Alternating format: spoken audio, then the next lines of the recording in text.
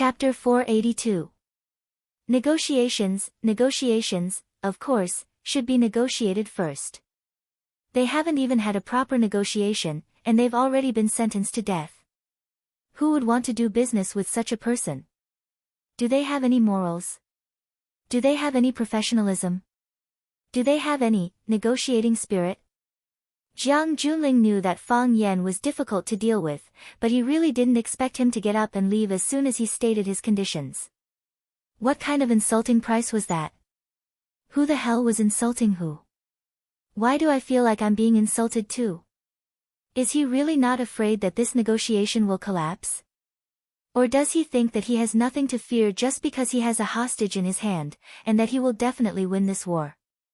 Seeing Fang Yan being so unscrupulous and not giving him any face, Jiang Junling's expression couldn't help but become even more hostile. He always thought that his cultivation was profound and his endurance was better than others. But every time he met Fang Yan, he would break through, and he really wanted to roll up his sleeves and fight 300 rounds with him regardless of his identity and image.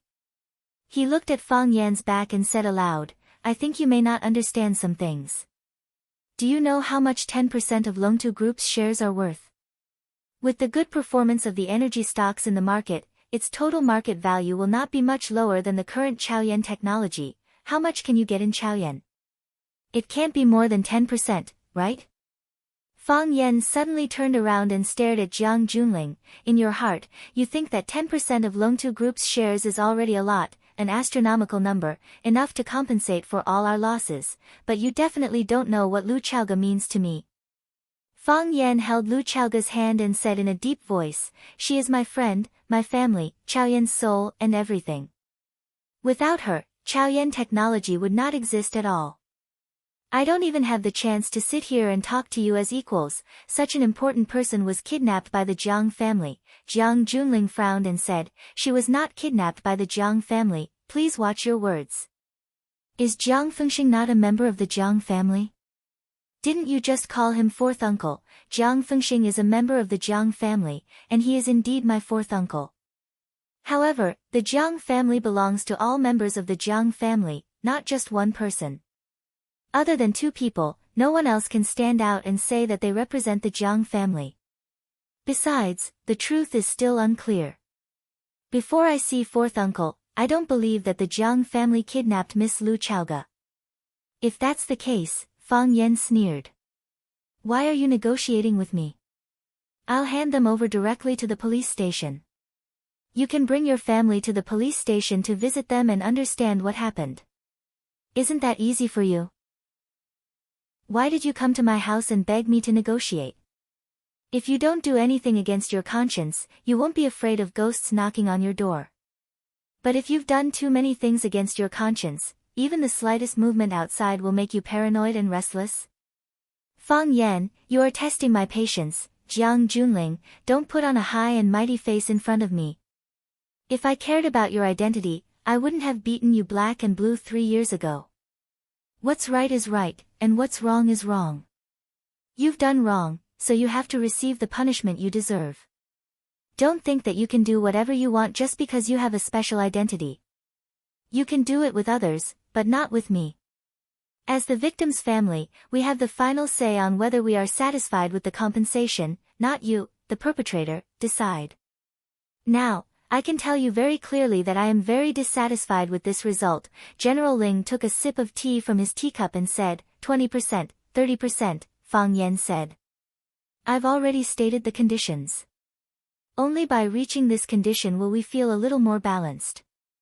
Although I think it still can't compare to the losses we've suffered. Longtu Group's future valuation is far from Chaoyan technology. Can 30% of Longtu Group's shares be compared to all of Chaoyan Technology's shares? Everyone knows that if something happens to Lu Chaoga in this kidnapping incident, Chaoyan Technology will suffer a fatal blow. Don't you feel that you've taken advantage of me by stating such a merciful condition?" Jiang Junling pondered for a moment and said, "Fine. 30%. I promise you. But the condition is that you let her go first. Only after you let her go, will I ask someone to transfer the shares of Longtu Group to you." Fang Yan took Lu Chaoga's hand and sat back down. He said, "That's not a problem." Jiang Junling looked at Fang Yan and asked, "Where do we pick her up?" "South Sea," Fang Yan said. Rumble, the off-road vehicle's engine roared, and the vehicle bounced up and down, continuously conquering one protrusion or pit after another. This was an undeveloped road that extended infinitely along the coastline of Huacheng. It was sparsely populated, and it was not conducive to driving. Jiang Zhulu was used to sitting in luxury cars with excellent shock absorption. His body was bounced up and down again, repeating this process over and over again. It made him feel as if his internal organs were being moved. He resisted the nausea and the urge to lie by the window and vomit to his heart's content. He tried his best to look calm and composed, as if nothing had happened. At this time, Jiang Zhulio's heart was especially sensitive, and he needed other people's respect and approval even more. The driver was an experienced driver. His movements were skilled and agile. Even on such a difficult road, he could still drive the car at high speed, which was enough to show his superb skills. Sitting in the front passenger seat was a middle-aged man in a black suit. When they first met, he introduced himself as Eagle King, and was the main person in charge of searching for the target in the team. Sitting side by side with Jiang Zhulu were two big shots of the martial arts world. One was the Tai saber god, Li Wanfu. It was said that his Tai saber was superb, and he could use 13 sabers at most. As the leader of the lovers' school, he had a great reputation. The other big shot was the Dragon Master, Bao Shi, who had fought with Fang Yan in the 10-feet abyss and was beaten into a coma by Fang Yan. In the past, Jiang Zhulu did not have much of a good impression and understanding of these martial arts figures. Now that it was a society governed by law, no matter how good their martial arts were, would they come and beat him up for no reason? Only now did Jiang Zhulu gradually realize the importance of these people. For example, he was here to pick up Jiang Fengxing and his father. If it were not for these powerful people accompanying him, he would not have the courage to come to such a place to pick them up alone. Li Wanfu and Bao Shi were sitting in the car with their eyes closed, as if they had fallen asleep. Their bodies were moving up and down with the bumps of the car, but there was nothing strange on their faces. Their bodies were integrated with the car, going up and down at the same time with ease. Screech, the car suddenly braked and stopped at the edge of a high cliff. Eagle King was the first to get out of the car. He glanced at the satellite positioning system on his wrist and said, "The agreed place for the transaction is here." Jiang Zhulu opened the car door and got out. He really could not stand the stuffy air in the car. He took in big mouthfuls of the salty and humid sea air, which made his body feel slightly better. The feeling of vomiting that was about to gush up to the corner of his mouth disappeared, allowing him to save some face. Jiang Zhulu walked to Eagle King's side and looked at the vast deep blue sea. He said, "Where are they? Why don't I see anything?" "There are still 5 minutes left," Eagle King said. "We arrived 5 minutes earlier than the agreed time." Jiang Zhulio's phone rang in his pocket. He glanced at the caller ID and saw that it was Jiang Junling. He answered the phone and said, "Young master, we have arrived at the destination, but we haven't seen fourth uncle and the others yet." "Be careful," Jiang Junling said and hung up the phone. As soon as the call ended, a cruise ship sailed over the sea. Everyone was shocked. The people they had been waiting for had finally arrived. Eagle King took the lead and walked toward the coastline under the cliff, and Jiang Zhulu followed closely behind. Li Wanfu and Bao Shi also got off the ship and followed behind Jiang Zhulu, one in front and one on the right. The purpose of their trip was to ensure Jiang Zhulio's personal safety. The cruise ship arrived in the blink of an eye and anchored at the edge of the stone bridge, which seemed to have been in disrepair and had been corroded beyond recognition by the seawater. A thin man jumped off the ship and tied the rope in his hand to the pillar of the stone bridge. Then, he stood at the bridgehead and coldly waited for Jiang Zhulu and the others to arrive. Jiang Zhulu rushed to the front and asked the thin man, "Where are they?" "On the ship," Snake Lord said. "I want to go up and take a look," Jiang Zhulu said. "Make the deal first." Snake Lord stood in the middle of the stone bridge, not letting them go over. I don't see them. How can I make the deal? Jiang Zhulu said unwillingly. The Serpent King whistled, following which, a man in black clothes dragged Feng Xing onto the deck. The man in black took off the blindfold from Feng Xing's head and pulled out the black cloth from his mouth. After that, Feng Xing immediately started yelling out, "Zhu Lu, help me! Zhu Lu, help me! Where are the others?" Jiang Zhulu asked. No one else, Snake Lord said with a smile. Don't go too far. You took my father away as well. We don't see your father, Snake Lord said. Maybe he was thrown into the sea to feed the sharks. He felt that these rich people were very strange. On the surface, they seemed to be loyal and affectionate, but secretly, they were thieves and prostitutes. What couldn't they do? I'll kill you. Jiang Zhulio's eyes were blood red, and he looked like he wanted to kill Snake Lord. Eagle Eye rushed in front of Jiang Zhulu and said, let's make the deal first. Eagle Eye looked at Snake Lord and said, give him to me. The boss will sign the transfer of shares. Snake Lord smiled and shook his head. The more I meet people, the more I feel that they are not as loyal and reliable as my little snakes. What if you don't sign after I give him to you?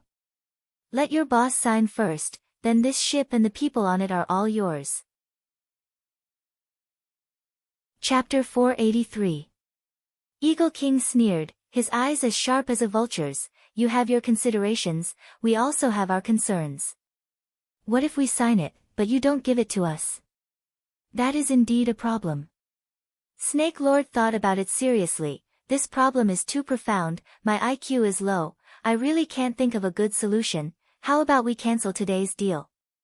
After saying that, Snake Lord jumped towards the cruise ship behind him.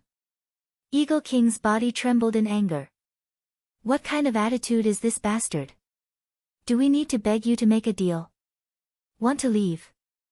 Li Wanfu shouted, his body like a rock spreading its wings, leaping into the air. His hands turned into eagle claws, swiftly grabbing towards Snake Lord's nape. Vajra subduing dragon claw. This was an inner sect technique of the Mandarin duck sect, extremely powerful. The wind howled, the energy was like a knife. Li Wanfu's hands were faintly red, it was the phenomenon of internal combustion when he used his internal energy to the extreme. With his internal energy cultivation, if he really did grab a human body, it would be light injuries and broken bones, serious cases would be death on the spot. Li Wanfu had a violent temper, it was very difficult to escape unscathed from his hands. More or less, a piece of flesh or some other body part would be left. Even if it was just a touch of energy, Snake Lord already felt a burning pain on his back. He was in midair, his strength exhausted. It was too late to turn around. But he didn't need to. His mouth let out a hurried flute sound, a small golden snake came out of his trench coat, hissing and pouncing towards Li Wanfu who was full of murderous intent. Bastard! Li Wanfu was furious. He had been famous for a long time, his Tai saber was extremely powerful, he rarely met an opponent. Usually, he lived like a prince, no one dared to touch him. He didn't expect a small snake to be so presumptuous in front of him. With a flick of his wrist, a small golden knife jumped into his hand. With a flash of golden light, the small golden snake screamed and was cut in half. After cutting the golden snake, Li Wanfu's speed didn't slow down, his saber momentum didn't stop, stabbing towards Snake Lord's back again. Whoosh, the Snake Lord suddenly turned around and threw a handful of white powder at Li Wanfu. Whoosh, Li Wanfu quickly withdrew his body, and the goshawk turned into a sparrow. His dantian exerted force once more, and his body quickly retreated. Quang quang quang, Li Wanfu's body once again landed on the broken bridge. Because the force of his forward charge was too strong, he retreated a little hurriedly. His body staggered back a few steps before he managed to steady himself. The two energies collided and clashed in his body, and a sweet taste of blood rushed into his throat.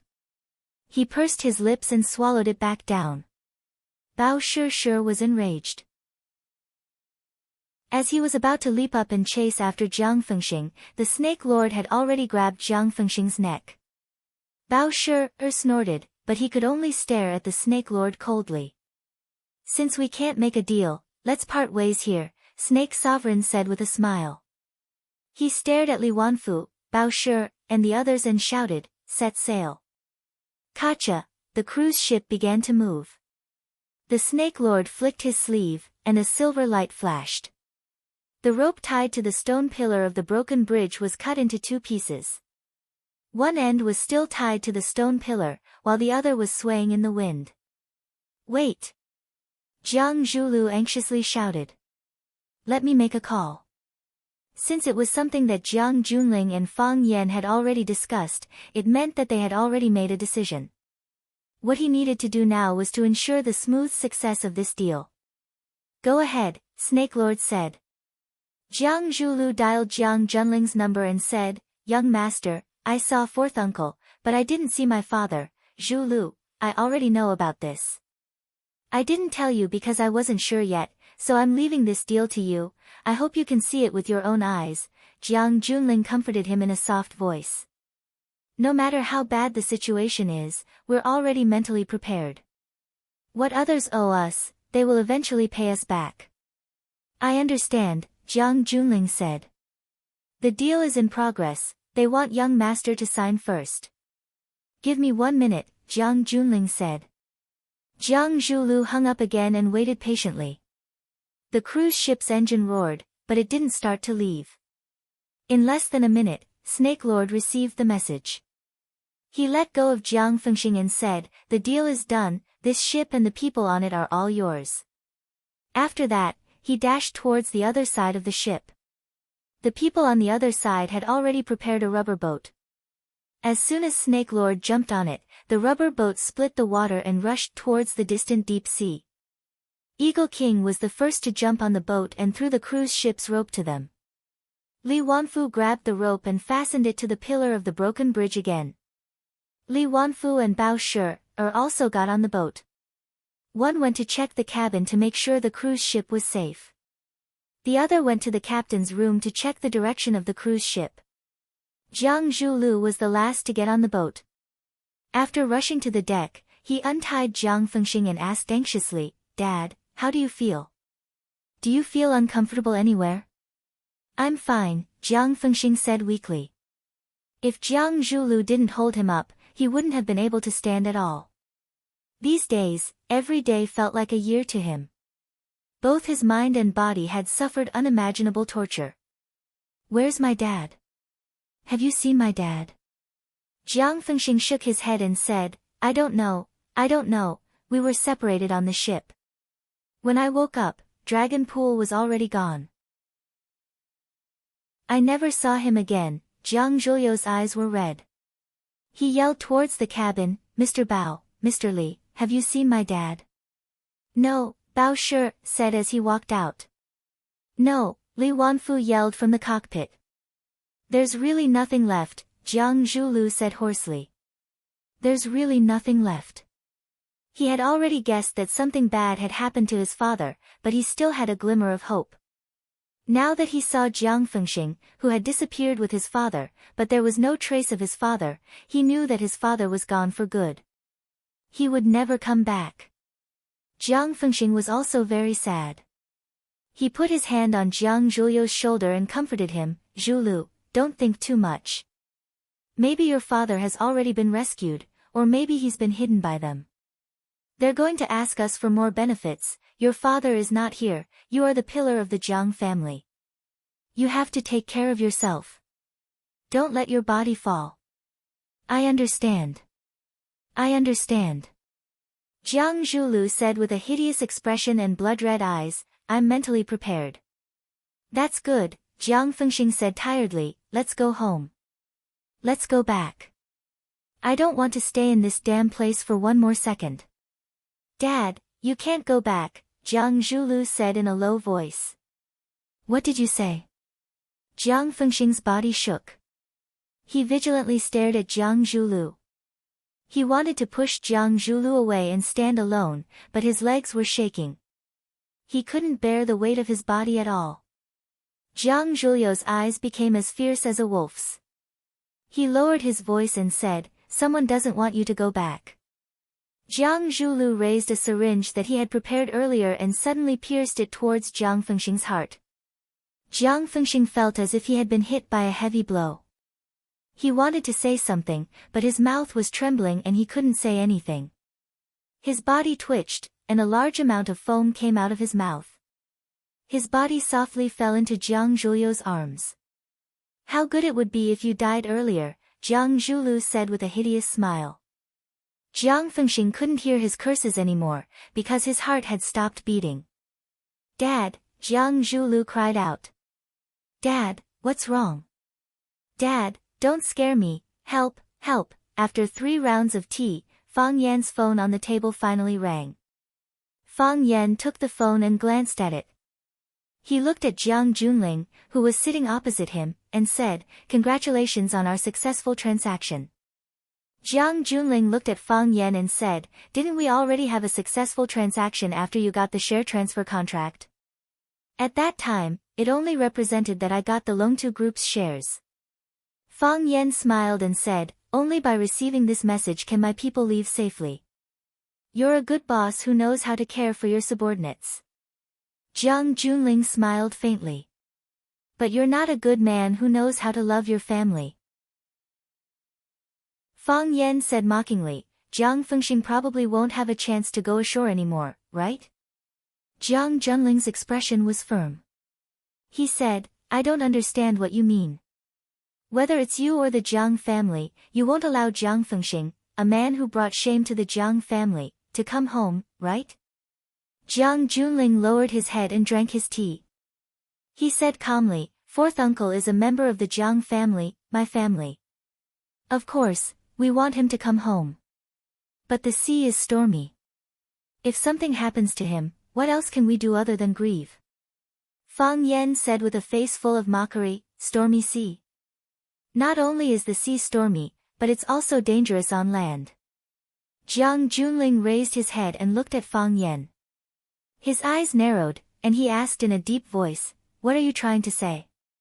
"As a teacher, I won't say things like Huacheng is my territory. If you're a dragon, you have to coil up. If you're a tiger, you have to squat down. That's meaningless and makes me sound very vulgar.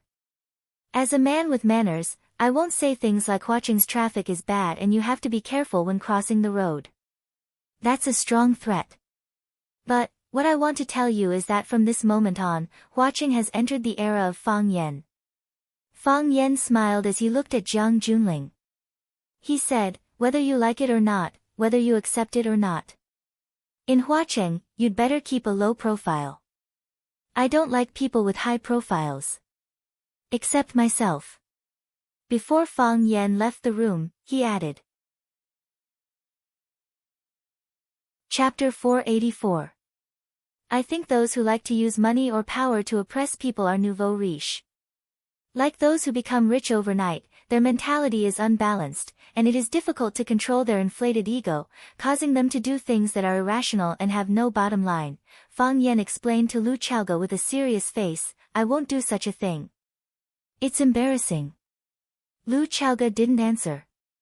Because she didn't know how to answer this question. "Do I have money?" Fang Yan looked at Lu Chaoge and asked. "Yes," Lu Chaoge replied. Now, Fang Yan was really rich, a lot of money. Perhaps even he himself didn't know how much profit Chaoyan Technologies shares would bring him every day. Moreover, with Chaoyan Technologies' current valuation of tens of billions of dollars, if he was willing to sell his part of the shares, he could immediately become one of the billionaires in Huaxia. As long as he was willing, he could be on the Forbes rich list in minutes. Of course, most of the rich people on the list were actually unwilling to be on it. "Do I have power?" Fang Yan asked. "Yes." Lu Chaoge nodded again. With the Rubik's Cube as the core and Chaoyan Technology as the carrier, Lu Chaoge helped Fang Yan create an alliance that gathered the interests of many parties. Whether it was the Lu family represented by Lu Shu or the Lan family represented by Lan Shan, they all had to surround Fang Yan and show their loyalty as much as possible. Not to mention, there was the unwavering support of the little girl from the Qin family. Now, Fang Yan could be described with 2 words, monstrous power. I have money and power. Fang Yan looked at Lu Chaoga's beautiful eyes and said confidently, and in a situation where we are completely in the right, when I was facing Jiang Junling, wasn't my posture very elegant? Lu Chaoga thought about it and said with some embarrassment, it was all right. Was my tone very calm? Sort of. I didn't lose my temper with him, I didn't make a scene with him, I didn't jump up and gesture at his mother, pour the tea on him, Lu Chaoga said. Fang Yan's expression stiffened, and then a puzzled look appeared on his face as he asked, really? Have I ever done such a thing? Yes. This time, Lu Chaoga nodded firmly. I remember now. I did do something like that. Fang Yan grinned. You saw it too. At that time, Jiang Junling was a little nervous when he faced me, so there was a layer of sweat on his face. I was worried that he was hot, so I wanted to help him cool down. I didn't expect the old man beside him to be even more greedy.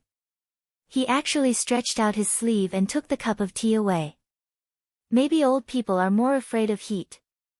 If you really want to explain it like that, the corner of Lu Chaoga's mouth slightly curled up, and there was a faint smile on her face as she said, then I choose to believe you. Fang Yan also smiled. His smile was clean and pure. I am now a noble, Fang Yan said. Yes. Lu Chaoga bowed slightly to Fang Yan and said, Sir Fang Yan, will you still cook and wash the dishes tonight? The 2 of them looked at each other and laughed unrestrainedly. They had been suppressed for too long, and they had been held hostage by hatred for too long. Every word was like a knife, and every gaze was hidden with murderous intent. Lu Chaoga hated the people around him who coveted the Rubik's Cube and could endanger his life at any time. Fang Yan hated the killers who took away his life and the joy of his family. At this moment, they were smiling from the bottom of their hearts. There was no hatred, no murderous intent, only a feeling of complete relaxation in both body and mind. Lu Chaoga reached out and held Fang Yan's hand. She looked straight into Fang Yan's smiling eyes and said softly, Fang Yan, I like you like this. You don't know, when I saw you again 3 years later, how scary your gaze was. At that time, my hands and feet were cold, as if I was being stared at by a terrifying monster. Although it was just a glance, and you changed very quickly, it still left me with a lingering fear. I can understand your life in the past 3 years, and I also know what you have been through these years. At that time, I felt that you were both strange and familiar.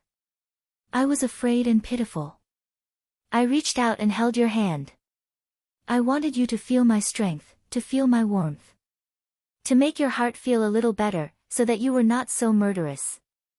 And when you were talking to Jiang Junling just now, your expression was ferocious, and your pupils were bloodshot. You were like a werewolf who could pounce on others at any time, bite off their blood vessels and drink their blood. The murderous intent in your eyes was too strong, and the hostility in your heart was too heavy. At that time, I felt that I was looking at a complete stranger. The smile on Fang Yan's face was still there.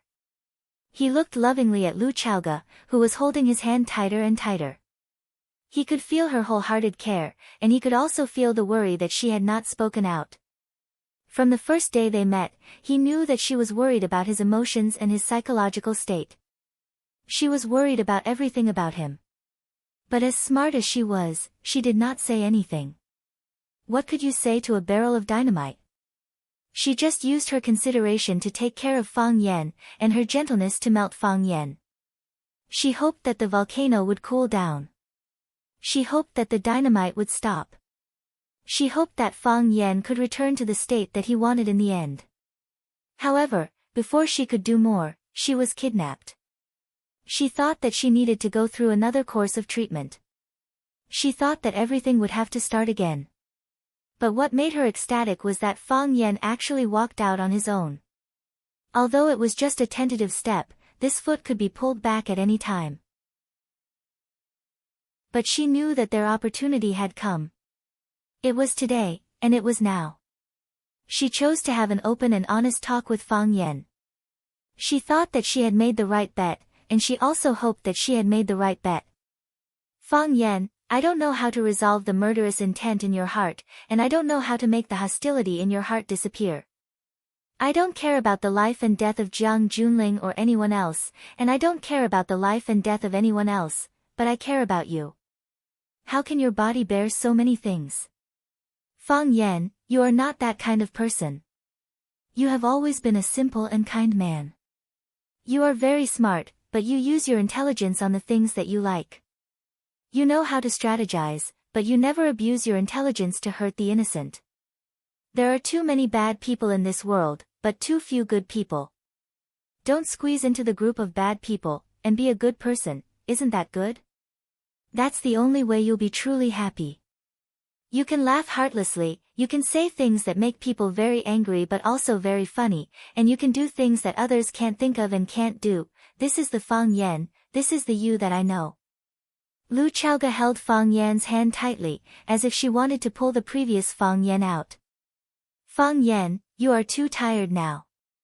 You are tired, and those of us who care about you are tired too, Lu Chaoge said emotionally. If you laugh, we will laugh too.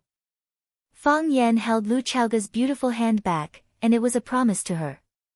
I like quiet, simple, and poetic life, where I can see the golden sunlight and breathe the fresh air the moment I open my eyes. Lu Chaoge's eyes lit up, and she said, yes, this is the Fang Yan, this is the state of life that you should find back. Wait for me to kill all those bad people, Fang Yan said with a serious expression. Seeing that Lu Chaoge's face was full of worry again, Fang Yan pretended to be in deep thought and said, however, when you take revenge, you can also enjoy life, right? In the funeral parlor, Jiang Shengxin suddenly felt a heart-wrenching pain as she looked at the cold face of the man on the morgue. This was her father, the father who gave birth to and raised her, the father who bought her countless toys and taught her to sing nursery rhymes and play games. He was also the man that she was most attached to and liked when she was young. At that time, he was her sorcerer and guardian knight. As she grew older, she knew more and more things, and her feelings for her father became weaker and weaker. In the end, she went to school, studied abroad, and had her own company and career. Sometimes, she didn't even see her father for a year. She didn't feel that anything was wrong, and whoever left could live equally well. Moreover, that was a man who made her carry the shame. Now, he was gone. He would never talk to her again, he would never let her take care of herself again, he would never call her when he was drunk and say that his daughter's father missed her again, she could never do anything again. This was the last side, and very soon, the corpse would be incinerated into a pile of ashes. This was the final fate of humans. However, to her and her father, wasn't this moment a little too early? The bones in both legs were fractured, and they were then fixed with splints as a disguise. The fatal injury was caused by a heart defibrillator.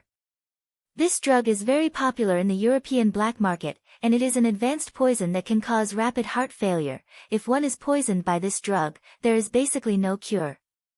Because there is simply no time, the doctor in charge of the autopsy reported to Li Yun in a low voice.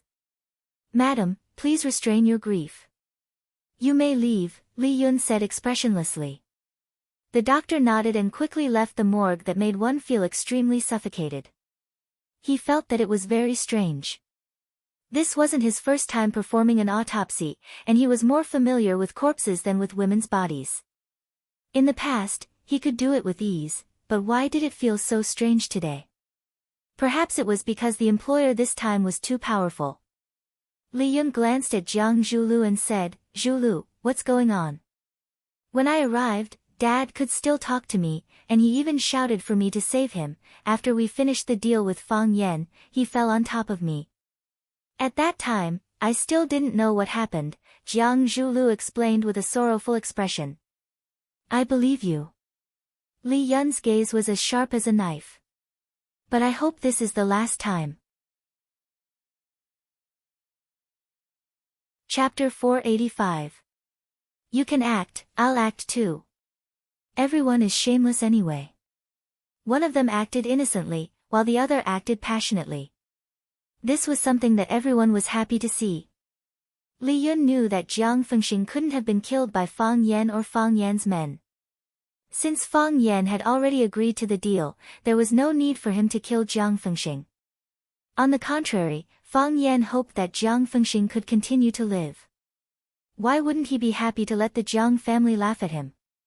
On the other hand, the Jiang family wasn't willing to let Jiang Fengxing live. Jiang Fengxing's failure was like a slap to the Jiang family. He kidnapped Feng Xing, but ended up being kidnapped instead. In the end, he used 30% of the shares of the Longtu Group, which was controlled by Jiang Zhulu, one of his trusted subordinates, in exchange for Feng Xing. This was a humiliation to Feng Xing's family. If Fang Yan wanted to bring this up in the future, Jiang Fengxing would be a living witness. When that happened, not only would the Jiang family lose face, but they would also have to take the blame for him. If he was still alive, many people in the Jiang family would feel uncomfortable. At least, Jiang Junling, who flew to Huacheng but was suppressed by Fang Yan, would be very unhappy. Otherwise, why would Jiang Zhulu dare to do such a thing? Even if Jiang Fengxing was a dog of the Jiang family, as long as his surname was Jiang, he wouldn't be hurt by an outsider like Jiang Zhulu. Jiang Zhulu knew that Li Yun and Jiang Shangxin knew about it, but he had no choice. He needed a fig leaf to cover up not only his helplessness and embarrassment, but also everyone's feelings. Before they fell out with each other, they still had to show their emotions. Li Yun's voice was filled with murderous intent.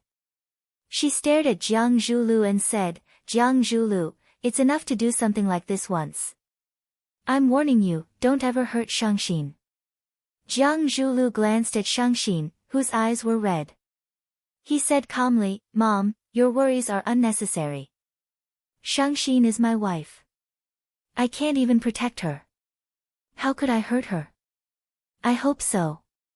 Li Yun glanced at Jiang Fengxing, who was standing on the morgue. After this glance, their fates had ended, and they would never see each other again. After Li Yun left, only the newlyweds, Jiang Zhulu and Jiang Shangxin, were left in the morgue. Jiang Shangxin stared at Jiang Fengxing's purple-blue face and asked, "Was he in pain when he left?" "Very calm." Jiang Zhulu said, "Very sudden. He was not prepared at all. It was very short, in the time it took to say a word."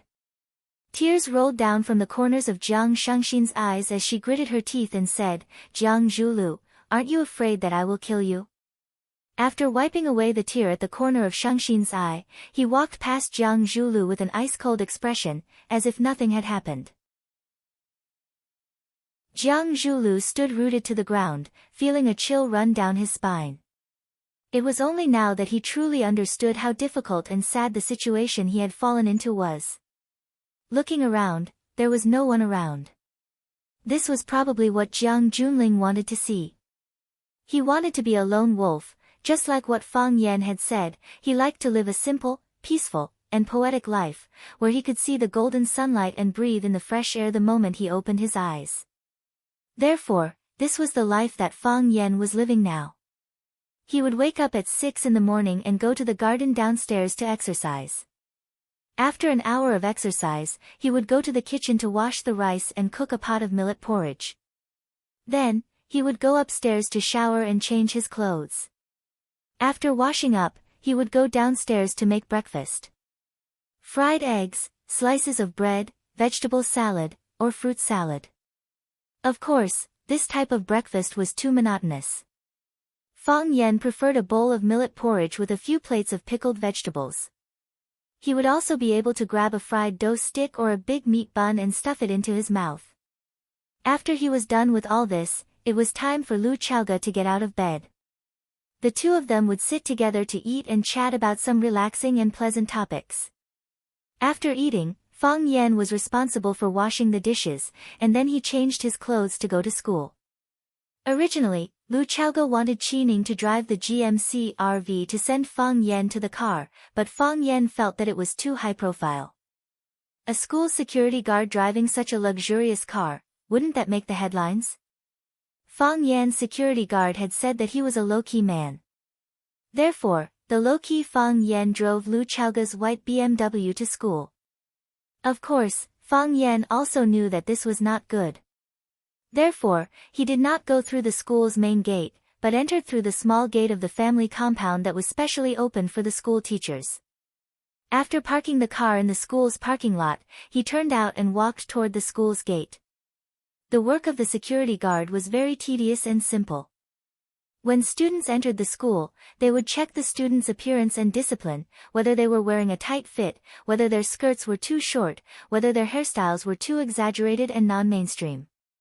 Sometimes they would also check the students' school cards, and the names of the students who didn't bring their school cards would be recorded, and the homeroom teacher would come and pick them up. Of course, Fang Yan would not do this kind of thing. He sat in the security room, made a cup of fragrant tea, spread out a newspaper, roughly read the day's domestic and international news, and then walked around the school. If there were no gangsters or hooligans coming to cause trouble, or if there were internal fights, Fang Yan had almost nothing to do. Fang Yan was the most idle person in the entire Rosefinch Secondary. Zheng Chang, who stood at the door to check the students' discipline, poked Baldy's arm and said, "Director, isn't that what you should do?" The director of the security guard, Baldy, was full of bitterness, but his mouth was tough as he said, "As your leader, I naturally have to set an example. Suffer first, enjoy second. I'm a director, how can I compete with a young man for enjoyment? If I did that, would I have the status I have today? Don't learn from him, or else what future will you have in the future?" Zheng Chang curled his lips and said, "What future do we need? We're just waiting for a rich woman to come and take care of us, brat." Baldy patted Zheng Chang's head. Zheng Chang slipped away with a smile and ran to the security booth to help Fang Yan fill the teacup that he had just taken a few sips of. At 9:00, the school's bell rang. Most of the students had already entered the classroom, and there were still a few who were late rushing over. After finishing his work, Baldy walked to the security booth and sat next to Fang Yan. He said with a smile, "Mr. Fang, how is Headmaster Lu?" "You mean Chaoga?" "She's not old," Fang Yan said. I didn't mean that, Baldy's but seemed to be on fire, and he began to fidget. "How can Headmaster Lu be old? In terms of age and appearance, she should be my sister. I'm talking about honorifics. Fang Yan looked at Baldy's appearance and thought that if Lu Chaoga heard what he said, the head of the security department would probably be replaced on the spot. However, for the sake of their friendship, Fang Yan was still willing to help Baldy keep his position. "Are you nervous?" Fang Yan looked at Baldy with a smile and asked. Baldy wiped the sweat off his forehead and smiled. He looked at Fang Yan with a flattering expression and said, "You don't say, I'm a little nervous. You can't understand how prestigious Headmaster Lu is in our hearts. If she's not happy, I won't be able to keep my position. Do you know how old I am this year? I've been in Rosefinch High for most of my life, and I've only been promoted to a security captain. I'm ready to retire from this position. I can't just erase it because of one sentence. Wouldn't that be a big loss for me?" Fang Yan patted Baldy's shoulder and said with a smile, "Don't worry. No one is going to take your position as the security captain." "Really?" Baldy was overjoyed. He held Fang Yan's hand and said, "Are you saying this on behalf of Headmaster Lu?" "I'm only representing myself." Fang Yan pulled his hand back. There was a trace of disappointment on the Baldy's face as he said, "Then I feel much more at ease. Headmaster Lu is a good person. Although she hardly comes to school now, she's still the most respected old leader in my heart. If you say she's old, I'm afraid she really can't be the security captain anymore." Fang Yan said with a smile. Baldy quickly covered his mouth and said, "Not old. Headmaster Lu isn't old at all." Then he pulled Fang Yan's hand and said, "Mr. Fang, let me treat you to lunch. There's a restaurant opposite the school that makes good pickled fish. No need. I still have to go back to cook." Fang Yan said. Baldy's eyes were full of little stars. He said, "I really envy you. You must take care of Headmaster Lu's health so that she doesn't have to worry when she works. If you need any help, just let me know. I'll go through fire and water for you." Fang Yen smiled bitterly and said, I'm just cooking a meal. There's no need for you to go through fire and water for me. Then I'll go make soup and light the fire. There's always a place where I'll be needed, Baldy persistently promoted himself. While the two were chatting, a girl wearing a heavy rosefinch secondary uniform passed by their security booth. After the girl walked by, she quickly turned back. She knocked on the window and said with a smile, Mr. Fang, we meet again. Fang Yen looked at the girl with delicate eyebrows and said with a smile, hello. We meet again. Do you remember who I am now? The girl asked with a smile. Su Qi. Fang Yen said. The girl's eyes lit up and said, I didn't expect Mr. Fang to remember. That's so nice. Fang Yen smiled faintly and said, I'll try my best to remember more students' names. Of course, I can't remember most of them. There are too many students in the school. I don't care, just remember my name, Su Qi said with a giggle. Mr. Fang, do you have time tonight? Chapter 486. Baldy's face was full of vigilance. He put his bald head in front of Fang Yen and said to Su Qi in an angry voice, Miss, if you have something to say, just come at me. Let go of Mr. Fang is very busy. Baldy was very angry. Baldy was very desperate. Was this society sick? How could little girls nowadays be so active? The social atmosphere was so good in the past. He had been sitting in front of the security booth for more than 10 years, and he had never experienced such an embarrassing thing. It was peaceful and steady, and he had never encountered such embarrassment and danger. Besides, with Baldy's keen eyes and extremely smart brain, how could he not know what the little devil in front of him was thinking? She wanted to hook up with Fang Yen. This was absolutely not allowed. Fang Yen was Principal Lu's. Fang Yen was his brother, and he was Principal Lu's man. Therefore, he was the brother of Principal Lu's man. As long as Fang Yen was there, he could be the head of security until he retired. If Fang Yen was seduced by some little goblin inside or outside the school, Principal Lu would be angry. Wouldn't he be the head of security on his head in minutes? Who asked him to be Fang Yen's brother? No, he absolutely couldn't let them get away with it. He couldn't even think about it, and he couldn't even try. Baldy had already decided, for the sake of his official hat, he was even willing to bear the humiliation and sacrifice his clean body. It was really hard to be a man these days. Baldy was very sad and angry, but his attitude was very firm. Unfortunately, there was no place for him to use his hot-bloodedness. Because Su Qi didn't look at him at all. From the beginning to the end, her eyes were fixed on Fang Yan's face that was too calm. I really want to know what you have experienced, Su Qi said with a smile. A normal man, when a little girl takes the initiative to pursue him, and it's a girl who is not too ugly, won't he more or less be secretly happy or moved? Why don't you have any strange emotions? Sitting there, he looked like a monk with 6 pure and unmoved hearts. Fang Yan looked at Su Qi with a warm smile on his lips and said, What you did, someone else has done it before, and she was braver than you. That day, the wind was gentle and the sun was bright. She wore a white shirt and a blue skirt. Her eyes were soft, but there was also a sense of ambition in them. She stood on the podium and said in a clear voice in front of the whole class, I want to be closer to you and see you more clearly. That day, it was drizzling and the ancient alley was quiet and secluded. She was wearing a white cheongsam with floral patterns and holding an oil paper umbrella as she walked over. Her red high heels knocked on the stone pavement and also knocked on the man's heart. Over and over again until he was exhausted. She fell into Fang Yan's arms and said, I'm not a prop, I'm the female lead. The 10 feet abyss was attacked, and they were kidnapped. Their lives were in danger. When he was fighting with someone, a bullet was shot at the back of his heart. She used her thin and weak body to pounce on him. Her white shirt was stained with blood, but she smiled sweetly and said, I'm not as good as her, so I can only help you block the knife.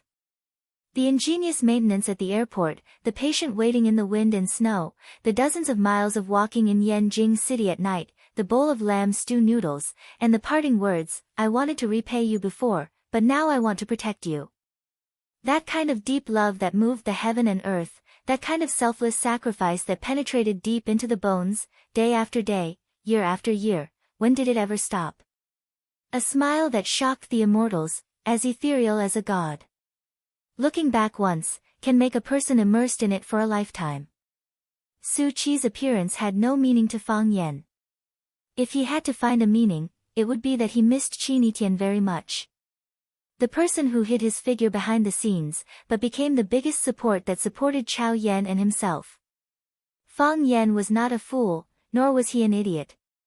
If it wasn't for the Qin family's support, how could the Jiang family still be helpless against him? If it wasn't for the close relationship between him and Qin Tian, they could have used an even more extreme method to solve this transaction. Qin Tian. Qin Tian. No one was Qin Tian, only Qin Tian was Qin Tian. I don't have time. Fang Yan directly refused. These students were too dangerous, he didn't want to have too much interaction with them. I knew you would say that. Su Qi didn't care at all. She took out an envelope from her bag and said, "Jiang Qin and Yuan Lin's Treading on Snow and Searching for Plum, classical music concert. I'm sure you wouldn't want to miss it, right?" Fang Yan was stunned. Jiang Qin and Yuan Lin's concert. Those two girls came back to Huacheng. What? Baldy's eyes widened, and he said excitedly, "You mean the Arasima group? Jiang Qin and Yuan Lin. They're going to hold a concert in Huacheng. How come I didn't know about this? Oh my god, they're famous stars from our Huacheng, I really like them." "Oh right, miss, is that their concert ticket in your hand?" Seeing Fang Yan's slightly surprised expression, Su Qi thought Fang Yan was moved. She knew that going too far was as bad as not going far enough, so she wouldn't force him. Instead, she put the envelope on the table in front of Fang Yan, and said with a smile, "This is a good location, let's go enjoy this musical feast together." Su Qi waved her hand, and said, "Goodbye, Mr. Fang." Then, she turned and walked towards the direction of the classroom. She walked slowly, and didn't care when the bell rang for a long time. When Su Qi was far away, Baldy's face was full of excitement, and his eyes were shining as he looked at Fang Yan, and said, Mr. Fang, I know you have something to do tonight, and someone needs to take care of Principal Lu, how about?" Fang Yan looked at Baldy, and said, "Take it." "Thank you, Mr. Fang." Baldy grabbed the concert ticket, and shouted excitedly, that's great, I love Arasima so much. Those two beautiful girls, sitting there in ancient clothes, they make me forget all my worries, they're my idols. What do you think I should wear to meet them tonight?" "I did buy a suit during Chinese New Year, but the color is too dark, it makes me look too old." Fang Yan originally wanted to take Baldy to see the two little girls, Jiang Qin and Yuan Lin, but after seeing Baldy's performance, he gave up this irrational idea. This guy was really embarrassing. After Fang Yixing died in battle, Xia took Jiang Qin and Yuan Lin to visit him at Swallow Dock. The two little girls accompanied Fang Yan at Swallow Dock for a long time, and they never left Fang Yan's mother, Lu Wan. Because the last time they came, Lu Wan also liked them the most, and treated them as her own daughters. Later, when they returned to the capital to study, they often went to Swallow Dock to visit Fang Yan. Later, they became busier and busier, and the number of times they came to visit Fang Yan also decreased. At that time, Fang Yan rarely spoke, and it was the two of them who surrounded Fang Yan and chatted. They said they learned Guzheng, they said they learned Sun, Pan Shao, and Guqin. They talked about who they had learned from, and which master had taught them. They said they participated in some program with Sister Xia, and the live performance was very intense. They said they wanted to go out to practice, and Sister Xia said she wanted to make a group for them. Even though Fang Yan had been mourning in Swallow Dock for 3 years, he still knew how popular the two little girls, Jiang Qin and Yuan Lin, were now. Fang Yan gave Su Qi's ticket to Baldi, but he still decided to come to see Jiang Qin and Yuan Lin's Looking for Plum in the Snow concert. He wanted to see their growth over the years, and see their glory tonight. They called him teacher, so he wanted to witness all kinds of beauty of his students. He came in a joyful mood. For many people, the tickets to the Arasima group's concert were hard to get. For the current Fang Yan, if he wanted a ticket to the concert, it was just a matter of saying a word. Fang Yan just mentioned it to Lu Chaoga, and Qi Ning went out and brought back a stack of tickets. Lu Chaoga's injury had not recovered, and she was not willing to come out to participate in such activities. She also wanted to talk to Fang Yan and his students. Fang Yan could only come alone. He held the thick stack of concert tickets and didn't know who to give it to. Fang Yan drove the car to the venue of the concert, Tianhe Music Hall. As the car approached Tianhe City, he saw a large number of fans in Hanfu or Cheongsam rushing towards the direction of the music hall. Most of them were very young, and their faces were full of excitement and joy. Fang Yan had just seen such an expression on Baldi's face. Some people said that classical music was too niche. Except for a small number of fans, it was difficult to walk into the ordinary people, and it was difficult to walk into the hearts of young people. But now Fang Yan understood that it was not that classical music was too niche, but that it had not encountered really good music. It was not difficult to walk into the hearts of young people, but you had to find a way to make young people like you and accept you. Fang Yan saw the success of Jiang Qin and Yuan Lin from the eyes of those young people, and saw the success of classical music. He also saw the success of Summer. That superstar-like figure, when she stood at the peak of Hua Xia's music, still shouldered a more important responsibility and mission. She wanted to lead Hua Xia classical music to stand at the peak of world music. Such a beautiful thing, such a magical treasure, she should not be annihilated in the long river of history, but should bloom with a more dazzling brilliance. Jiang Qin, I love you Yuan Lin, it's you Arasima, I love you, Arasima, my heart. The fan group held the love banners of the Arasima group and the ancient costumes of Jiang Qin and Yuan Lin, and shouted from time to time. Fang Yan smiled, parked the car in the parking lot, and walked towards the VIP passage of the music hall. At this moment, a beautiful little girl blocked in front of Fang Yan. Chapter 487. The girl looked young, but she had heavy makeup on and was wearing a sexy short skirt that did not match her image at all. The girl stood in front of Fang Yan and asked with a sweet voice, "Uncle, are you also here to see the Arasima concert?" Fang Yan nodded and looked at the girl with a puzzled expression. "Do we know each other?" The girl giggled and extended her hand to Fang Yan. "We didn't know each other before, but can't we get to know each other now? My name is Lu Yi. How should I address uncle?" Fang Yan was sure he didn't know this girl, so he didn't shake hands with her. He looked at the girl and asked, "What's the matter?" The girl's expression suddenly became resentful. She stomped her feet and said, "Uncle, why are you so annoying? I just want to get to know you. I've already extended my hand, but you don't even shake hands with me. I asked for your name, but you don't say it. Are you a gentleman? You don't know how to be kind to the fairer sex." Fang Yan looked at the girl and went around her to check the tickets. This person is sick. "Hey, uncle," Louis once again blocked in front of Fang Yan with a very professional smile on her face. "Uncle, I saw you came to see the Arasima concert alone. Don't you think it's boring without a female companion?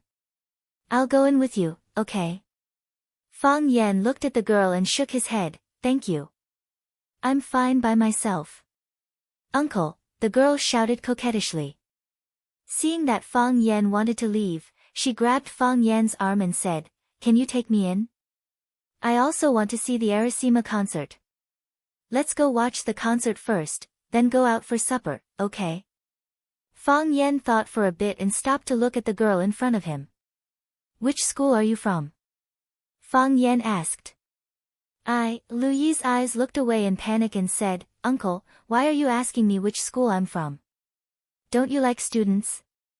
Don't all the uncles nowadays like to date students?"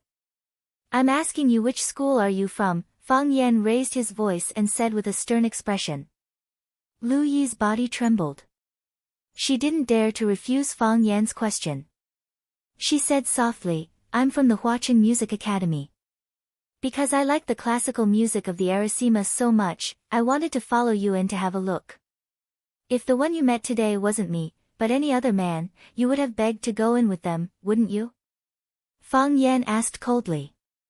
That's not it, Lu Yi explained in a low voice, I've been standing here for a long time. Those who can enter the VIP passage are all wealthy people. In their eyes, a ticket isn't worth much. I'm not the kind of man who would beg for a ticket. I'm looking for a man who is pleasing to the eye and comes alone. Such a man generally won't reject a female companion, and then go for supper.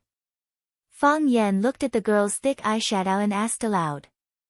With a shy expression, Lu Yi said, Uncle, don't misunderstand.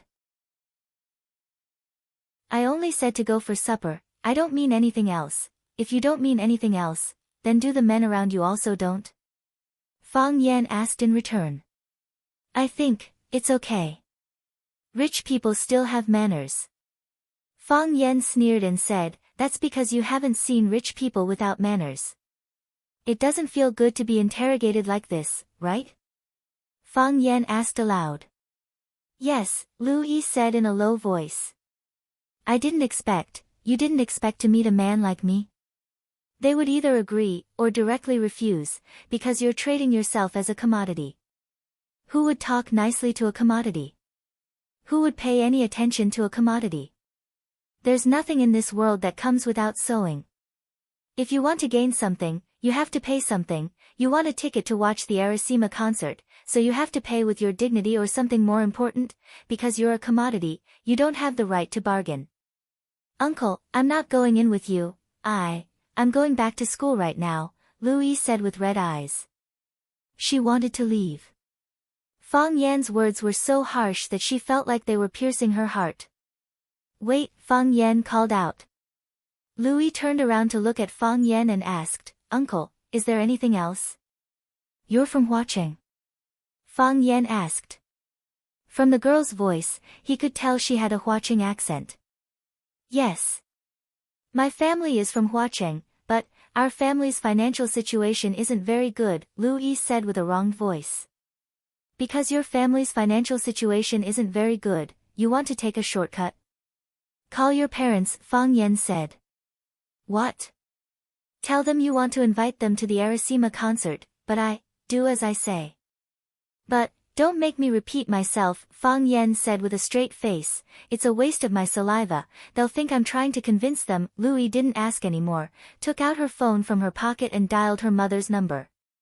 After Lu Yi hung up, Fang Yan took out 3 extra tickets from his pocket and gave them to her, saying, if you don't know how to love yourself, you'll never have self-respect. Accompany your parents to a concert, look at their faces, think about what they've done for you. Saying so, Fang Yan turned around and walked towards the VIP ticket counter. Uncle, your name? Fang Yan waved his hand and quickly disappeared from Lu Yi's sight. When Lu Yi's parents arrived, they saw their daughter sitting on the steps of the concert hall in a daze. Their clothes were simple, their faces were deeply wrinkled. Just like countless ordinary parents of ordinary children. This was what real life was like.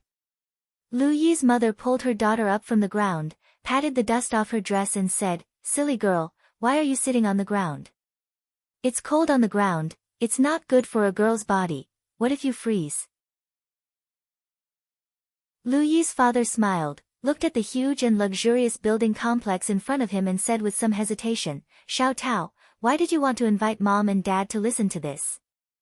I said no, but your mom insisted that we come to see. How much does it cost? How about you and your mom go in, and I won't go in? I'll take a few laps by the river, and when you're done, we'll go back together. Lu Yi held back her tears, held her mother's hand and said with a smile, it's free, this ticket is a gift from someone. You and my mom go in, I won't go in. That won't do. Or you and your mom go in, Dad, Lu Yi cried and said, just listen to me this time. You go in with my mom, I'll wait for you outside. We'll go home together later. Okay, okay. I'll go in with your mom. Lu Yi's father saw his daughter crying and panicked, and quickly said, don't cry. I'll go in, okay. Dad, thank you. Lu Yi put the 2 tickets in her hand into her father's hand and said, you guys go in quickly. The concert is about to start. You're in the VIP lounge. If you can't find a seat, ask the staff to take you in. Dad knows, this child, why did she start crying? Lu Yi stood still, watching her parents walk into the concert hall one after another. She gave the remaining ticket in her hand to a girl who was looking for a target and said in a low voice, if you don't know how to love yourself, you'll never have self-esteem. After saying that, she walked down the stairs. She will come in, rely on her own efforts to get in. Not in such a humiliating and cowardly way. In the backstage dressing room of the concert hall, countless staff members were busy nervously and orderly. This wasn't the first concert of the Arasima group, but it was the most important concert of the Arasima group. Because Huacheng was the hometown of the 2 members of the Arasima group, their advertising slogan was also, Homecoming Journey. The girls who had been popular for the past 2 years were going to show their talent in front of their parents, their neighbors, their teachers, and their friends, and accept their judgment. The significance of this event was extraordinary. If the media and Huacheng were to scold or criticize after the performance, what would happen to Jiang Qin and Yuan Lin? How would they, the team members, deal with this? Therefore, everyone was very serious, striving to make every detail perfect. The most relaxed should be the 2 people involved, Jiang Qin and Yuan Lin. They were sitting in front of the dressing table, doing their hair. Lin, are uncle and auntie here today? Jiang Qin, who was happily eating a box of strawberries, asked. They're here. Yuan Lin answered without looking up. I've already reserved the best seats for them. How could they not come when their precious daughter is playing in front of their house? Not only did they come, but they also paid for the tickets out of their own pockets. They even invited our family's aunts and relatives who couldn't be further away. Now do you understand why our Huacheng's tickets sell out so quickly? Because our old man booked the whole place. I don't believe it. Jiang Qin said with a smile, our other tickets are also selling very well. Did your family book the whole place at that time? But my parents are here today, and they invited a lot of relatives to come and support. They've probably met and chatted by now. I really want to go and chat with them. Yes. My mom's physique has a tendency to grow. I told her to be careful, but she said she's fat now because she's relaxed. She even said that I'm biased. Why can my dad be fat but not her? Your mom is so interesting. I miss the braised pork trotters she made. I miss it too, Jiang Qin said. Her thoughts drifted far away, and she said, Mr. Fang returned to Huacheng. I know. I wanted to send him an invitation. I thought about it too. But, I'm afraid he hasn't gotten over it yet. Why should I make things difficult for him? He's been through too much these years. We met Sister Xia Tian because of Mr. Fang, and it's because of Mr. Fang that we embarked on this path, Yuan Lin said with a sigh. Her gaze finally shifted away from the mobile game. If only Mr. Fang could come to our concert, that would be great. Yes. The strawberry in Jiang Qin's mouth suddenly became tasteless. She threw the strawberry box on the dressing table with some annoyance and said, if only Mr. Fang came to our concert, that would be great. I really hope Mr. Fang could come. Chapter 488. Fang Yan's seat was on the second floor of the music hall, which was a small, independent box. These private rooms were specially prepared for celebrities, and dignitaries who did not want to be seen by the outside world. The reservation fee for each private room was very expensive. The box was separated by walls on both sides, and the outer layer was guarded by a wooden door. Only the direction facing the stage was empty. You could sit in the seats and enjoy the show, or stand up and lean on the railing to enjoy the performance at a closer distance. If you were well prepared in advance, you could even open a bottle of red wine or brandy and savor it with your family and friends.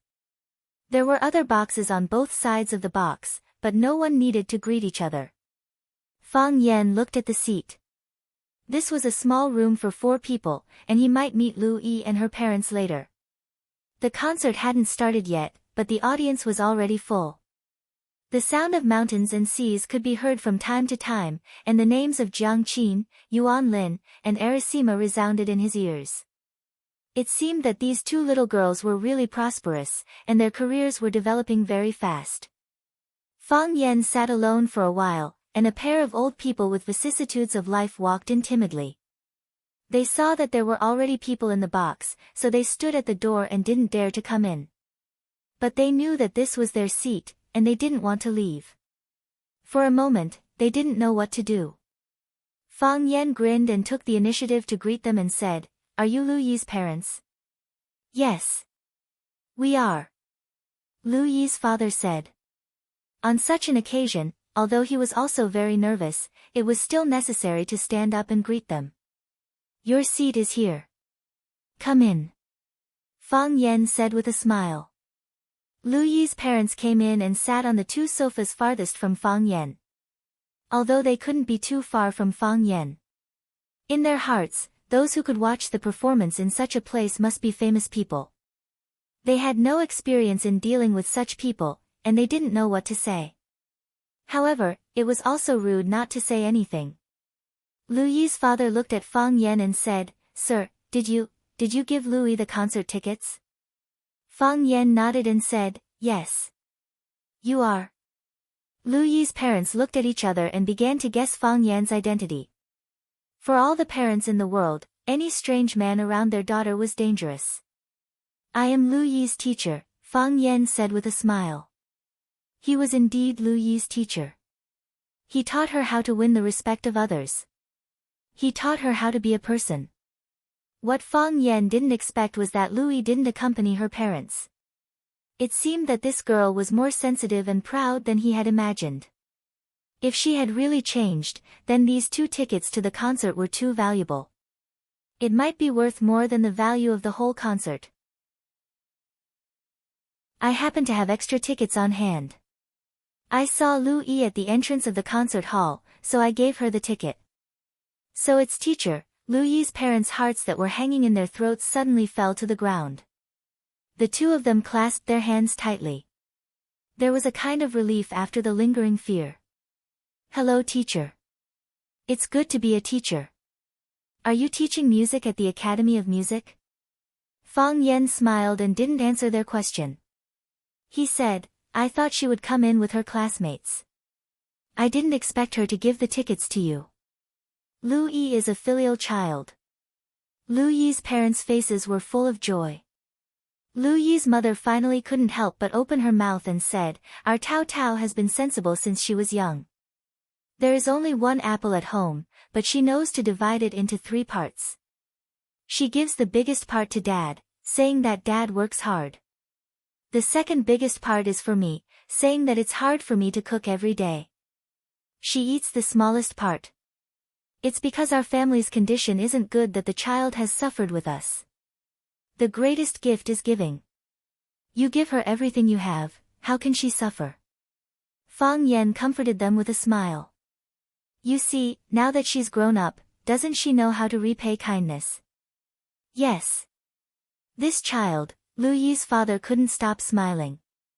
He said, I said I didn't understand this and let her and her mother come in, but she didn't agree. She still has a great youth, and there are plenty of opportunities to enjoy in the future. She hopes to give you what she thinks is the best, so that you 2 old people can enjoy it." Fang Yan echoed the pride in their words and said, "The concert is about to begin. I won't bother you 2 anymore. If you need anything, you can tell me." Fang Yan could see the restraint in their words and the inferiority in their bones. Every word Fang Yan said to them was like a punishment. At this time, the best way was to let them keep silent and seriously enjoy the next performance. "Yes. Yes," Lu Yi's father said while rubbing his hands. He wanted to step forward and shake hands with Fang Yan, but he felt that it was a little inappropriate to do so. In order not to make them nervous, Fang Yan deliberately walked to the edge of the railing of the box and stood there. He planned to stand and listen to the concert. Young Master Fu, let me tell you, these two little girls are still very young. Not only are they pretty, their skin is so fresh and juicy. You can even pinch them and water will come out. Aren't you tired of playing with that little girl from before? Do you want to change the goods? I know you like this kind of girl. A frivolous and greasy man's voice came from the railing of the box next door. What? Liang Dachang, what kind of unorthodox methods do you have? A gloomy voice said jokingly. Hey, as long as young Master Fu agrees, I'll settle these two girls for you tonight. What? Which star comes to our watching to visit? Won't they give us a taste of sweetness? Didn't they say that these two girls have a strong background? They've been in the industry for several years, and no one dares to have any ideas about them. What background can they have? Isn't it just because she calls Xia Tian's sister? There are so many artists in Xia Tian's company, can she take care of them all? Besides, let alone Xia Tian's sister, even if Xia Tian comes personally, as long as young Master Fu says the word, I can also think of a way to get rid of her. Bullsh *T Heavenly King and Queen, that's what those little brats call them. We won't put them in our eyes, if we want to play, it'll be 2 kings and 1 queen. The conversation continued, but Fang Yan's expression was as cold as frost. When Xia Tian wanted to bring Jiang Qin and Yuan Lin into the entertainment industry, Fang Yan was worried that something like this would happen. But Jiang Qin and Yuan Lin both liked it, and the fact that they wanted to promote classical music was indeed praiseworthy. After vaguely knowing some of Xia Tian's background, he thought that there wouldn't be any blind guy in Hua Xia who would have ideas about Xia Tian or Xia Tian's disciple. Therefore, Fang Yan finally relented and helped Xia Tian convince Jiang Qin and Yuan Lin's family. From the conversation between Liang Dachang and young Master Fu, Fang Yan also heard that Jiang Qin and Yuan Lin had been having a smooth life these years. With Xia Tian's protection, no one dared to touch them. However, they weren't afraid of those with a high level, but they were afraid of those with a low vision. Those who knew Xia Tian's identity wouldn't touch Jiang Qin and Yuan Lin, but people like Liang Dachang and young Master Fu who didn't know Xia Tian's background were likely to use dangerous methods to force the two girls to submit. Fang Yan was about to make a move when suddenly there was an earth-shattering uproar below the stage. Jiang Qin, I love you, Yuan Lin, fate comes to you, Arasima, the stage, which was pitch black just a moment ago, was suddenly lit up. The concert had officially begun. The place where the stage was originally located had become a fairyland filled with wind and snow. It wasn't the background of an electronic screen, but a real man-made scenery. Snowflakes danced in the sky, and winter-sweet flowers bloomed. There was a bamboo pavilion in the middle of the plum blossoms, and 2 girls in white and cyan palace dresses were laughing and playing in the pavilion. From time to time, there would be laughter that sounded like silver bells, and people couldn't help but curl up the corners of their lips. The scenery was fairyland, and the people were immortals. The immortals and fairyland complemented each other. The performance hadn't even started, but the visual effect presented by the Arasima team was already refreshing. I'm not playing anymore, I'm bored to death. The Cyan Fairy sat on the stone chair in the bamboo pavilion, threw the red embroidered ball in her hand into the snow, and said in a tired voice. The voice spread through the speakers, and Fang Yan could tell that it was Yuan Lin's voice. Sister, let's make a song. The White Fairy walked to the opposite side of the Cyan Fairy and said softly. This was Jiang Qin's voice. Make a song. What song? The Cyan Fairy was very tempted by her big sister's suggestion and asked with a smile. The White Fairy pointed at the scenery around them and said, We're here to admire the snow and flowers, so this song naturally has to be related to the white snow and the plum blossoms. How about we call this song, Looking for Plum Blossoms in the Snow? Sure. Then let's play out what we're feeling right now, and call the song, Looking for Plum Blossoms in the Snow. Wonderful. And so, the Cyan Fairy took out a long flute from her waist, put it to her lips, and began to play it. The sound of the flute was ethereal, and intoxicating. The white fairy sat on the stone chair, reaching out her slender hand to play with a phoenix tail guzheng on the table. The sound was clear, like a mountain spring. The sound of the guzheng was very pleasing to the ear. And the best part was the combination of the flute and the guzheng. One was long and distant, the other lively and powerful. Two different instruments, two different girls, the combination was enough to make people go crazy. Fang Yan gripped the railing tightly, and looked at the two girls who were performing seriously in the snow and plum blossoms forest with a face full of joy. These were his students, and he was very proud of their achievements today. Just like Lu Yi's parents, because their daughter gave the biggest piece of an apple to her parents, they had always remembered it for more than 10 years. He wanted to tell everyone in the world that they were his students. Young Master Fu, look, do you feel anything? Do you feel anything? I'll book them, and let them wear this palace dress when we're working.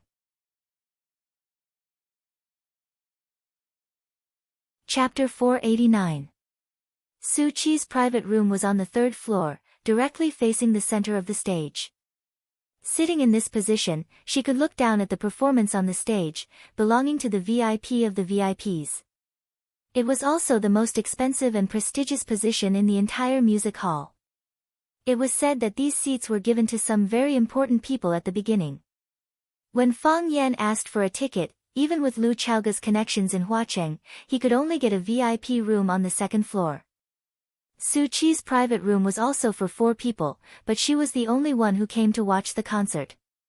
It could be seen that Su Qi had put on a lot of effort for this concert. She took off the Vermilion Bird Middle School's sky blue uniform and changed into a long white dress with floral patterns, a pair of light blue, deep-waisted canvas shoes, and a small floral hat on her head. She looked delicate and fashionable. She didn't use too many accessories, and she didn't put on too much makeup. Because she knew better than anyone that a girl's most powerful weapon was youth. A girl's feelings were always poetry, and she was at the age of poetry.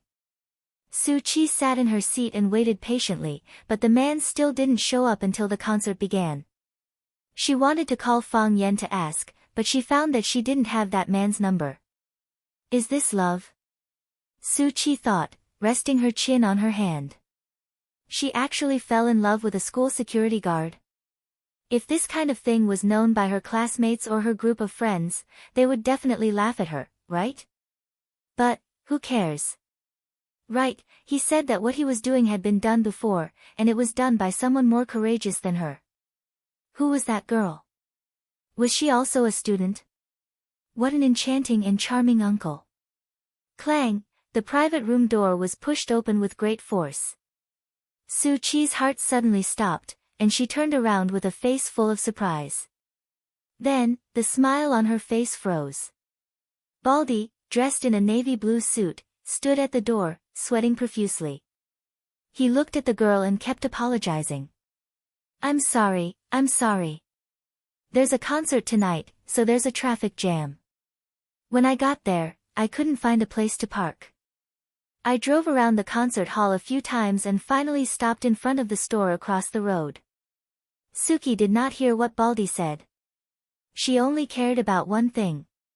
Why are you here? That's me. Baldy looked at the girl in confusion and said seriously. Why you? Why not me? What about him? Oh, you mean Fang Yan? He's not free. He's not free. Su Qi's heart suddenly ached. He didn't have time. This reason really hurt his pride. Baldy walked over to Su Qi and sat down beside her. Don't be sad, he said. Fang Yan was very busy. When he got back, he still had to cook for the old principal. Didn't you want someone to watch the concert with you? It's the same if I accompany you. Just like you, I'm also a hardcore fan of Arasima. Baldy waved his hands in the air and shouted the slogan of Arasima's fans. Star, star, I love you. Star, star, we'll be together forever. Yeah. I'm not bragging. When it comes to appreciating classical music, I'm better than Fang Yan. It's different. Suki said. What's different? You're not good looking. Baldy opened his mouth again and again. He didn't know how to refute. In the private room on the second floor, such a tragedy happened. What a masterpiece. A gloomy man's voice sounded. Beauty is the most beautiful. Beauty is pleasing to the eye. Beauty that can cause the downfall of a country will shock the world. They're not twins, but they're better than twins. Liang Dacheng, my happy life is in your hands. Young Master Fu, it's a small matter. You've come from afar and our Huacheng has nothing to entertain you except some cheap seafood. Coincidentally, these two girls are Huacheng specialties. Why don't you go through the trouble of appraising them and see if they taste good? Ha, it's no problem. I'm willing to do this. Young Master Fu laughed heartily. Dacheng is not bad.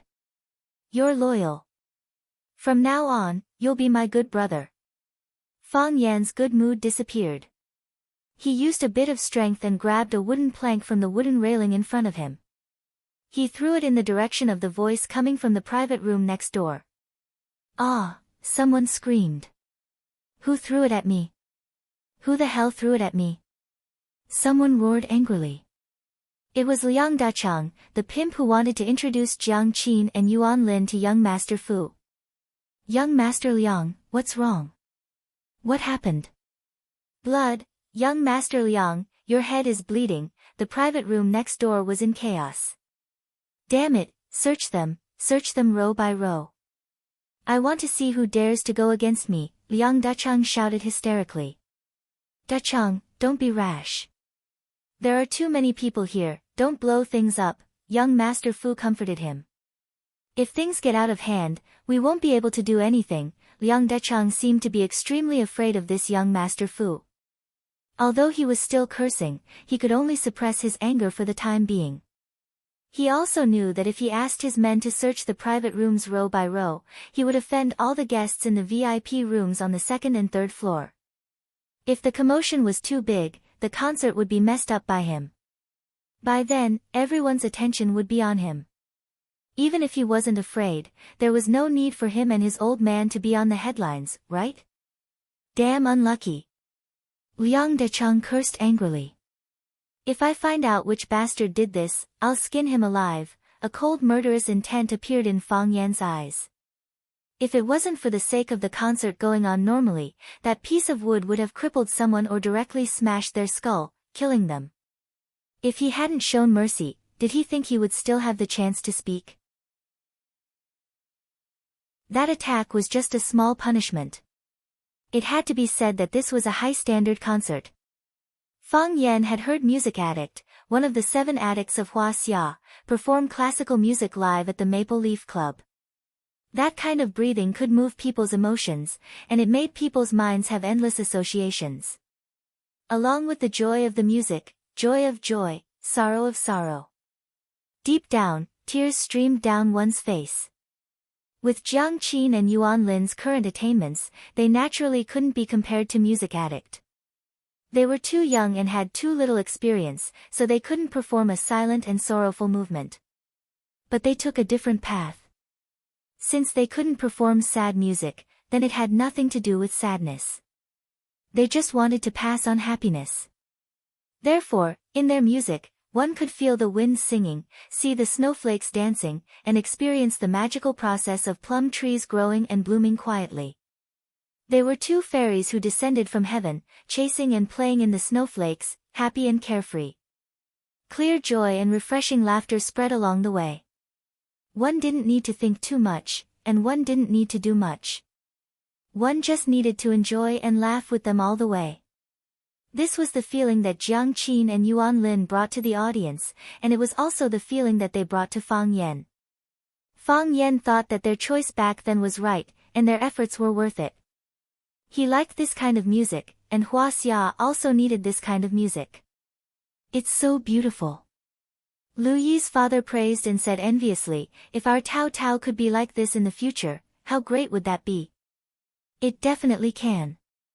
Our daughter is so beautiful, and she studies so hard, teacher, don't you think so? Lu Yi's mother looked at Fang Yan expectantly and asked. They didn't understand music, but they simply believed in their daughter's excellence. This kind of belief was very firm, but also so lacking in confidence. So they hoped that there would be a professional who could give them some comments. It definitely can. Fang Yan turned around and smiled. As long as she continues to work hard. Thank you, teacher. Thank you, teacher. After Lu Yi's parents heard this simple and even exaggerated comment from Fang Yan, their faces flushed with excitement and they kept saying thank you. Jiang Qin and Yuan Lin performed, treading on the snow to find plum blossoms, 3 lives, 3 worlds, greeting the Lord, and also sang several ancient songs on the stage. One of the songs was called Swallow Dock.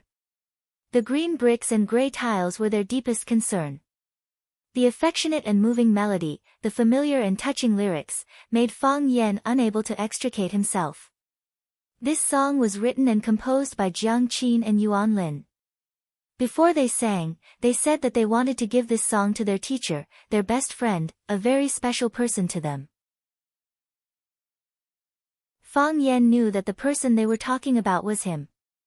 When he cared about them, they didn't forget him. At the end of the concert, the venue that had been quiet became noisy again. The fans who had just woken up from one classical feast after another were unwilling to leave. They shouted the names of Jiang Qin, Yuan Lin, and Arasima over and over again, and shouted encore again and again. Jiang Qin and Yuan Lin were also unwilling to leave. The two of them stood in the center of the stage with a microphone and bowed deeply to the audience below the stage. We don't want to leave either. Jiang Qin raised the microphone and said, "It seems like it has just started. Why is it over already? Huaqing is our hometown, and you are our family." Yuan Lin said in a sweet voice. Before preparing for the concert in Huaqing, the staff were very nervous. They were worried that we would make mistakes and let our relatives in our hometown laugh at us. But Honey and I don't feel nervous at all, because you are our family. Even if we don't perform well, you will definitely forgive us. Who would be too harsh on their relatives? The applause below the stage was like thunder, accompanied by happy laughter.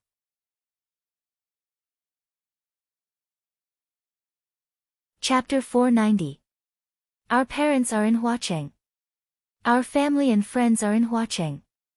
We were born in Huaqing, grew up in Huaqing, and went to primary and secondary school in Huaqing. We met a very important man in our lives in Huaqing. Jiang Qin said sadly. There was a moment of silence, and then there was a tsunami of exclamations. Sweetheart, who is that man? Who is that man? Sweetheart, are you guys in love? Please don't, goddess, you've broken my heart. Who is that man? Wang Ku, the manager of Arasima backstage, was really anxious. He grabbed the shoulders of the staff next to him and shouted, "What are they talking about? What are they talking about? Ask her to stop." No one asked Jiang Qin and Yuan Lin to stop, because Xia said that they were completely free on the stage. When they stood on the stage was theirs. Yuan Lin looked at Jiang Qin with a surprised expression. She didn't expect Jiang Qin to say that at this time. Jiang Qin's voice was a little sad. He said, "I don't mean to say it on purpose. It's just that when I return to this city, I can't help but smell his scent. You must not know that the reason why Yuan Lin and I took this path, the reason why we were able to stand on the stage of classical music, and the reason why we worked hard for such a goal, is also greatly related to him. I don't know if he came to our concert. Maybe he didn't. But I know he is in Huaqing, so I feel very at ease." The fans below the stage were even more crazy. They kept shouting Jiang Qin's name and asked Jiang Qin who the man was. "He is my teacher," Jiang Qin said with a sly smile. "A teacher who influenced my life." Near the front of the stage, Sister Li looked at her daughter's expression and sighed deeply. Jiang Dahai held his wife's chubby hand and said, "The child has grown up and has her own ideas. Let her be." "I know," Sister Li said with some annoyance, "I'm not against Qin and Fang Yan being together. Honey was now an adult, and she had the right to choose her own life.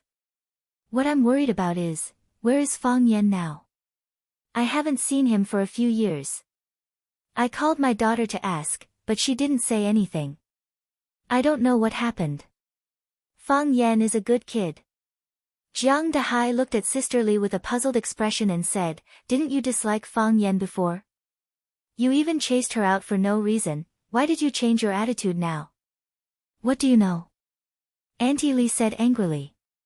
I didn't like Fang Yan in the past because she was still young. We couldn't let her be with Fang Yan. Now that our dear one has grown up, why can't he treat our dear one well? Look at Honey's pitiful face. You weren't this sad when I rejected you when you confessed to me, right? Cough, cough, cough, Jiang Dehai coughed violently. The topic of his wife was too explosive, and he couldn't take it anymore. I really envy you guys, Jiang Qin said with a smile. You guys can live in the same city as him, look at the same sky, breathe the same air, but I have to fly around every day, and the time I can stay in Huaqing is too little. If you see him, you must say hello to me. Say hello to Mr. Fang, Jiang Qin said she misses you. Jiang Qin and Yuan Lin bowed to the audience below the stage again, and they left amidst the reluctance and shouts of the audience below the stage. Fang Yan didn't expect that there would be such a scene at the end of the concert. Jiang Qin, this fearless girl, was really capable of doing anything. But in this way, wouldn't he be in the headlines tomorrow? Fang Yan completely believed in the paparazzi's sense of smell and ability. Jiang Qin said the words Mr. Fang, and Jiang Qin had been in a scandal with him before she became famous. At that time, it even became negative news in the newspapers. As long as those people had the intention to find out, they would definitely be able to find these clues. Fang Yan just wanted to be a quiet little security guard. The concert ended and the crowd began to disperse. Lu Yi's parents stood up and looked at Fang Yan. They wanted to say something but didn't know what to say. Fang Yan took the initiative to walk over and shook hands with Lu Yi's father. He said with a smile, "Take care of yourself." "Thank you, teacher." "Thank you," Lu Yi's father thanked him profusely. "You have a good daughter." Fang Yan said with a smile, turned around and walked out of the private room. He went to the private room next door, ready to talk to Liang Dachang and young Master Fu about professional issues such as the sense of music and the multiple forms of expression of classical music, but found that there was no one inside. They left early. Fang Yan's eyes turned cold and he quickly walked downstairs. Jiang Qin and Yuan Lin retreated backstage. Yuan Lin took Jiang Qin's hand and said, "Sweetheart, why did you say it in front of so many people? Aren't you afraid?" All of a sudden, I felt something. Jiang Qin was a little depressed and said in a low voice, "We have worked so hard and risked our lives for the past few years, we want to show him our best side. We want him to know our talent and let him recognize our excellence. But when we have the opportunity to stand in the center of the stage and have the ability to prove ourselves to him, he doesn't know where he went. So what if today's concert is a success? I still feel empty in my heart. Lin, even if we do it, even if we really bring classical music to the world stage, but, what's the point of that for me?" Sigh, Yuan Lin sighed softly. "Let's go see Mr. Fang tomorrow. We'll treat him to a meal, treat him to a drink, even if we don't do anything, we'll just watch him quietly and accompany him." "Okay." Jiang Qin said with red eyes. "We'll go see him tomorrow. Wherever he goes, we'll go there. We'll pay for his meals and pour for his drinks. He doesn't say anything and does nothing. We'll just sit beside him and say nothing and do nothing. Just like when we were in Swallow Dock." The two girls made such an agreement, and their moods became cheerful again. Wang Ke walked over and hugged the two girls of Arasima warmly. She said with a smile, "Sweetheart, Lin, congratulations. Today's performance was amazing. The whole Huaqing will be proud of you, thank you." Yuan Lin said with a smile. "If only there wasn't a last performance." Wang Ke said. This was a subtle reminder and a warning. Jiang Qin said softly, "Sister Wang, I'm sorry for making things difficult for you, haha, it's okay. Wang Ke said with a smile. What's there to make things difficult for? Isn't it my job? I just want to talk to him. Jiang Qin said. I think he'll definitely hear it in this way. Wang Ke didn't know whether to laugh or cry. She said, my lady, not only Mr. Fang heard it. The whole Huaqing heard it. Just wait and see. Tomorrow morning, all the newspapers in Huaqing will be filled with news about you. I don't care. Sister Xia Tian said before, don't care about what the outside world thinks. We just need to focus on our own music. Yes. Don't worry about it. You just need to focus on your music. Don't you have Sister Wang to do the rest? If Sister Wang can't do it well, there's still President Xia, right? Am I right? At this moment, a group of people walked toward the dressing room backstage. The security guards went forward to stop them. The leader, a man with a buzz cut, slapped them in the face and scolded, are you blind? Even I can't go in. The security guard was slapped in the face. When he was about to fight back, the two bodyguards in black behind the man with the brush cut rushed over. One on the left and the other on the right, they rushed into the crowd and knocked down the security guards who were in charge of guarding the place. Clang, the man with a buzz cut pushed open the door of the dressing room and saw Jiang Qin and Yuan Lin chatting inside. He couldn't help but be amused. He turned around and said to the man with glasses behind him, young Master Fu, it seems that you have good luck with women today. I was worried that they would run away. If that was the case, it would take some time. Now they are still here. Shall we talk to them now? Fu Lei adjusted the glasses on the bridge of his nose and said with a smile, be polite. Hey, got it. Liang Dechang said with a smile. He walked up to Wang Ke, took out a business card from his pocket and handed it over. He said, I'm Liang Dechang, the chairman of the Dechang Group. You can easily find out what I do as long as you go out and ask around. Wang Ke usually had Xia Tian's support, so she really didn't take Liang Dechang seriously.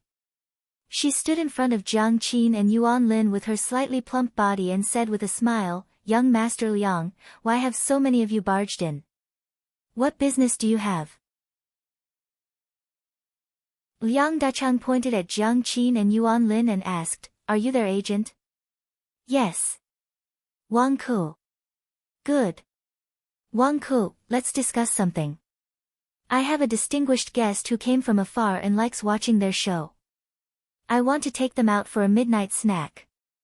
Why don't you name a price? Wang Ke smiled coldly and said, young Master Liang, I'm afraid I can't agree to this. Jiang Qin and Yuan Lin have worked hard for most of the night and are very tired now. They just said that they wanted to go back to sleep. Why don't we find another opportunity? Slap. Wang Ke was also slapped in the face. Liang Dechang pointed at Wang Ke and shouted, who do you think you are? Don't be shameless. I've already said it today. If you agree, I'll take them. If you don't agree, I'll still take them. I want to see what you can do to me. Ah, Jiang Qin and Yuan Lin hurried forward to support Wang Ke to prevent her from falling to the ground. Jiang Qin took a step forward and said, you can go. We won't go out with you for a midnight snack. Little girl, this kind of thing is not up to you to decide. Liang Dechang laughed arrogantly. The people that I, Liang Dechang, want to take care of have never failed. This sentence is very imposing. I like it. A thin man stood at the door and said with a smile, I'm the same as you. The people I want to hit have never failed.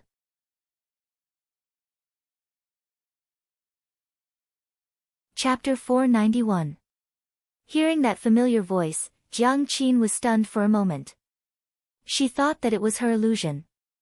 Just like the countless previous experiences, she would hear Fang Yan's voice when she was in danger, she would hear Fang Yan's voice when she was tired from playing the piano, she would hear Fang Yan's voice when she was shopping alone while drinking tea, and she would hear Fang Yan's voice when she woke up from her dreams. Could it be the same as those mistakes, another beautiful illusion? Ah, Jiang Qin and Yuan Lin looked over with a puzzled expression. When they found that the thin man standing at the door was indeed the Fang Yan that they were thinking about, their faces immediately bloomed with a moving smile. Mr. Fang came, Mr. Fang really came. Mr. Fang came to enjoy their concert. Mr. Fang listened to their singing and watched their performance.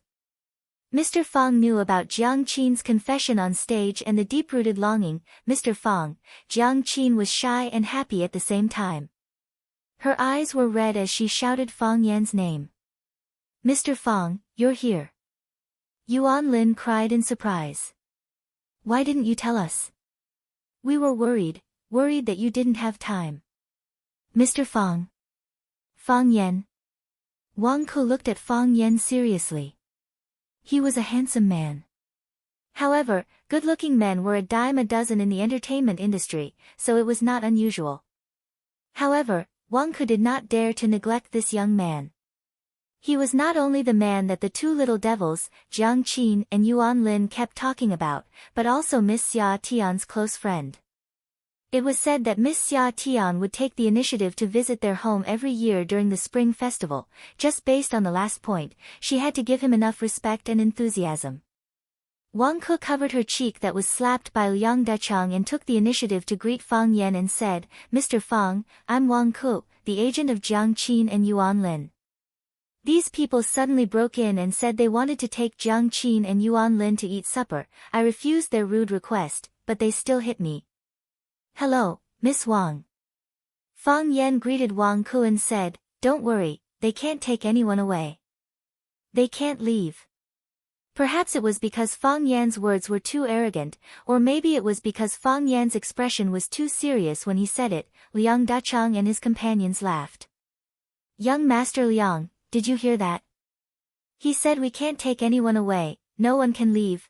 Ha, it's so funny, they don't care about us at all. Young Master Liang, this person is very interesting, you can't kill him in one go, you have to keep him and play with him slowly. Who does he think he is? Teacher. Ha, no wonder the quality of students nowadays is getting worse, it's because of such a stupid teacher. Fu Lei didn't laugh, he looked at Fang Yan strangely, guessing what relationship he had with the legendary man. Isn't it funny? Fang Yan asked with a smile. It's too funny. Liang Dachang applauded and said, My brothers said, we can't kill you too early. That won't be fun. Your words have reminded me of something.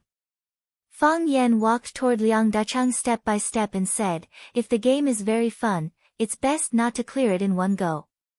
Otherwise, it's easy to feel down. The smile on Liang Dachang's face became cold, and he stared at Fang Yan with a gaze as vicious as a vulture. He knew what Fang Yan wanted to do, but he didn't care at all, because what Fang Yan wanted to do was also what he wanted to do. Without saying anything, the two bodyguards behind Liang Dachang surrounded Fang Yan from both sides. They were the ones who made a move against the security guards outside and got rid of all the people who were blocking the way. Who? The man in black on the left didn't say a word and punched at Fang Yan's left temple. The temple was an important point of the human body, but it was also the weak point of the human body. If it was important, it was weak.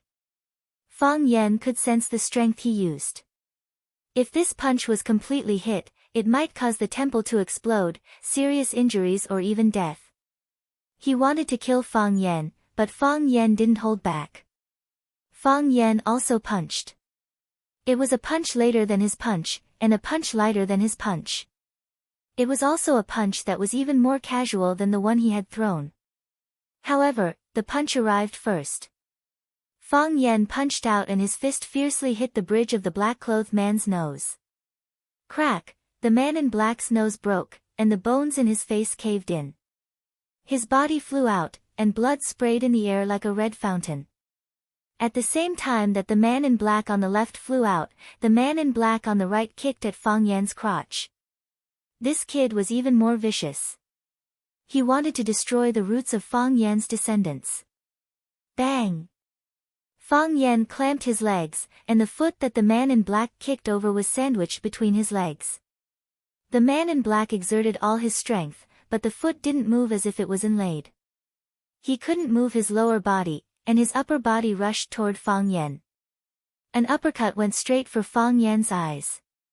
When Fang Yan's eyes hurt, he would naturally let go of his legs. Fang Yan stood where he was without moving. His left hand punched out lightly. Bang! There was a muffled sound. Because one of the man in black's legs was clamped by Fang Yan, his body was fixed in place, and he couldn't fly. His upper body fell backward, and then he was pulled back at an even faster speed. He looked at Fang Yan in horror, and then he opened his mouth and screamed. The man in black's arm made cracking sounds, as if every inch of the bones in his arm was breaking. "You have bad breath," Fang Yan said. "Pa!" Fang Yan punched out, and the man in black finally broke free as he wished. However, his body fell heavily to the ground, and then he couldn't get up again. This was what it truly meant to be unstoppable. This was an instant kill in terms of realm. Fang Yan looked at Liang Dachang, and asked with a smile, "The mighty young master Liang only brings these 2 rookie bodyguards when you go out?" "They're not rookies," Liang Dachang said through gritted teeth. "How could they be rookie bodyguards?" One of them was a famous fighter in Huaqing's MMA world, and was only recruited by him after he became famous. The other was a member of Mount Song's Shaolin Temple's martial arts team, and used to perform martial arts on stages all over the world. Later, because he couldn't stand poverty, he retired early, and became his loyal confidant. Just now, it was the 2 of them who took care of those annoying bodyguards. At that time, they were full of power and gave people endless confidence. How could they be defeated so easily now? Fang Yan smiled, and said, "These bodyguards aren't rookies, looks like your definition of rookies is very special." Fang Yan walked toward Liang Dachang again, and said, "Do you have any other rookie bodyguards? Or rather, do you have any bodyguards who aren't rookies?" "If there aren't any, I'm going to beat someone up," I just said. "I've never failed to beat someone up I wanted to." "You won't disappoint me, right?" Liang Dachang stared at Fang Yan fiercely, and said, "Brat, do you know who I am?" "I know." Liang Dachang. "A bastard who's willing to be a pimp in order to please his master." Fang Yan said aloud, "Only people who beat people up need to announce their name. People who get beaten up don't need to let everyone in the world know who they are, right? I don't care who you are, if you dare to touch a hair on me, I promise I'll let your corpse lie on the street." "Really? So I'm dead for sure?" Fang Yan pointed at the gauze wrapped around Liang Dachang's forehead, and said, "I threw that piece of wood. How do you feel now?" "So it's you." Liang Dachang's anger soared again, and he pointed at Fang Yan and scolded, "I said, I'll make you wish you were dead, Pa."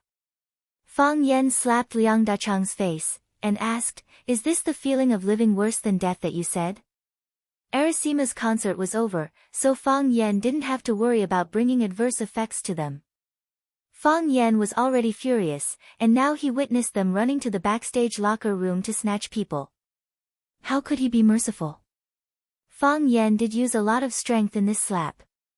Liang Dachang only felt a buzzing sound in his ears, and his mouth, nose, and ears were all bleeding, but his mind was blank, and he couldn't hear what Fang Yan said. "Mr. Fang," Wang Ke was shocked. Although she had Xia Tian's support, she wasn't afraid of anyone's provocation. She had never hit someone like Fang Yan did. As the saying goes, a powerful dragon can't suppress a local snake. No matter how powerful Xia Tian was in Yanjing City, this was Hua City. If the local snakes in Hua City wanted to ruin your plans and cause trouble for you, you would really be suppressed everywhere. It was easy to see the king of hell, but difficult to deal with the little devils. "Pa!" Fang Yan slapped him again, and said, "Being humiliated by me to the point where you want to die but can't, is this the feeling of living worse than death that you can't forget?" "Pa!" Fang Yan slapped him again, and said, "Can you still hear me?" "It's okay if you can't, as long as you know you're still being beaten." When Fang Yan was about to slap him again, Fu Lei finally spoke, and shouted, "Mr. Fang, wait a minute, Pa." Fang Yan pulled his hand back down in midair, and then looked up at Fu Lei, and asked, "What did you just say?" Liang Dachang suffered another solid slap, and when he was about to fall to the ground in a daze, he was supported by his friends behind him. Fu Lei was stunned for a while, and said, "I said, please wait a minute, Mr. Fang, but it doesn't matter now." "Then can I continue?" Fang Yan said with a smile. He walked towards Liang Dachang again. He had only just warmed up. How could he finish so quickly?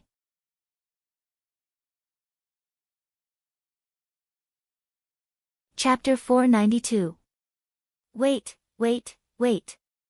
Fu Lei repeatedly shouted for him to stop. He stood in front of Fang Yan to prevent Fang Yan from beating Liang Dachang, who had lost his ability to speak, and said, "Mr. Fang is, Teacher Fang Yan?" Fang Yan was almost amused by this kid. He looked at Fu Lei and said, "This is a very unique way of chatting up people." "Yes, I am Fang Yan. I used to be a teacher, but now I am a security guard." Fu Lei did not laugh, but looked at Fang Yan with a more serious expression and said, "Mr. Fang and young Master Jiang are old friends?" "Young Master Jiang? Are you talking about that idiot Jiang Junling?" Fang Yan asked with a sneer. He didn't like people saying that he and Jiang Junling were old friends. It made it seem like he had absorbed a lot of light just by being with him. As soon as this remark came out, countless people present gasped. They didn't know who Fang Yan was, but it was impossible for them not to know who Jiang Junling was. A son should be like Jiang Junling, and an adopted son must be like Qini Tian. These words were too loud and too intimidating. Whether they had entered that level, come into contact with the characters of that realm or the two protagonists of this sentence, it did not affect their worship and fear of these two characters. What kind of person was Jiang Junling? They knew very well in their hearts. What kind of person was Qini Tian? They also knew very well in their hearts. Their circle of friends was loose and hierarchical. It was difficult for a millionaire's friend to be a billionaire. In the same way, it was difficult for them to be friends with people in the circle of Jiang Junling and Qini Tian. From their standpoint, they did not dare to offend those two legendary figures. However, this guy who was called Little Teacher by the Arasima group actually said, "Jiang Junling, that idiot." Just based on this sentence alone, if he didn't have enough strength to protect himself, maybe they could go to the Pearl River to retrieve his body tomorrow morning. However, he said it out loud, and his face was full of disdain, as if it was shameful to be associated with someone like Jiang Junling. If they were to say that this fellow was just some subject teacher from a school in Huaqing who relied on his looks to deceive girls, they would never believe it. But who was this man? He had never heard of a wealthy family with the surname Fang in Huaqing. There were no wealthy families with the surname Fang in the capital either. Fu Lei's expression changed drastically as if he had heard something inconceivable. Very quickly, his expression returned to normal. He looked at Fang Yan with a smile and said, "So it's young Master Fang. I've heard so much about you. Your name is like thunder in my ears. I didn't expect that we would be like a flood crashing into a Dragon King's temple today. One family clashed with another family, young Master Fang, this is a misunderstanding. Today, I heard the two young friends from the Arasima group perform and was shocked. Dachang saw that I was delighted and wanted to bridge the gap between us to help me fulfill a wish. We wanted to be friends with these two young friends, but because the attitude of our subordinates was too bad, it caused unnecessary conflicts and misunderstandings." Fu Lei glanced at Liang Dachang and said, "Dachang is a bit too impatient, but he's forthright and loyal. He's not a bad person deep down. Young Master Fang has already punished them. Why don't we just forget about today's matter? We'll prepare a generous gift to apologize to the two young friends from the Arasima group. How about that?" Fang Yan looked at Fu Lei and asked, "You know me? I often heard about the interesting stories between young Master Fang and young Master Jiang even when I was far away in a cold and desolate place. I've always wanted to get to know a young talent like young Master Fang if I had the chance. I didn't expect the hero to be right in front of me, but I didn't recognize him. What a sin." Fu Lei's words were very vague. But the meaning behind his words was very clear. Since you've already offended young Master Jiang Junling, don't provoke us anymore. It would be good if everyone was friendly. When we teased girls, you pretended not to see it. When you hooked up with innocent women, we turned a blind eye. Isn't this the way people live in the circle? Hearing that I even dared to slap Jiang Junling, are you starting to feel guilty? Fang Yan asked with a smile. And then regret provoking my friend? Young Master Fang, Fu Lei felt that Fang Yan didn't know how to speak properly. How could he say such a thing on the spot? Luckily I don't know you. Fang Yan said happily. Oh, it's so lively here. A bright and heroic voice sounded from the door. Fang Yan turned around and saw Lan Shanggu pushing Lu Shu, who was in a wheelchair, into the locker room. Fu Lei saw Lan Shanggu and shouted happily, "Brother Lan, you're here too. If I knew earlier, we could have arranged to meet in the same room to drink wine and listen to classical music." It's a great fun. Lan Shanggu ignored Fu Lei and looked at Fang Yan with a smile. He said, I don't have anything to do tonight, so I invited Cripple Lu to watch the classical music concert from Arisima. Lan Shanggu looked at Jiang Qin and Yuan Lin and said with a smile, after all, the two beauties from Arisima are also from Huacheng. It's natural for us to support people from our hometown. Jiang Qin, Yuan Lin, I'm your diehard fan. You have to give me an autograph later. Otherwise, I'll leave Cripple Lu outside the changing room and not let you out. You won't be so cruel to a disabled person, right? Jiang Qin and Yuan Lin looked at each other. They didn't understand the relationship between Lan Shanggu, Fang Yan, and Fu Lei. They just smiled and didn't say anything. Lu Shu's face turned slightly cold. He said, Lan Shanggu, one day, I'll make you shut your stinky mouth completely. Cripple Lu, do you want to kill me now? It's not easy for you to kill me, but I can kill you easily, Lan Shanggu said carelessly.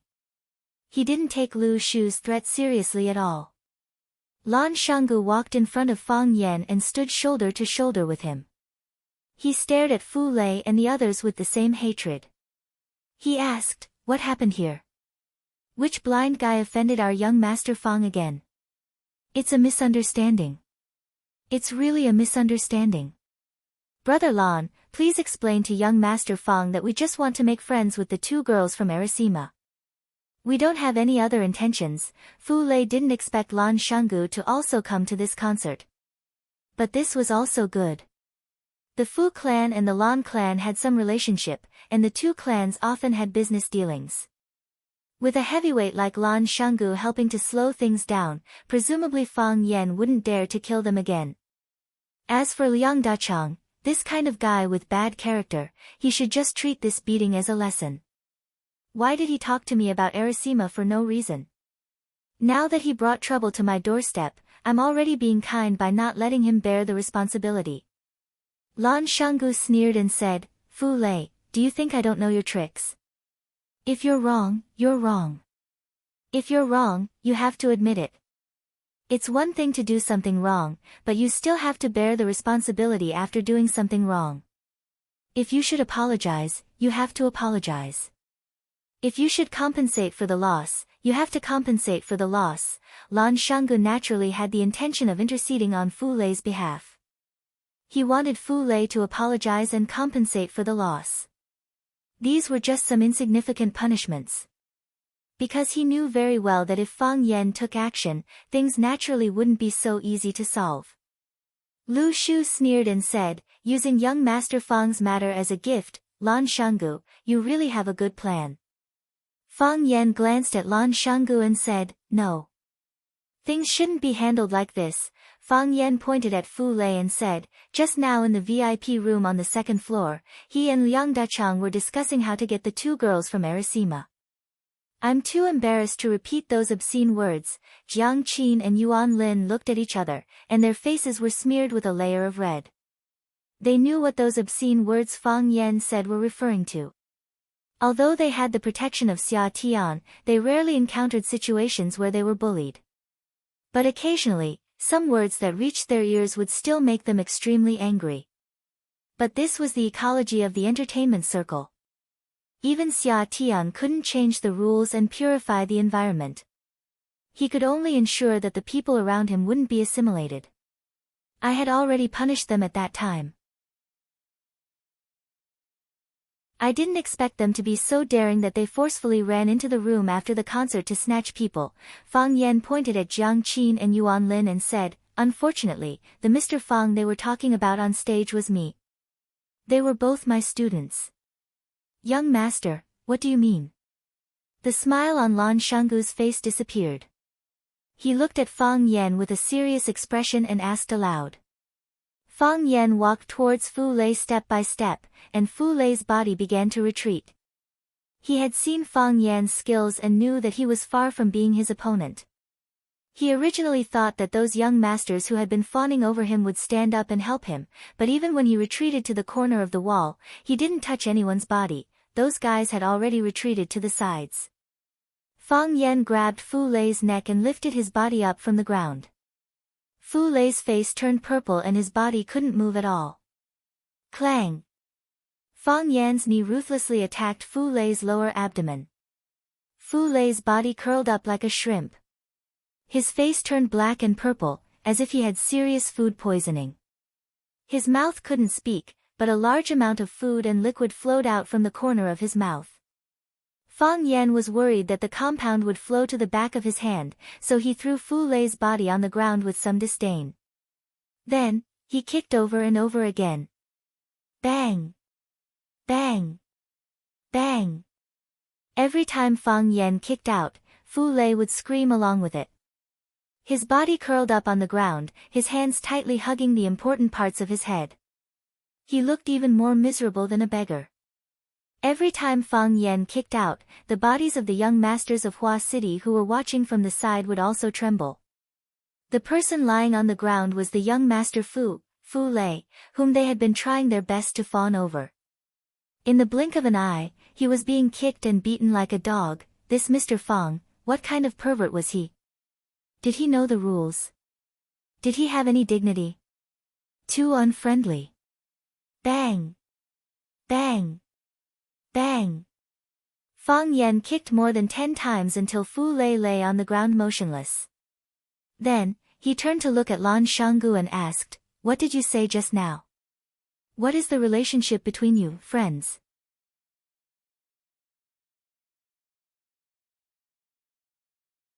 Chapter 493.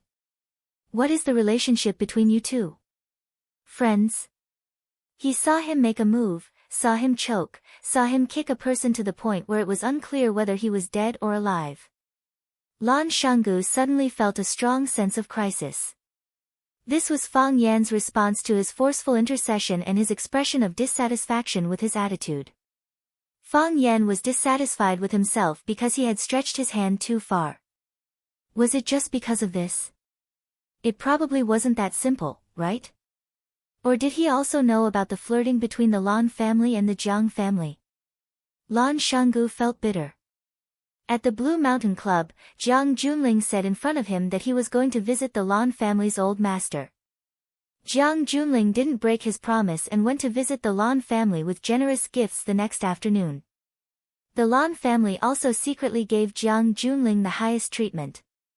The Lan family's old master, who hadn't seen guests for a long time, personally accompanied Jiang Junling to drink tea in the study. Because of Lan Shanggu's special status in the Lan family, he was lucky enough to stay in the study and become one of the companions.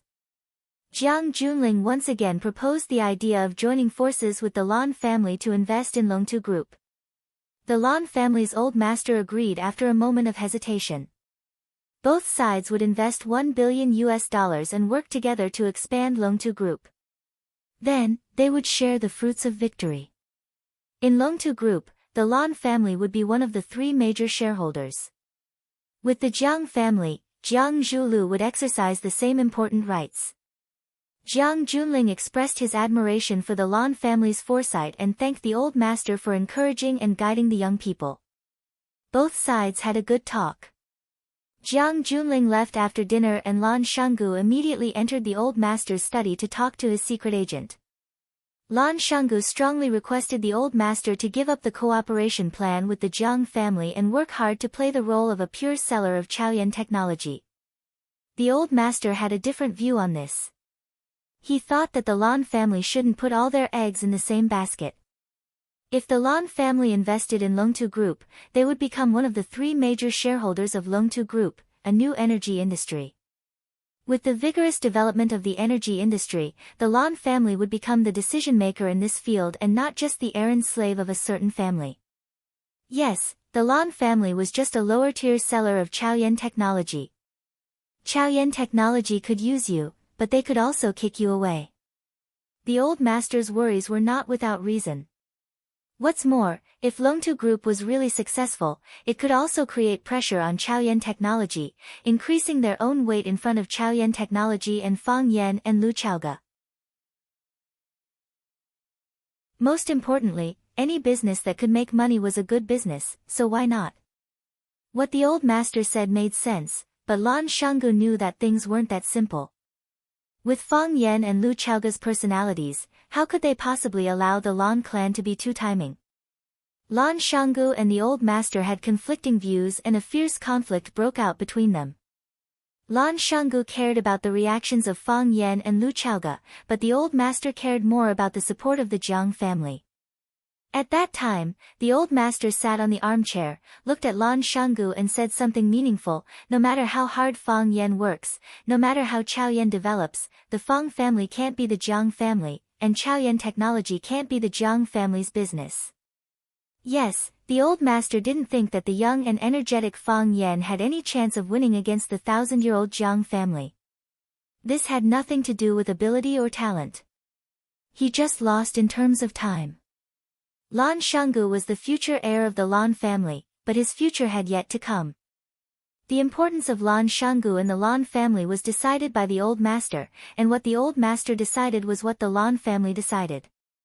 Therefore, the matter of the Lan family and the Jiang family jointly investing in Longtu Group was being discussed and carried out in secret. Now, had Fang Yan raised a big stick to beat them up?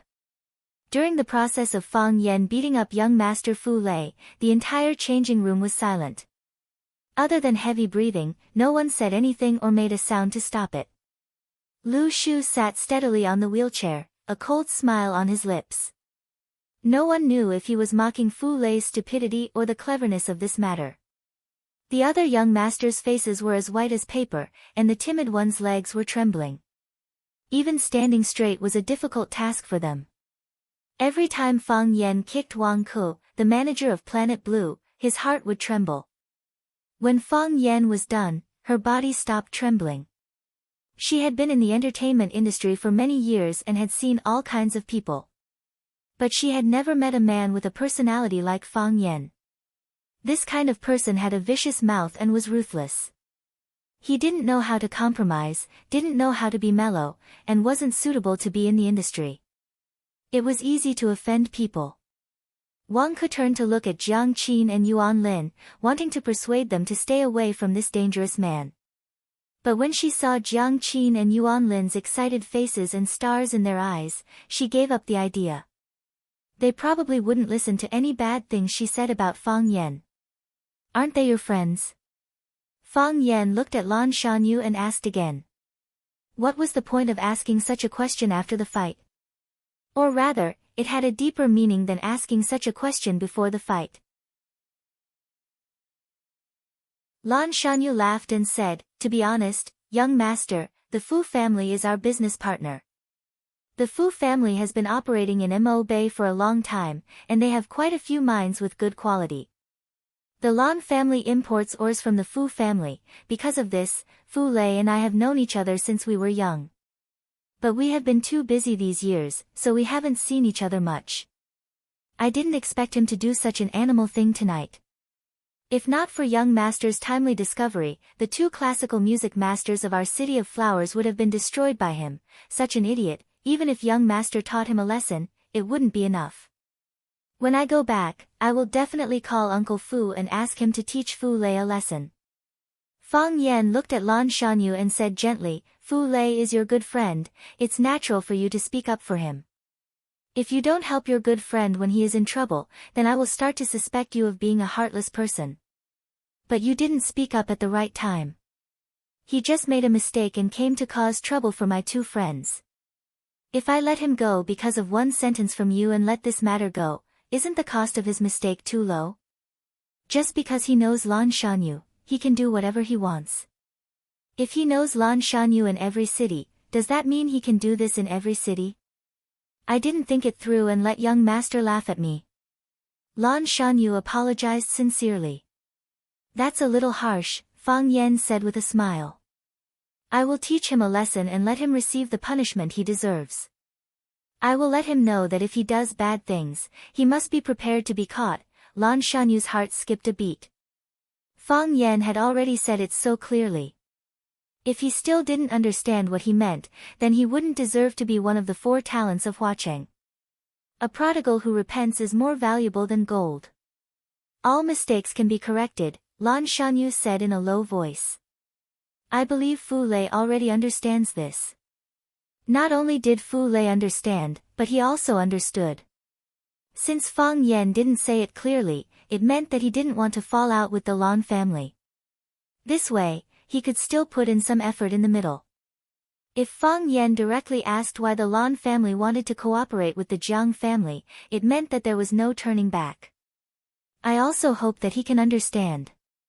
Fang Yan nodded, then said self-deprecatingly, after being a teacher for a year, I've developed a bad habit of educating people. That's not good. How is this educating people? Young master's words are priceless advice. Those without connections won't have the chance to learn, Lan Shanyu said fawningly.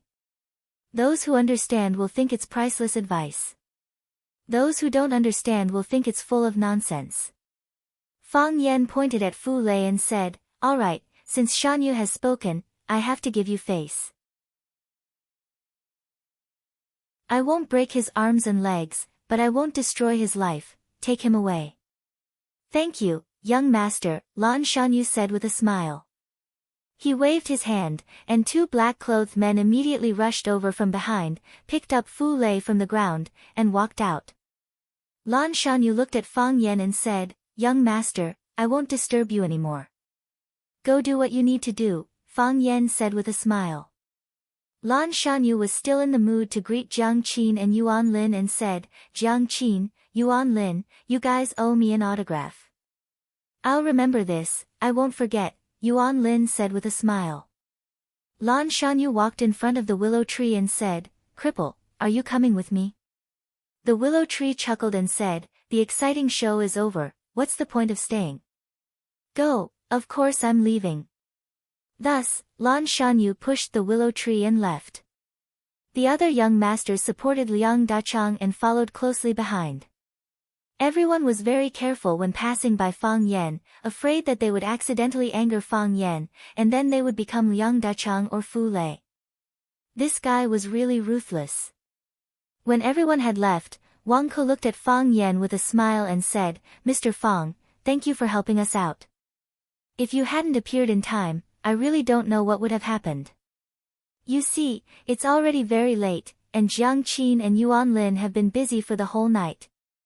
Why don't we let these 2 girls go back to the hotel to rest? Fang Yan felt that what Wang Ke said was very reasonable and was about to nod in agreement when Jiang Qin and Yuan Lin ran over and hugged Fang Yan's arms.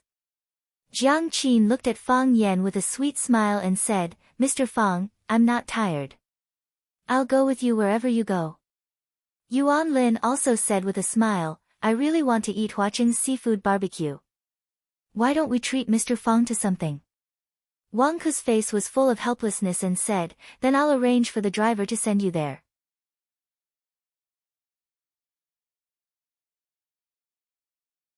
Chapter 494. I'm not dead, am I? Fu Lei turned over his body and immediately cried out in pain. He felt like all the bones in his body were about to fall apart. His stomach, shoulders, back, buttocks and head, every part of his body was in pain, excruciating pain. Knowing pain means you won't die for now. An eerie voice rang out beside him. Fu Lei climbed up from his seat and saw Lan Shanggu sitting in the front row. He couldn't help but grin and said, "Brother Lon, only when I see you do I know I'm still alive. That bastard was really ruthless, he almost killed me. There's not a single part of my body that's fine now. Do you know how lucky you are to still have the chance to sit here and talk to me?" Lan Shanggu said expressionlessly, "If I didn't coincidentally go to Arasima's concert, if I didn't coincidentally go to the artist's dressing room, do you know what would have happened to you? All fate isn't fate, all coincidences aren't coincidences. Can he really kill me?" Fu Lei sneered. "A life for a life. Does he have the guts? A life for a life? Someone has to prove that he did it first." Lan Shanggu's face was full of sarcasm. "Even if he doesn't kill you, breaking one of your legs and destroying your offsprings is something he can still do. He's too arrogant." "Why?" Fu Lei said viciously, "Brother Lan, you people are just going to watch him do whatever he wants in Huacheng. You've already spoken up for me, but he won't even give you face. Who does he think he is?" Lan Shanggu sighed, "Because he's Fang Yan." Fu Lei searched for a long time but couldn't find his glasses. "Looks like he lost them when he was beaten." He took out a silk handkerchief from his pocket and wiped the wounds on his face, saying coldly, "Evil people need to be dealt with. Someone has to stand up and teach him a lesson. Otherwise, he'll never be able to find his place." Lan Shanggu suddenly turned around and stared fiercely at Fu Lei, saying, "Young Master Fu, don't play the game you like in Mo Bay. Huacheng has its own rules. Are you scared? Even Jiang Junling couldn't do anything to him. Who do you think you are?" Lan Shanggu said with a serious expression, "Furthermore, he is far more dangerous than you can imagine. If you really want to deal with him, then get out of my car immediately. The Lan family will cut off all business with the Fu family. Of course, after you get out of the car, I will give him a call and kindly remind him to be careful of your revenge."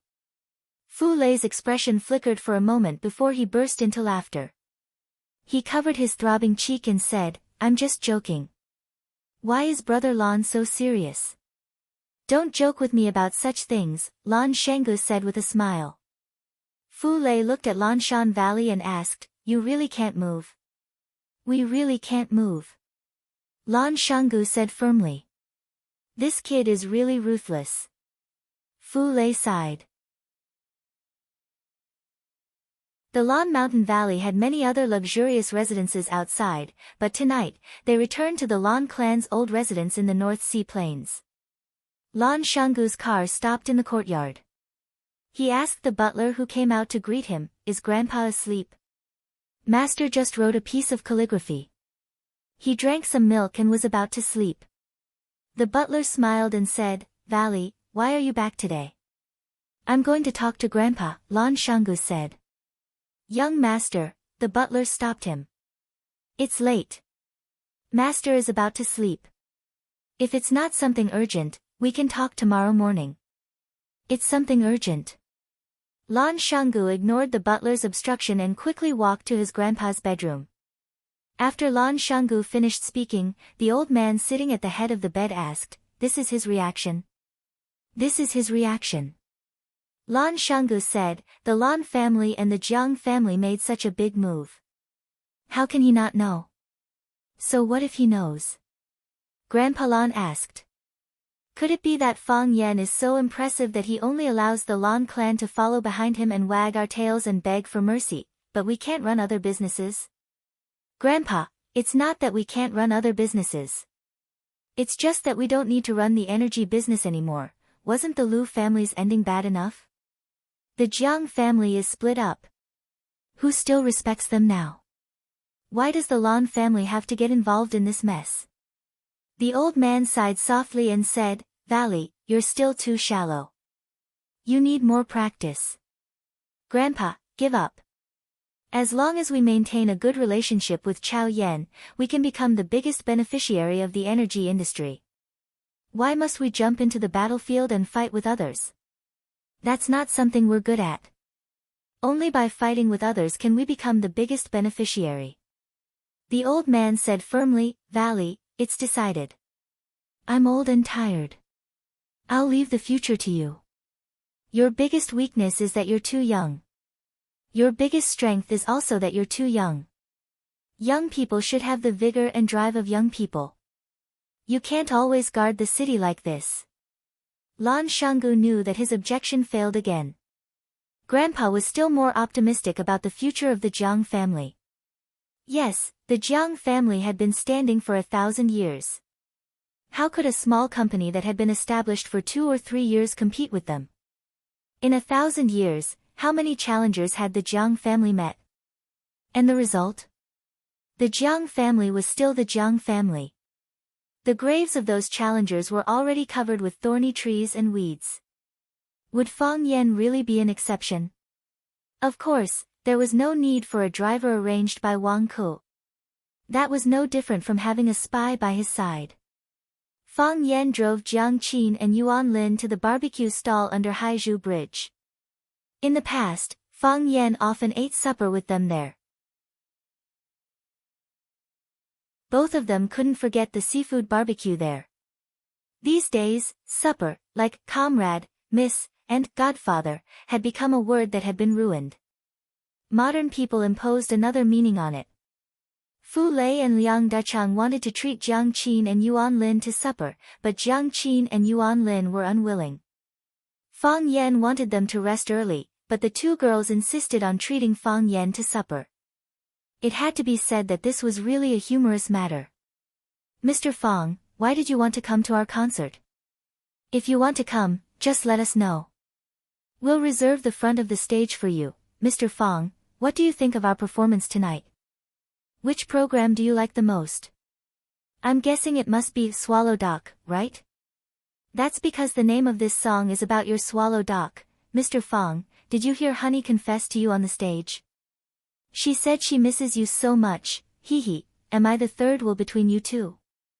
The two girls were a little older, but they still maintained their lively nature. Since they got in the car, they had been chattering non-stop, and because of the more experiences they had, the bolder their topics were. Yuan Lin also teased the relationship between Fang Yan and Jiang Qin from time to time. On the contrary, it was Jiang Qin who became a little shy because Yuan Lin saw through his thoughts. Just now, she did stand on the stage and boldly confessed. She thought it was just a simple interaction with her fans, but she didn't expect that the person involved was also at the scene. Fang Yan concentrated on driving, enjoying this long-awaited gathering of friends. I like every program of yours very much. Fang Yan said with a smile. I watched you walk on this road with my own eyes. At that time, you were still ignorant children, but now you have become the idols in the hearts of countless people. I didn't expect you to progress so fast, and I didn't expect you to be so talented in classical instruments. I arrived at the scene very early, looking forward to your appearance with the other fans, looking forward to the surprise you brought us. Not only did you bring surprises, but you also brought shock. As your teacher, I am really proud of you. Mr. Fang, are you still a teacher at Rosefinch Secondary? Jiang Qin asked. No. Fang Yan said. Ah, you left Rosefinch? Jiang Qin exclaimed. But it doesn't matter, you can go wherever you like, I'm still at Rosefinch. Fang Yan said, but I'm no longer a teacher, I'm a security guard. When they arrived at the familiar seafood stall, Fang Yan parked the car and then walked inside with Jiang Qin and Yuan Lin. The people of Huaqing liked to eat barbecue, drink cold beer, and chat in the open air, but Fang Yan insisted on bringing the two girls into the private room inside.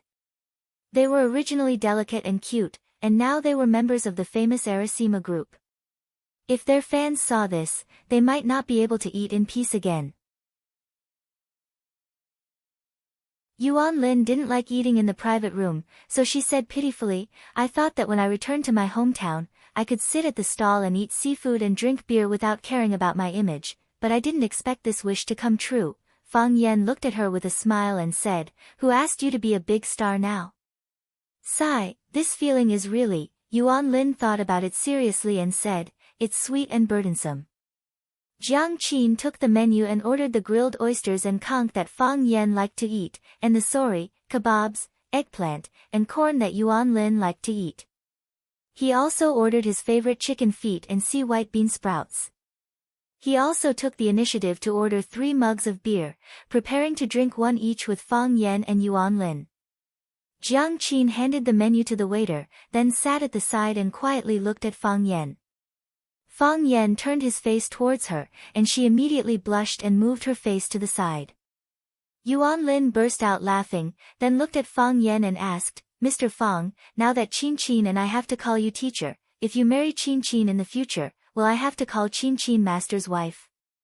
"Yuan Lin, watch me tear your mouth." Jiang Qin was extremely shy, and she pounced over to grab Yuan Lin's little mouth. Yuan Lin hurriedly jumped up to dodge, and played hide-and-seek with Jiang Qin along the table. She said, "If you don't want to, then I'll marry Mr. Fang, and you have to call me master's wife." Fang Yan felt that he couldn't sit still anymore. How could she bully an honest person like this?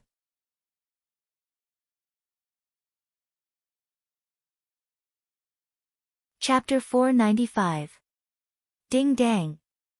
The 3 glasses of beer collided with each other and made a crisp sound.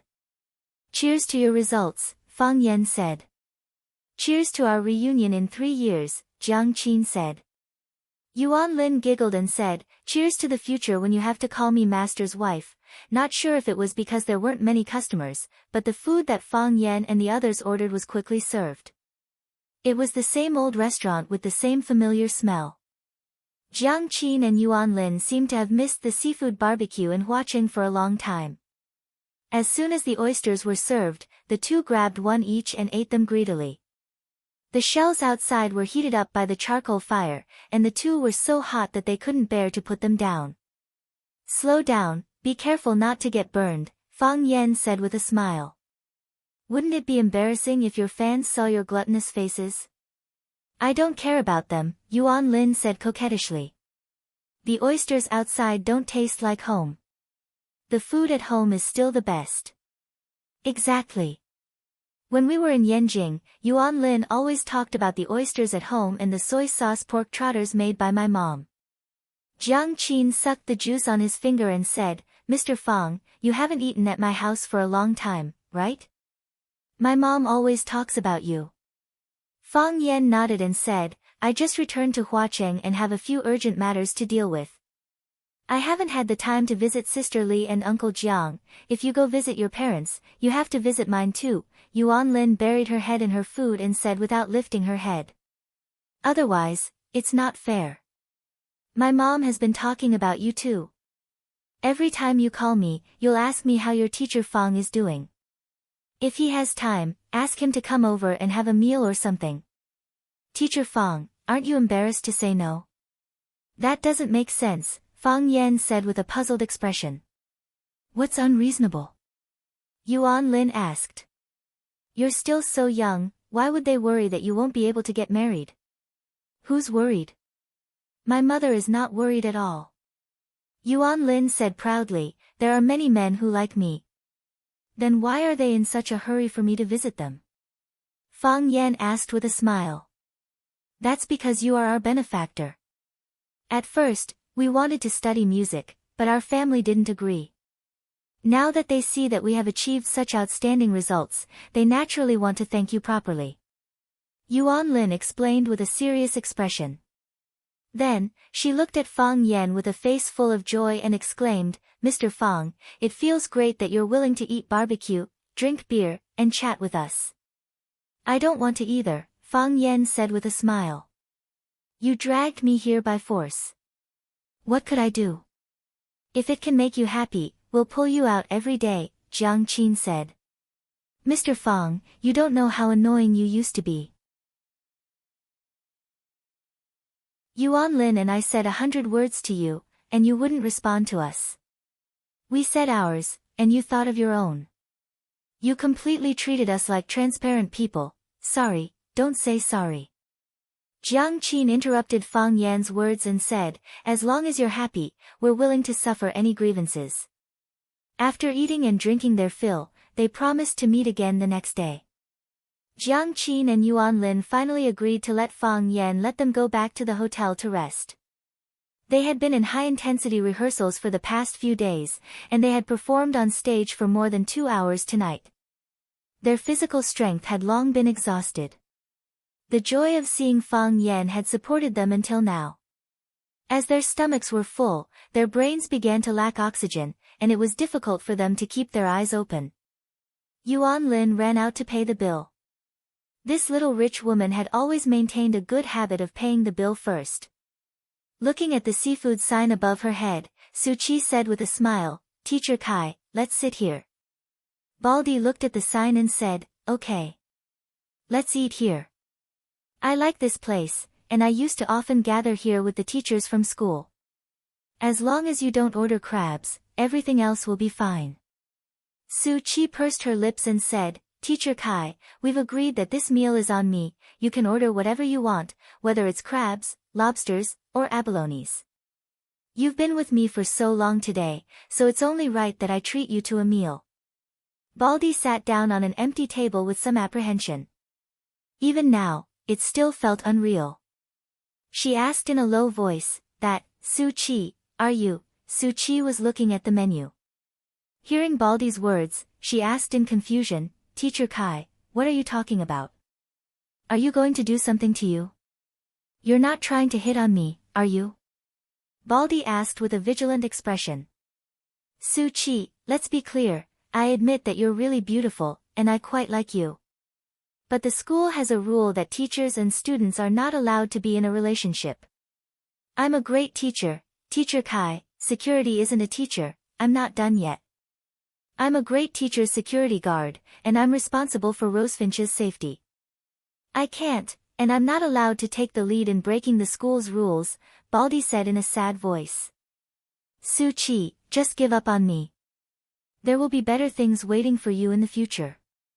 We're not compatible." Su Qi didn't know whether to laugh or cry. She said, "Teacher Kai, you're thinking too much. I don't mean that, I just want to treat you to a simple meal. By the way, you said that you used to gather here with your colleagues. Did Mr. Fang come with you? Fang Yan? Why do you keep mentioning him? I'm just asking casually. There's no point in asking. I've already told you that Mr. Fang is taken now, and other people can only look at him from outside the courtyard. He has a handsome appearance and an outstanding temperament in the crowd. How can a godlike man like that be touched by any woman? He's like the most precious jewel that only our old leader, Principal Lu, is qualified to have. Are they married?" Su Qi asked with a sigh. "No." Baldy looked at Su Qi with hostility and said, "Even if they're not married, it has nothing to do with you. You should just give up on this idea. Order the dishes, order the crabs, 3 of them weighing 8 ounces. Order the lobsters, 3 of them that are a foot long. Order the abalones, 2 or 3 of them, 3 to 5 of them. I'm hungry." Baldy was very angry. He felt that young girls nowadays were so annoying. They didn't like men of the same age as them, but they wanted mature uncles like them. Girl, the uncles don't ask. Su Qi was a little depressed, but she still generously ordered the crabs, lobsters, and abalones for Baldy. She felt that it was not enough, so she ordered 5 or 6 kinds of expensive seafood from the seafood stall. Baldy's heart was filled with a sense of guilt. He felt that he shouldn't have said it so straightforwardly.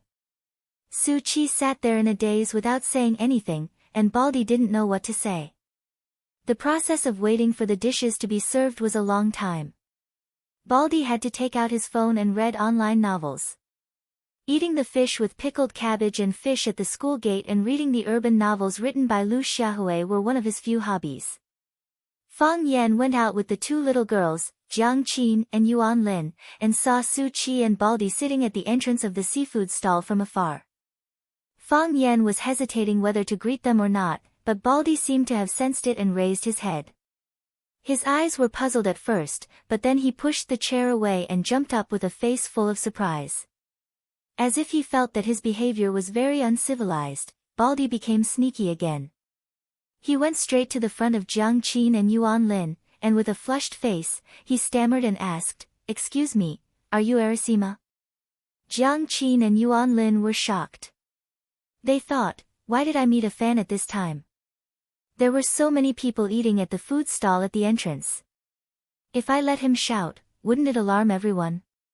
When Jiang Qin and Yuan Lin were hesitating whether to admit it or not, Fang Yan had already stood in front of Baldy and said, "Baldy, why are you here?" Baldy suddenly saw Fang Yan and exclaimed, "Mr. Fang, why are you here?" It seemed that this guy only had eyes for the Arasima group. He actually ignored his old friend who was walking in the front. "Why can't I be here?" Fang Yan said angrily. "Why are you here?" Baldy said angrily. Seeing Jiang Qin and Yuan Lin following closely behind Fang Yan, Baldy became even angrier and said, "How can you be here? How can you be like this? I already said that I will come out to block those crazy bees and butterflies for you, and you go back to take care of Principal Lu. Everyone will work together for a better life in the future. But, why did you sneak out? And with such a beautiful girl, if you don't know how to love yourself, what's the point of my efforts?" Fang Yan hesitated whether he should knock this crazy guy out or not. Jiang Qin looked at Baldy with puzzled eyes and asked, "Mr. Fang, is this your friend?" "My school colleague," Fang Yan said. "Also a friend." Baldy's expression changed very quickly. He looked at Jiang Qin with a face full of smiles and said, "Miss Jiang Qin, nice to meet you. I'm Mr. Fang Yan's colleague and also his best friend." "Nice to meet you." Jiang Qin took the initiative to shake Baldy's hand. Baldy's face suddenly turned red. He wiped his palm on his clothes again and again before carefully shaking Jiang Qin's hand. He said excitedly, "Miss Jiang Qin, nice to meet you too. You're even prettier than in reality, am I not in reality right now?" Jiang Qin asked slyly. "I'm talking about reality." "No, I'm talking about TV." Yuan Lin also shook hands with Baldy. Baldy was so happy that he didn't even know he was Baldy. Su Qi walked over and saw the Arasima group that was very close to Fang Yan. Su Qi looked at Fang Yan and asked, "Mr. Fang, the person you said is braver than me, is it one of them?"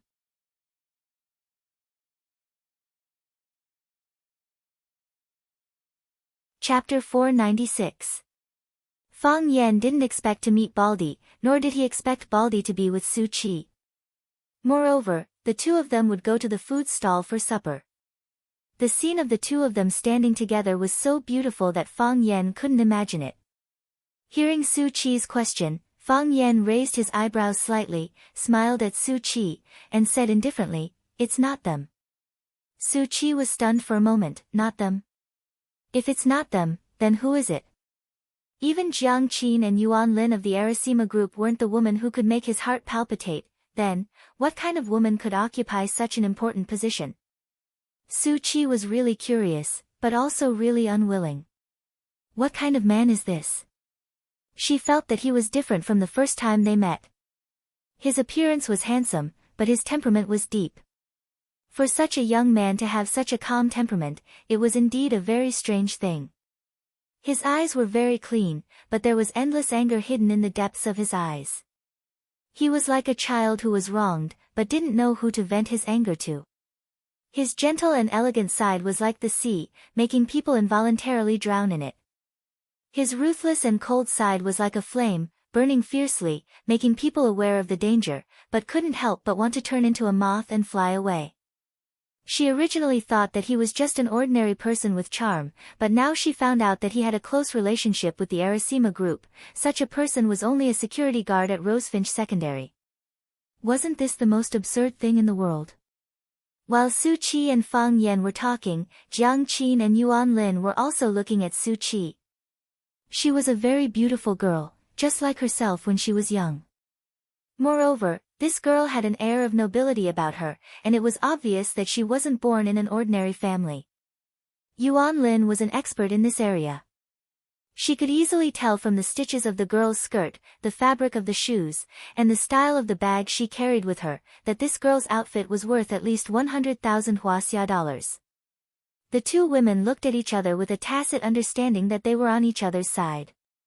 Hearing the strange conversation between Fang Yan and Su Qi, Yuan Lin asked, Mr. Fang, what are you talking about? Speaking of an old friend, Fang Yan said with a smile. Is that so? Do we know each other? Asked Yuan Lin. Fang Yan nodded.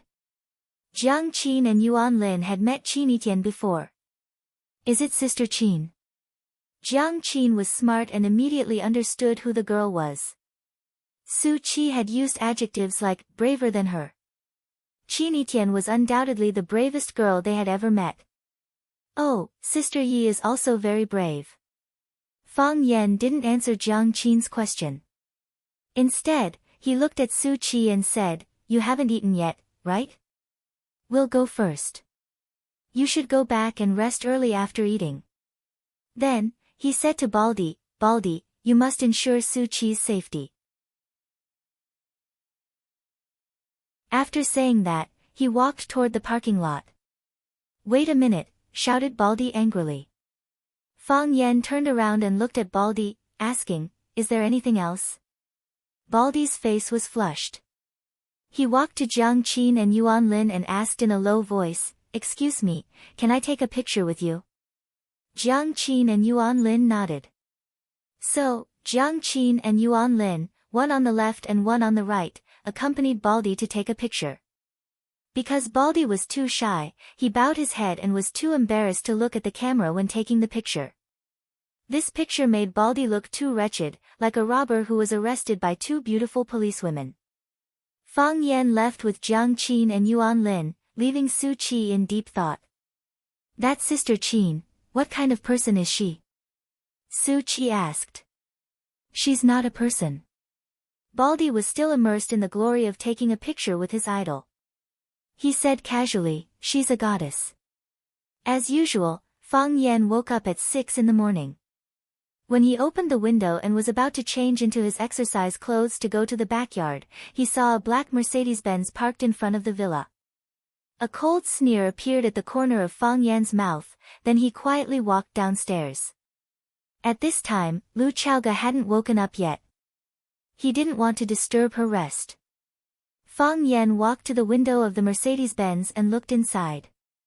Then, he gently knocked on the window. The window quickly opened.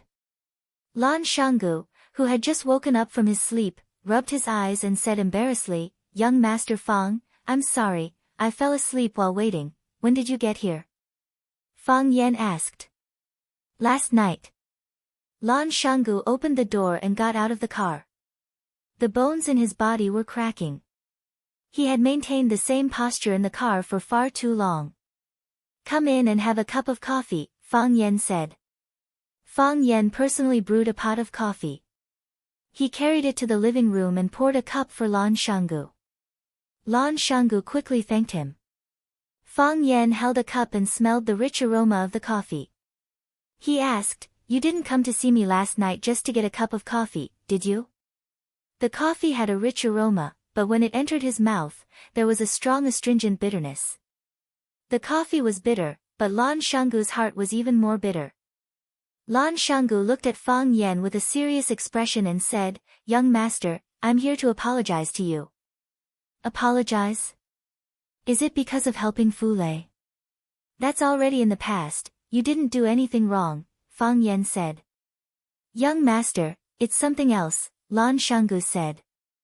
The Lan clan is preparing to invest in Longtu together with the Jiang clan, increasing their investment in Longtu Group, so, my portion of the shares will be diluted? Unless I also invest, otherwise, I won't have much say in Longtu, is that right? Yes, Lan Shanggu said honestly. This is a good thing for the Lan clan. Fang Yan looked at Lan Shanggu thoughtfully and said, Everyone knows that the energy industry will be booming, but the threshold for this field is too high. Normal people can't get in.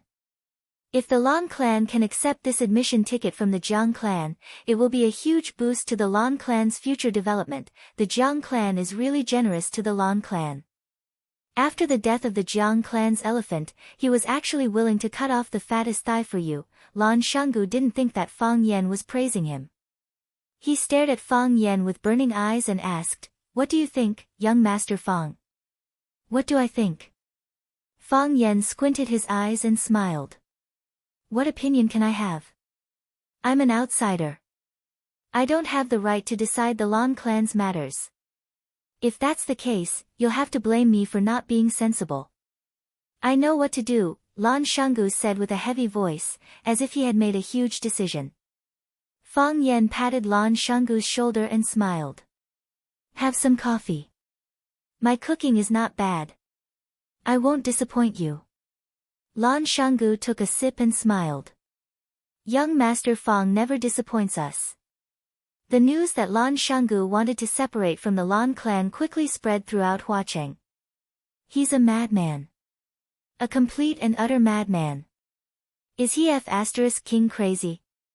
The Lan clan was originally his, the future successor of the Lan clan. Who is he going to separate from? Split his own clan. What is Lan Shanggu trying to do? What is the Lan clan trying to do? I don't understand, I really don't understand. Lan Shanggu looks like a madman, but he's actually a madman. Madmen are the scariest, the Lan clan's old mansion. All the important figures of the Lan clan gathered together. Other than third uncle who was far away in Beijing and fifth uncle and fifth aunt who were far away in America, this was the most complete gathering of the clan. Bang! Old Master Lan gently placed the teacup in his hand on the table. Although his movements were very gentle, it still seemed too loud and clear when everyone was even breathing cautiously. Old Master Lan looked at Lan Shanggu who was kneeling in the middle of the central room and asked in a hoarse voice, "Have you decided?" No decision. No decision.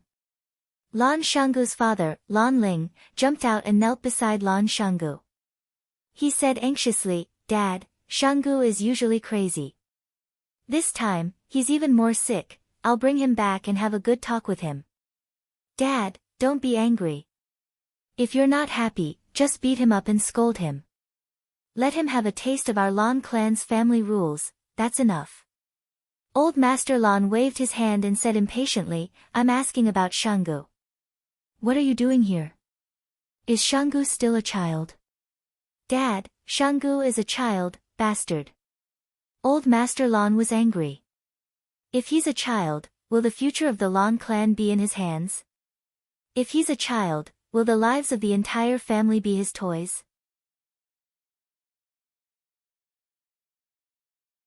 When everyone supported him in the past, why didn't you say that he was a child? "Dad, don't try to persuade me. I've already made up my mind." Lan Shanggu raised his head and said loudly, "I'm leaving the Lan clan." "What are your conditions?"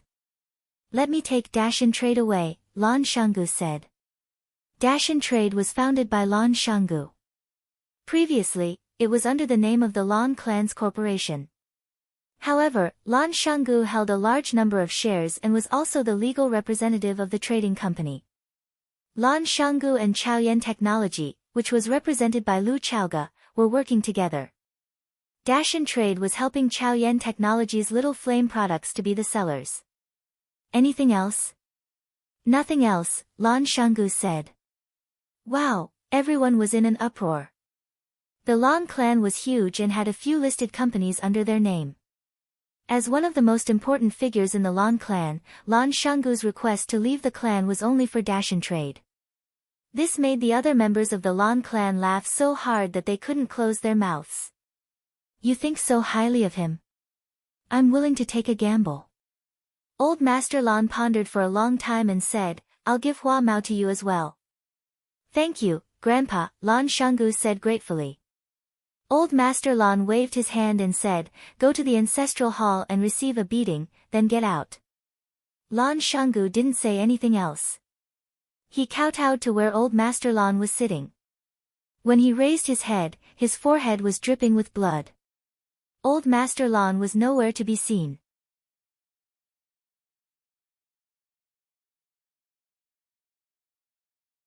Chapter 497. Clap. A white jade chess piece landed on the chessboard. The young man smiled calmly and said, "Checkmate."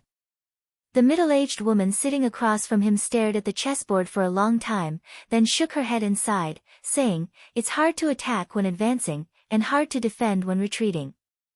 There are no reinforcements on the left, and no good generals on the right.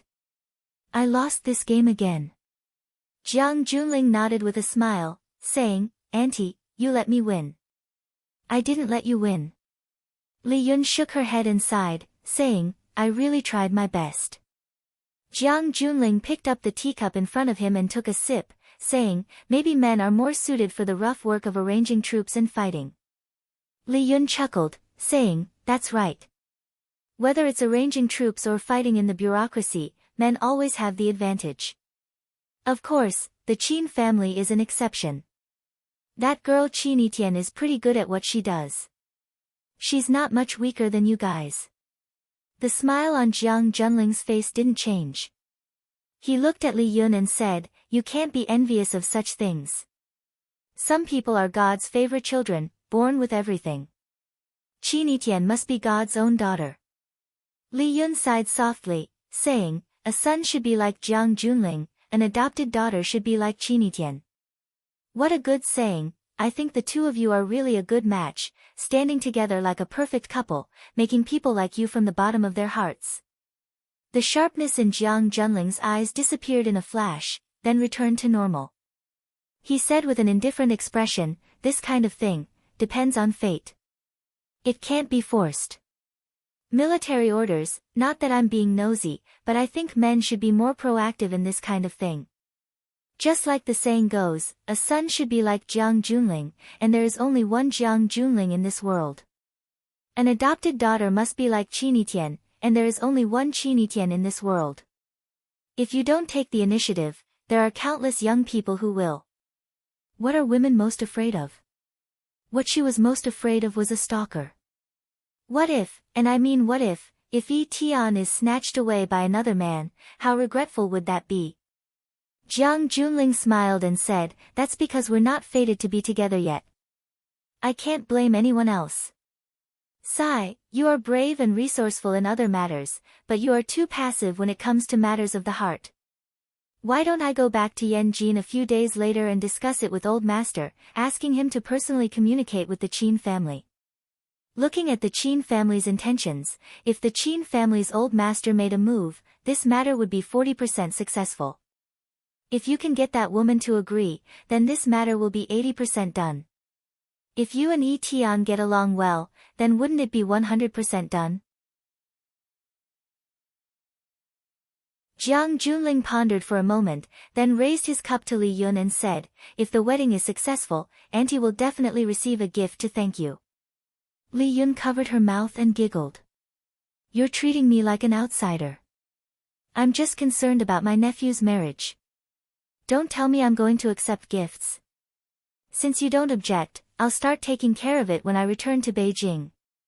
I'm definitely going to be the matchmaker. Jiang Junling nodded and said, okay. Auntie will go back and prepare first. I still need to stay in Huacheng for a few days. Li Yun looked at Jiang Junling with a guilty expression and said, this time, the military order has been wronged. Jiang Junling smiled and said, what's there to be wronged about? It's all for one's family. Li Yun sighed and said, it's like playing chess. First you cut off your horse's leg, then you tie up your elephant's leg. How can you win this game? Feng Xing is stupid. He did such an outrageous thing and gave that Fang Yan a handle to threaten the military order and our family of generals, otherwise, how could the military order be so passive? How could we agree to his greedy conditions? Don't worry about the gains and losses of one city and one land. Jiang Junling smiled and said, hasn't the new game just begun? Yes, the new game has just begun. Li Yun praised and said, pulling the Lan family into the game, this is an extremely ingenious move. Not only did it disintegrate the beneficial alliance that Lu Chaoga built in Huacheng with the Qin family as the main force and the Lan family as the auxiliary force, it also expanded a huge space for the Jiang family to move again. If the Lan family and them were on the same side, the Jiang family would be in a difficult situation in Huacheng. No matter how capable Jiang Zhulu is, he wouldn't be able to lead the rise of Longtu. It's already difficult to breathe, how can you talk about waving a knife and snatching a cake? However, Things aren't going so smoothly. Jiang Junling's eyes became gloomy. Lon Mountain Valley actually did such a thing. It's indeed a bit unexpected. He's just a loach that likes to jump around. Li Yun sneered. Once he leaves the Lon family, he's nothing. I hope so. Jiang Junling said in a low voice. Fang Yan and I are just two chess players. We're busy placing the chess pieces on the chessboard. When the real day of victory arrives, I hope I'll be the final winner. Jiang Junling looked at the chessboard in front of him and said, just like just now. Li Yun looked at this confident man, her eyes sparkled and said, I believe that you'll definitely be the final winner. I'm ready. Jiang Junling said firmly, ready to welcome victory. The incident of Lon Mountain Valley leaving the Lon family was still fermenting in Huacheng, and it was getting more and more intense. Everyone thought that Lon Mountain Valley was crazy. If he wasn't crazy, why would he do such a crazy thing?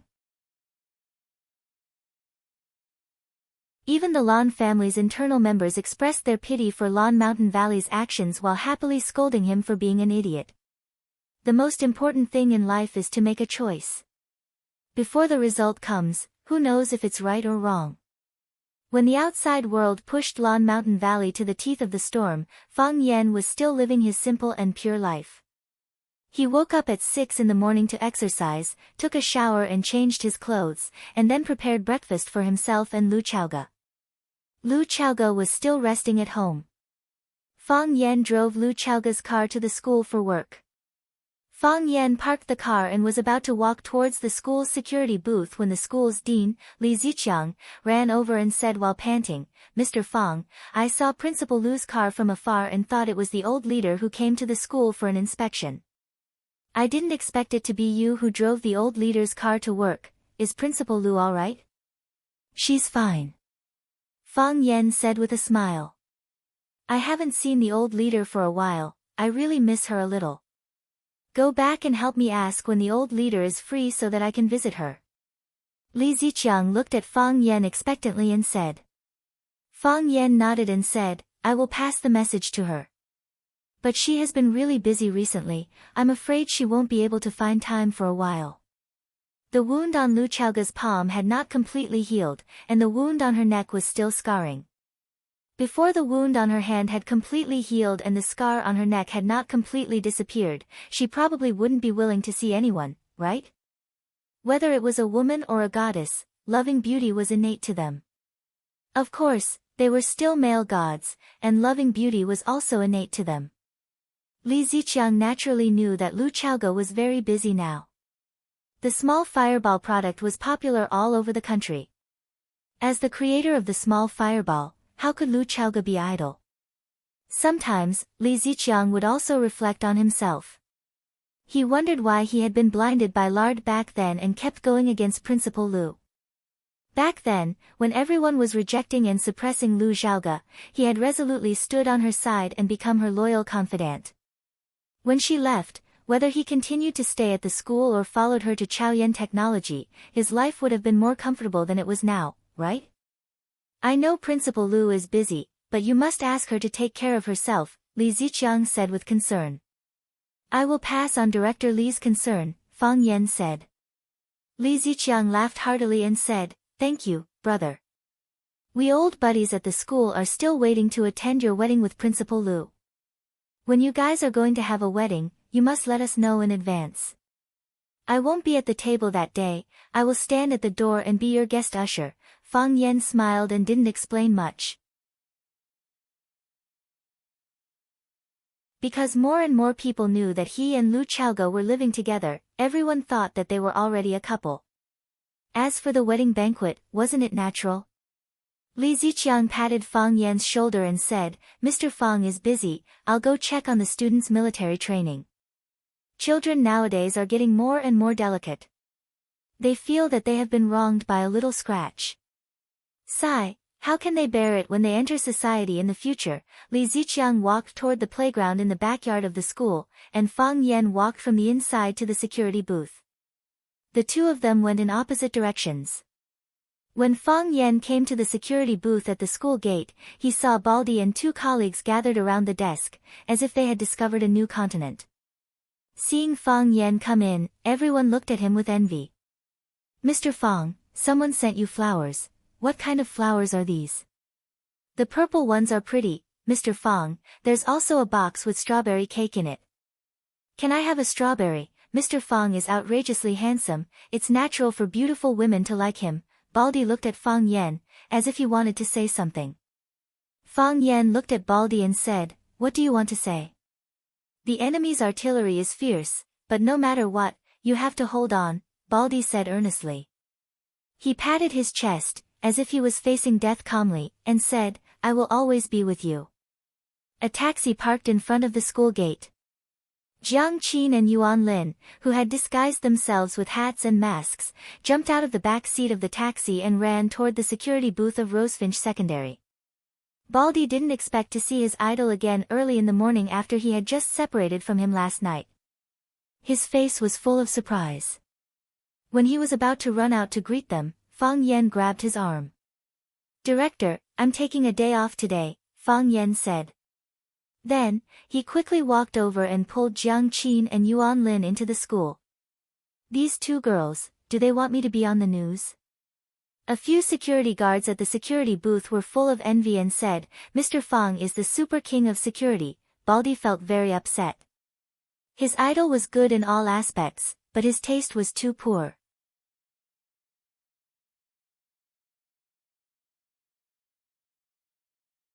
Chapter 498. Jiang Qin and Yuan Lin were very busy every day. The company had booked an afternoon flight for them, and they had to rush to another city in the evening to prepare for a new concert. This was their job and their responsibility. They went to bed too late after eating supper last night. They could have had a good rest at noon. The reason why they overcame the urge to sleep late and came to find Fang Yan early in the morning was that they wanted to spend more time with Mr. Fang. But only for a short while. Fang Yan knew that they were tired, so he didn't take them to walk too far to see any street attractions.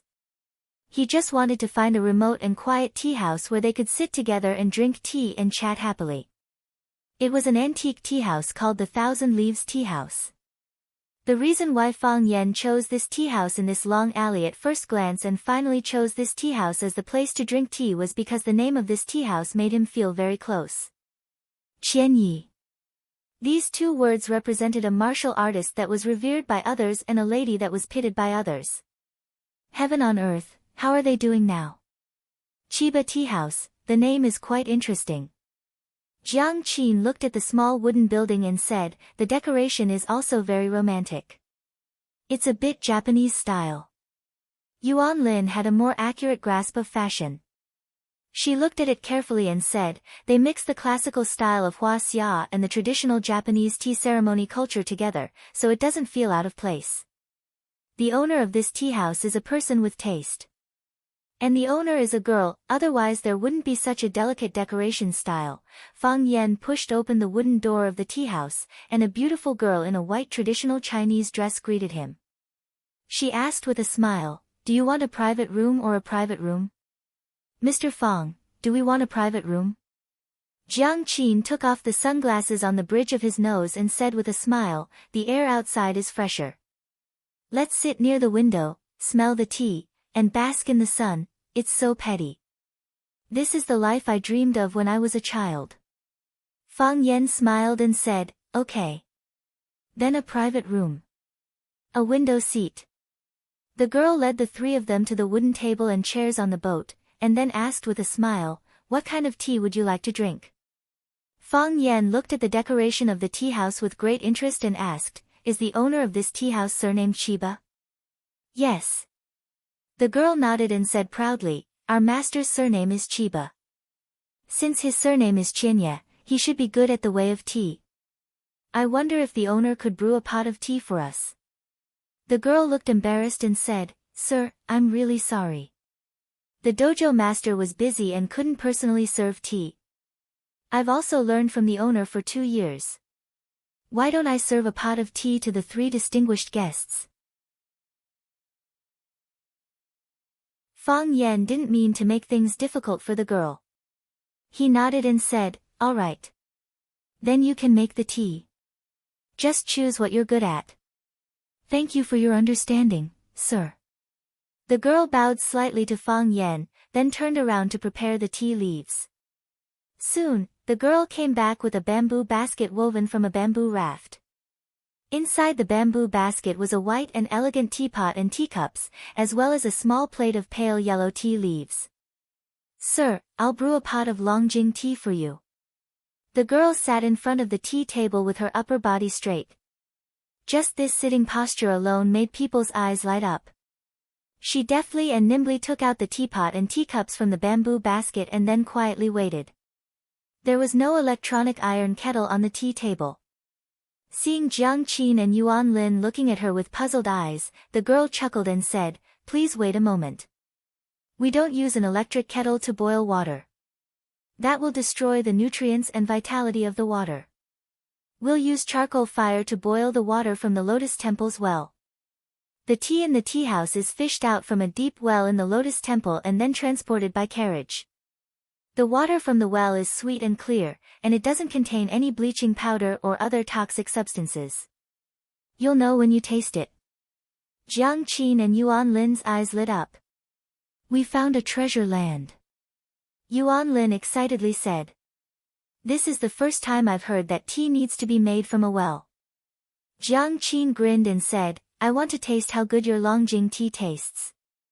"Miss Jiang, Miss Yuan, we definitely won't let you down," the girl said with a sweet smile.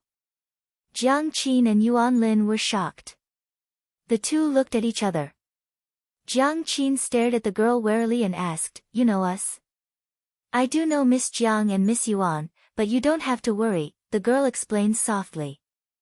The tea ceremony and music complement each other, especially classical music, which is the main component of our tea ceremony. Every staff member in our tea house has to listen to a lot of classical music, and there are musicians who specialize in performing for the guests. The Arasima group is very popular in Huaxia, and your classical and modern music perfectly blends together, making it very easy for the public to accept. It's something we have to learn from. Last night, the tea house master led all of us to your Treading on Snow for Plum Blossoms concert. We were fortunate enough to enjoy a feast for the eyes. "I see," Jiang Qin said with a smile. "I didn't expect to find a bosom friend here. May I ask how I should address you, sister?" Yuan Lin took the initiative to ask. "My name is Peony," the girl said. As he spoke, a young man in gray clothes brought over a pot of boiling water with white smoke. Peony immediately filled the pot with water and began to make tea. Her movements were as smooth as flowing water. It seemed that she had indeed spent many years immersed in the art of tea. Fang Yan nodded. "Indeed, a great teacher produces a great student. Sister Peony, you said that your tea house has a musician as well. Could you ask her to perform for us?" Yuan Lin smiled. "Of course," Peony said. She waved her hand, and another girl in traditional Chinese clothing walked over. Peony said, "Sister Lily, Miss Yuan wants to listen to a song. Why don't you play for them?" The girl blushed slightly and said, "Then I'll just have to show off in front of an expert. I don't play well. Miss Jiang, Miss Yuan, please teach me. We're looking forward to it." Jiang Qin and Yuan Lin clapped and cheered the girl on. The girl walked over to the guzheng in the corner and sat down. She calmed herself down, and the sound of the song flowed out like a gentle breeze or the dripping of rain. "When will the Lord return?" Jiang Qin looked at Fang Yan and explained softly. Fang Yan nodded and listened attentively to the girl's performance. When Lily finished playing, the three of them applauded enthusiastically. Lily walked up to Yuan Lin and said with a red face, "Miss Yuan, I wonder if you could give me some pointers. I feel like I didn't play very well at the last part of the song." Yuan Lin nodded and said, "There are some flaws. Longing for the return is a kind of deep expectation, not a kind of despair and sadness. I'll play it once, and you can listen carefully to the differences, okay?" "Thank you, Miss Yuan," Lily said excitedly. Yuan Lin walked over to the guzheng and sat down. She looked at where Fang Yan and Jiang Qin were sitting and quickly found the state to play. The fingers of both hands plucked on the strings. It was affectionate and made people feel a sense of loneliness and helplessness. When the song reached its climax, the wooden door of the tea house was forcefully pushed open with a bang. A group of men rushed into the tea house and occupied the largest table by the window on the right. The leader was a man in black trousers and a white shirt with a checkered vest over it. He had square eyes, thick eyebrows, and thin lips. With a cheeky smile, he said to Lily, "Ask your owner to come out and make a pot of tea for me." "Mr. Du, I'm sorry, our owner is not here." "What tea do you want to drink?" "I'll make it for you, okay?" Lily seemed to be very afraid of the young man, and her smile was flattering. "Pa!" A man in black slapped the table and scolded, "You're going to make tea? Who do you think you are? How can our president do swallow the tea you make? Ask your owner to come out, or we'll smash your shop." "Little Black, how many times have I said that you should be polite when talking to girls?" The man in the waistcoat stopped the man beside him from showing his power. He looked at Lily with a smile and said, "These guys are all rough people. They haven't read many books, so their words are not very pleasant to hear." "Miss Lily, don't lower yourself to their level." "It doesn't matter." Lily said with a smile, "I'll make a pot of tea for Mr. Du." "What tea does Mr. Du want to drink?" "Lily, I'm sincere to you. Don't deliberately deceive me. You know that I'm here to see your owner. Ask her to come out and make me a pot of tea. I'm not a tiger. Can I eat her in one bite?" "Mr. Du, our owner is really not here, Pa." Lily's face was slapped by the man in black named Little Black. Little Black wanted to slap again, but was stopped by the man in the waistcoat, who said, "Okay, okay. I brought you here to drink tea. I want to cultivate your temperament so that you won't get angry easily like a bunch of donkeys. We're still talking, how can you hit me?" Little Black apologized to Miss Lily. Little Black glanced at Lily coldly, but he didn't mean to apologize. The man in the waistcoat smiled bitterly and said, "These stubborn donkeys, I really can't do anything about them. Lily, go and ask your owner to come out. I've been here every day this week. Except for the first 2 days when I could see your owner has been avoiding me these days. This is not the way to treat a guest, right? Mr. Du, it's not that our owner doesn't want to see you. She's really not in the shop." Clang. The man in the waistcoat kicked Lily's stomach. Lily screamed in pain, fell back to the ground, and then rolled over repeatedly. She knocked down several tea tables and several pots of flowers.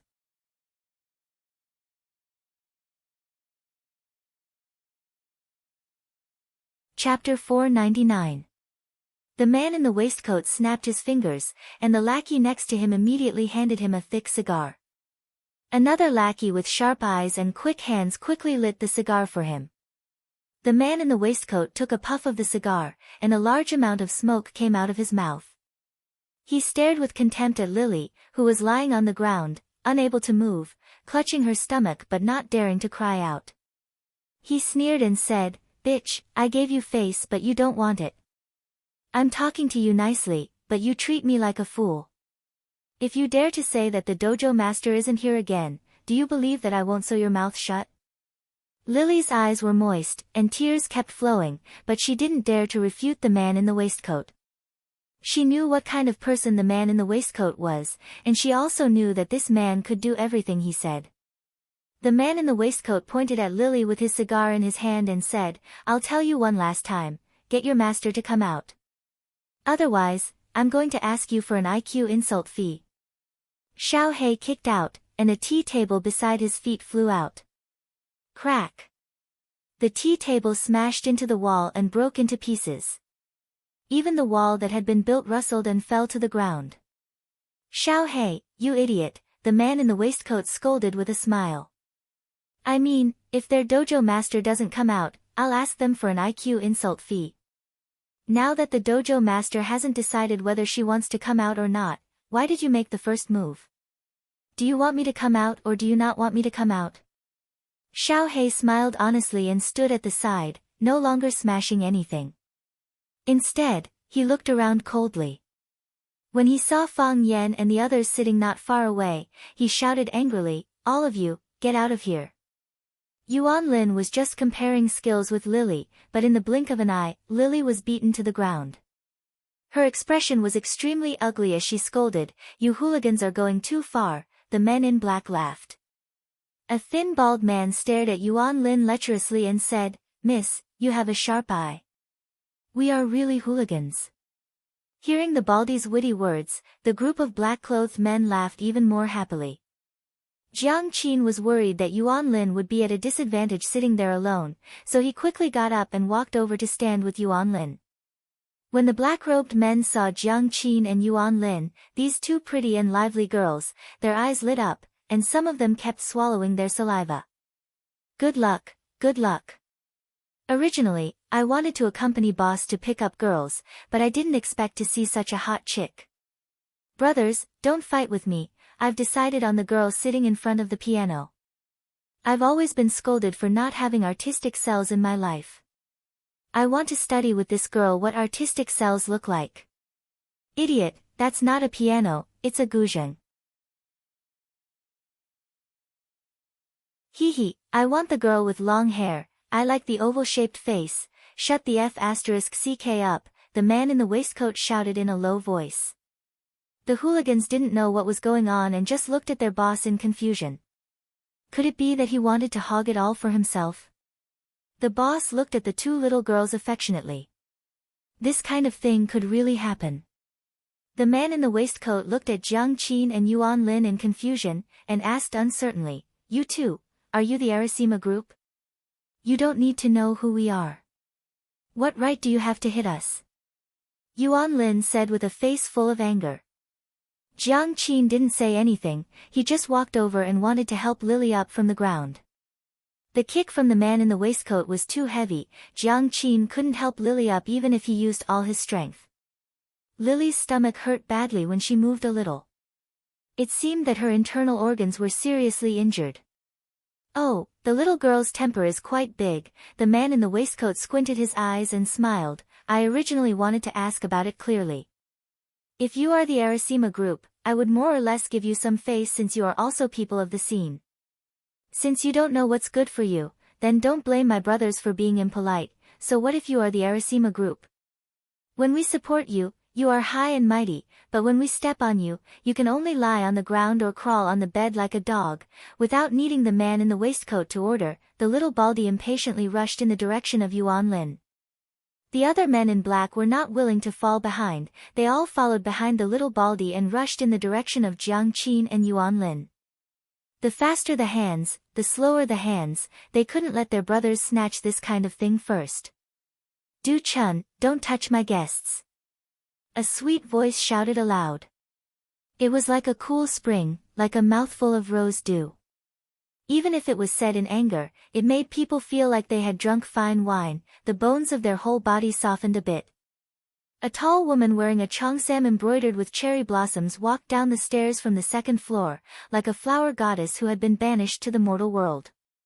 Seeing that familiar yet strange face, Fang Yan's mind was a bit absent-minded.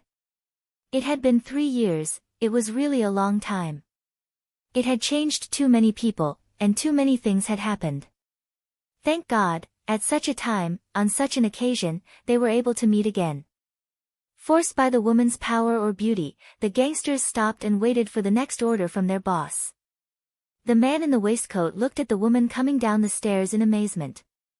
He put out the cigar in his hand in the ashtray, stood up from the chair, and said with a gentle smile, "I knew you were here. If you had come down earlier, my little friends wouldn't have dared to be presumptuous in front of you." He waved his hand, and the men in black immediately retreated. The cherry blossom woman walked in front of the man in the waistcoat in high heels, squatted down to help Yuri, and asked with concern, "Yuri, how do you feel? Do you feel uncomfortable anywhere?" "Master, my stomach hurts," Yuri said with a face full of tears. The man in the waistcoat's kick was sharp and fierce, and the girl's delicate body couldn't bear it at all. "Don't be afraid, it will be fine. I will take you to the hospital now." The cherry blossom woman held Yuri's hand and comforted her. I'll do it, the man in the waistcoat said attentively. It's my fault. If I hadn't brought these boorish men here, Miss Yuri wouldn't have been injured. I will bear the responsibility. I will send someone to take her to the hospital. The man in the waistcoat waved his hand, and 2 men in black came over to move the girl. No need, the cherry blossom woman refused. I will take care of my family myself. Your family is my family, why are you being so polite with me? The man in the waistcoat said with a smile, what are you waiting for? Quickly send her to the hospital for a full body checkup, you idiots, you can't do anything but spoil things. In the future, don't hurt people so easily. Can't you think before you do something? The gangsters were timid, and they didn't have the courage to tell the truth. If you don't take the blame for the boss at this time, what does the boss want you to do? I said no. The cherry blossom woman's voice suddenly rose, and she stared angrily at the men in black who ran over to take Yuri away. All right. All of you come back. The man in the waistcoat called his men back. He squatted down to support Yuri's arm and said, I will accompany you to take her to the hospital for a checkup. Don't worry, I will bear all the expenses. Yuri avoided him in fear, as if she was avoiding a poisonous snake. She didn't dare to let the man in the waistcoat touch her body. I don't need you. The cherry blossom woman pushed the man's hand away. The man in the waistcoat's face turned cold, and he said, Chiba Kaoru, are you rejecting me? Yes. The cherry blossom woman's voice was very firm, and she said, the answer is the same as the first time, I don't like you. Not only do I not like you, but I also hate you. The women of our Chiba family will never like a hooligan without a sense of morality. That is an insult to the Chiba family, and an insult to the God of Swords family. The man in the waistcoat's face changed several times, and then he slapped the cherry blossom woman's cheek.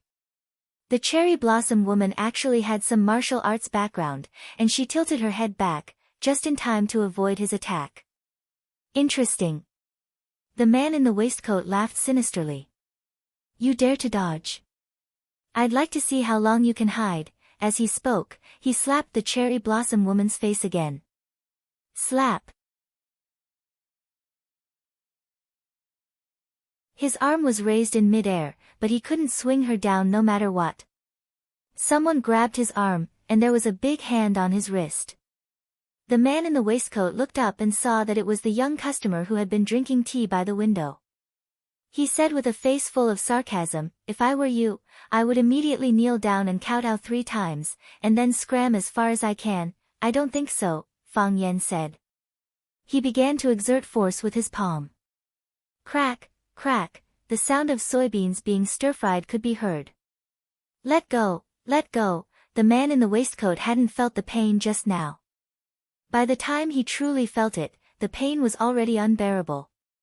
His breathing became rapid, and even the pain made it difficult for him to breathe. The muscles on his face kept twitching, as if he had just received an electric shock. No, he was currently receiving an electric shock. Tears came out of his eyes. Yes, they were really tears. They were the things that he had thought were the most fragile and cheap. It was a heart-wrenching pain, a pain that burned his soul. He wanted to scream, but even so, he had lost the strength to do so. The man in the waistcoat's arm began to change shape, and then it began to twist. In the end, it turned into a sausage that seemed to be supported by nothing hard. When Fang Yan let go of the waistcoat's wrist, the man had already collapsed to the ground like a pile of mud. Fang Yan had broken the bones of the man's hand inch by inch with his soft force. Even the most brilliant doctor couldn't repair them.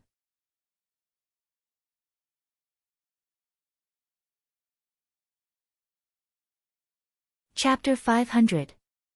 Because the pain almost made him faint, but because of the pain, he kept his brain awake. That kind of pain was like a steel knife, cutting into the deep cortex of his brain again and again.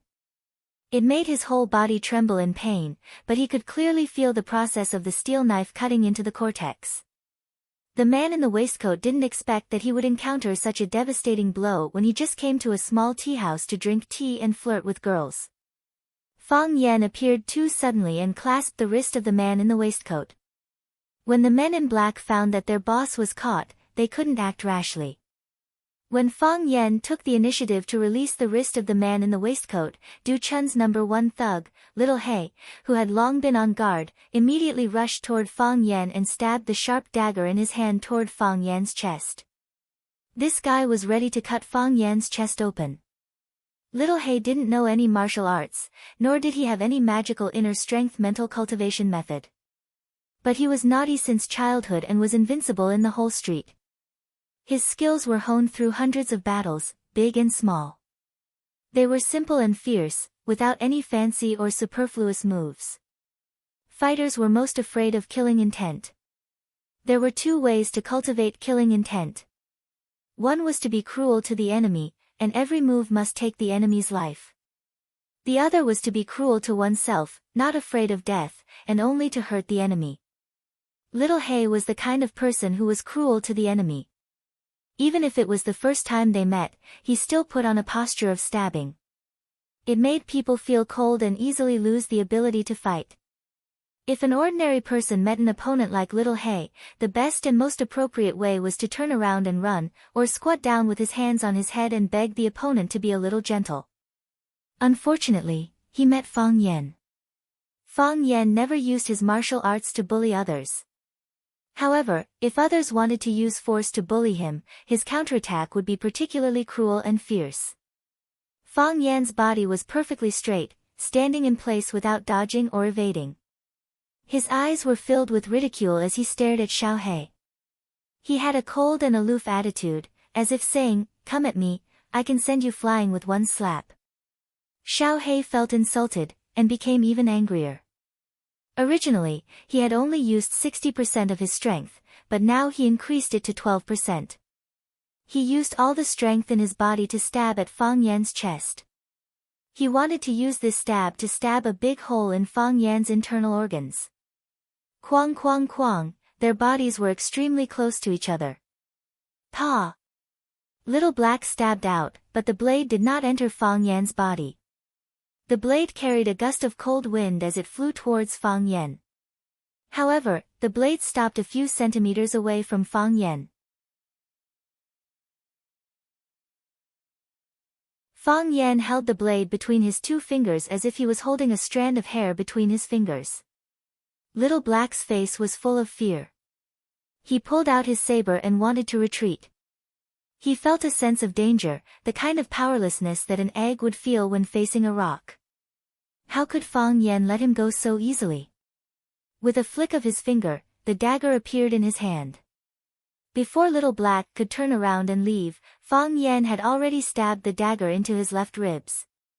Little Black gave a muffled groan, his body retreated, and then fell to the ground. Blood seeped out from the gaps between his fingers that were covering the wound. Drop by drop, it was as if it was in a hurry to gather on the bluestone ground. From Little Black's attack to Little Black's fall, all of this happened in a flash. The other black-clothed men saw that Little Black, who was the most capable and the best among them, was taken down in less than a round, and his body was ruthlessly stabbed by someone. Each and every one of them was like a frightened bird, looking at each other, not daring to rush forward.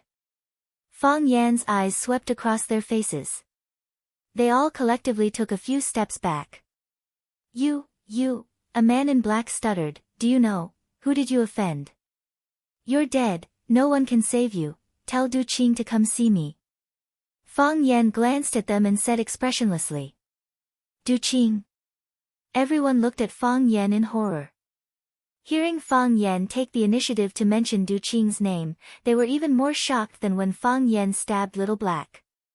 He knew who Du Qing was, but he still dared to injure his junior. He knew who Du Qing was, but he still dared to stab his little brother. He knew who Du Qing was, but he still dared to say that he wanted Du Qing to come see him. Was he sick? Was Du Qing someone that anyone could see just because they wanted to? Was Du Qing someone that anyone could see just because they wanted to? Scram! Fang Yan shouted coldly. Crash! The men in black were in a panic. Du Chun, whose arm was crushed, was carried away by them. Little Black, whose ribs were stabbed, was carried away by them. In less than a minute, there was not a single hooligan left in the Chiaki tea house. They had all left, except for the pool of blood on the ground and the broken flower pots on the coffee table that proved that they had been here. Fang Yan then looked at the cherry blossom woman who was looking at him in surprise and said with a smile, "Chiba Kaori, are you all right?" "Mr. Fang," the cherry blossom woman called out happily, "I didn't expect to see you here. I just happened to pass by and saw the Chiaki tea house's signboard, so I wanted to come in and have a seat." Fang Yan explained, "Can I help you take a look at your colleague?" "Okay. Thank you, Mr. Fang," Chiba Kaori said gratefully. Compared to 3 years ago, her Huaxia language had improved by leaps and bounds. With her current performance, she could even become a broadcaster at a TV station. Fang Yan squatted down, held Yuri's wrist, and felt her pulse. He said, "There's a blockage in her stomach. If she doesn't get rid of it, it will have a great impact on her body. I'll write a prescription. After you get the medicine, she'll be fine after taking it for 3 days." As Fang Yan spoke, he had already walked to the edge of the desk that was specially prepared for the guests in the tea house. He dipped the brush in ink and wrote a prescription on the white rice paper. Then, he handed the white paper to Chiba Kaoru and said, "Simmer the medicine for 2 hours and pour it out. Wrap the hot medicinal dregs with a clean gauze and wipe it on your stomach. This can help to remove blood clots and also has the effect of cleansing the uterus and detoxifying the uterus. When the medicine is cold, drink it. Let her go back and rest for a few days. Don't come out to work for a few days." While Chiba Kaori arranged for someone to get the medicine according to the prescription, she also asked Peony and a waitress named Money to send Yuri back to rest.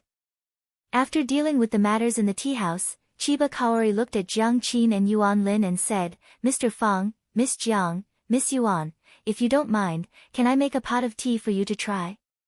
Fang Yan said to Jiang Qin and Yuan Lin, "Chiba Kaori is from East Asia. She's proficient in the tea ceremony. I'm far inferior to her." Chiba Kaori chuckled and said, "You still lost to Chinitian." Jiang Qin's eyes flashed as he looked at Chiba Kaori and asked, "Mr. Fang, is Sister Chiba Kaori also your student?" "Yes." Chiba Kaori nodded and said, "I used to be Mr. Fang's student. It's just that I didn't have enough time to learn much about Mr. Fang's profound knowledge." Yuan Lin giggled and said, "Mr. Fang, why do I feel like all your students are beauties? Whether it's Sister Qin or Sister Chiba Kaori, any one of them is on the same level as the prettiest girl in the city.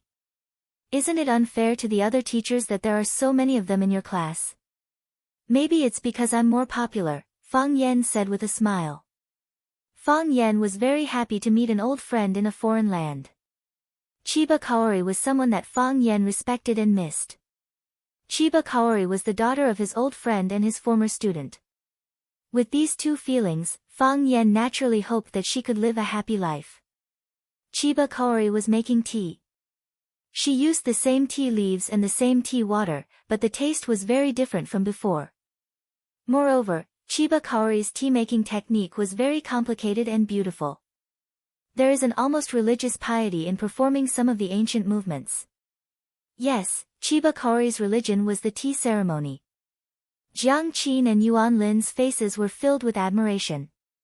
They didn't expect the act of making tea to have so many steps, and the process was so pleasing to the eye. Jiang Qin was suddenly inspired, and he said happily, "Sister Chiba, I want to write a song about the tea ceremony. If I need your help, don't say no." "Of course not." Chiba Kaori smiled gently. "Promoting the tea ceremony has been my lifelong wish." Fang Yan looked at Chiba Kaori and said, "Are you promoting the tea ceremony of Huaxia or Japan?" "I'm promoting the tea ceremony of Huaxia and Japan," Chiba Kaori said. Fang Yan was stunned, and he said with a smile, "I was too stubborn. My father was also a stubborn person. That's why he made that choice." Chiba Kaori's eyes were a little gloomy. Clearly, she still hadn't gotten over her father's death. "You men have a longer and narrower heart. I'm a woman. I just like the tea ceremony, regardless of whether it's Huaxia or Japan. That's all. Back then, you told me that you'd stay in Huaxia.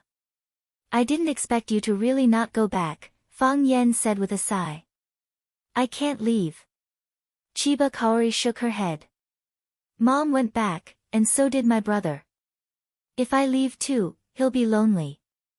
Although he never said it, he's very afraid of being alone. I miss him too, Fang Yan said. I visit him often. The more I see him, the more I feel that he's a great person. While they were chatting over tea, the glass wooden door of Chiba Tea House was pushed open by two men in black.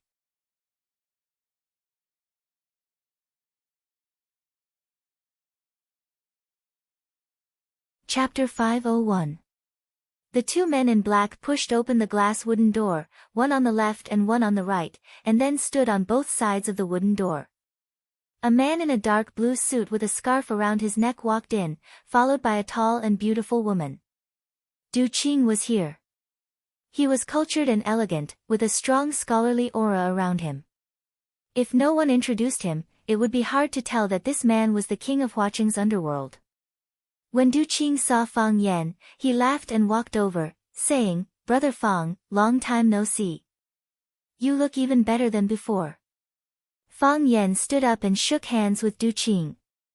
Then, he said with a smile, Mr. Du, you look like you're riding on the crest of success. Compared to 3 years ago, you look even younger. Really? Du Qing was overjoyed.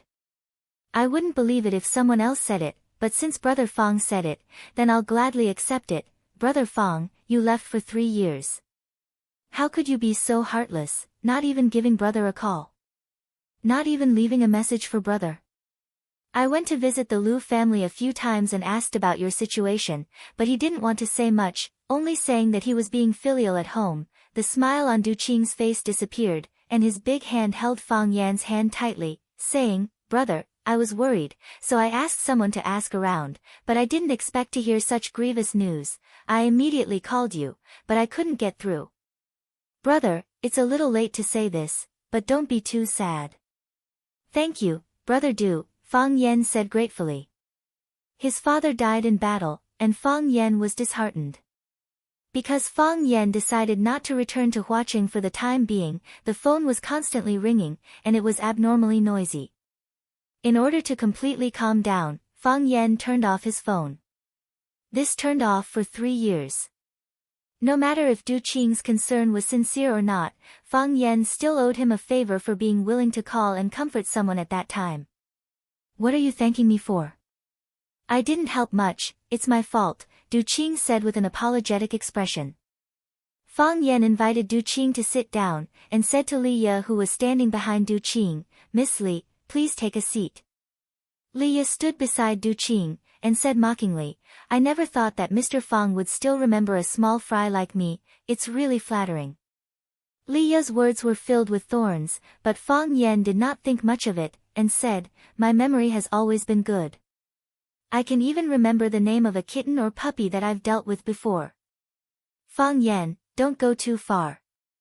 Li Ye slapped the table and shouted angrily. Li Ye. Du Qing waved his hand, signaling Li Ye not to be rash, and said, sit down and drink some tea.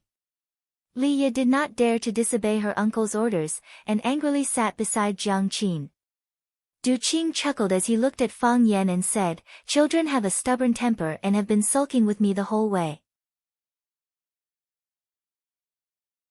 Children are still immature, and quarreling with their parents is a common occurrence. Brother Du, don't take it to heart. Fang Yan comforted her. Fang Yan, who's a child? Who's immature?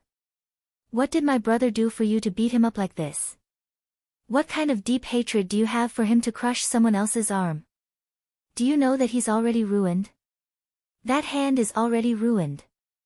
The doctor said that it can't be cured, and that it will never be cured. Li Ye shouted with red eyes, her eyes filled with burning hatred. Du Chun was not Du Qing's son, but the son of Du Qing's younger brother. Du Qing's father was a carpenter. Once, when he was working on a beam, he fell and broke his leg, causing the family's living conditions to plummet. Du Qing dropped out of school early, and after entering society, he joined a gang. Later on, he was supported by the gang leader, and quickly completed his primitive accumulation. Only then did he have his current status and wealth. However, Du Qing's younger brother, Du Hong, inherited his father's business and became a carpenter.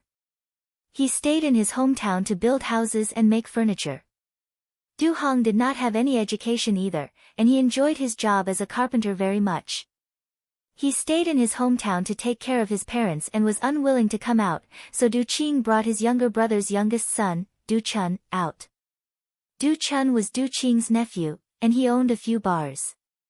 With Du Qing's care, he lived a happy and comfortable life.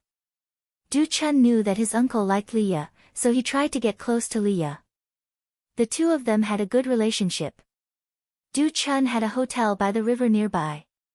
One time, when he came over for tea with his friends, he saw Chiba Kaori performing the tea ceremony for the guests. He was shocked and chased after her repeatedly. Chiba Kaori rejected him twice, but Du Chun did not give up and continued to come to the tea house every day. After not seeing Chiba Kaori for a few days, Du Chun's gentlemanly and gentle appearance disappeared. He became more and more impatient, and he became harsher and harsher to the staff of the tea house. This time, he brought enough people, preparing to smash the tea house if Chiba Kaori tried to avoid him again. However, he did not expect to bump into Fang Yan, Jiang Qin, and the others who had come to drink tea. Du Chun was acting cool to his heart's content, and someone could not stand it anymore. Fang Yan struck out with lightning speed and instantly exterminated him. They were the same kind of people, why rush to torture each other? Leah and Du Chun had an extremely good relationship, and the news of Du Chun being injured and hospitalized quickly reached Du Qing and Leah's ears. Leah wanted to rush to the hospital to visit Du Chun, but Du Qing said that he wanted to visit Fang Yan directly at the tea house. The two of them had different opinions.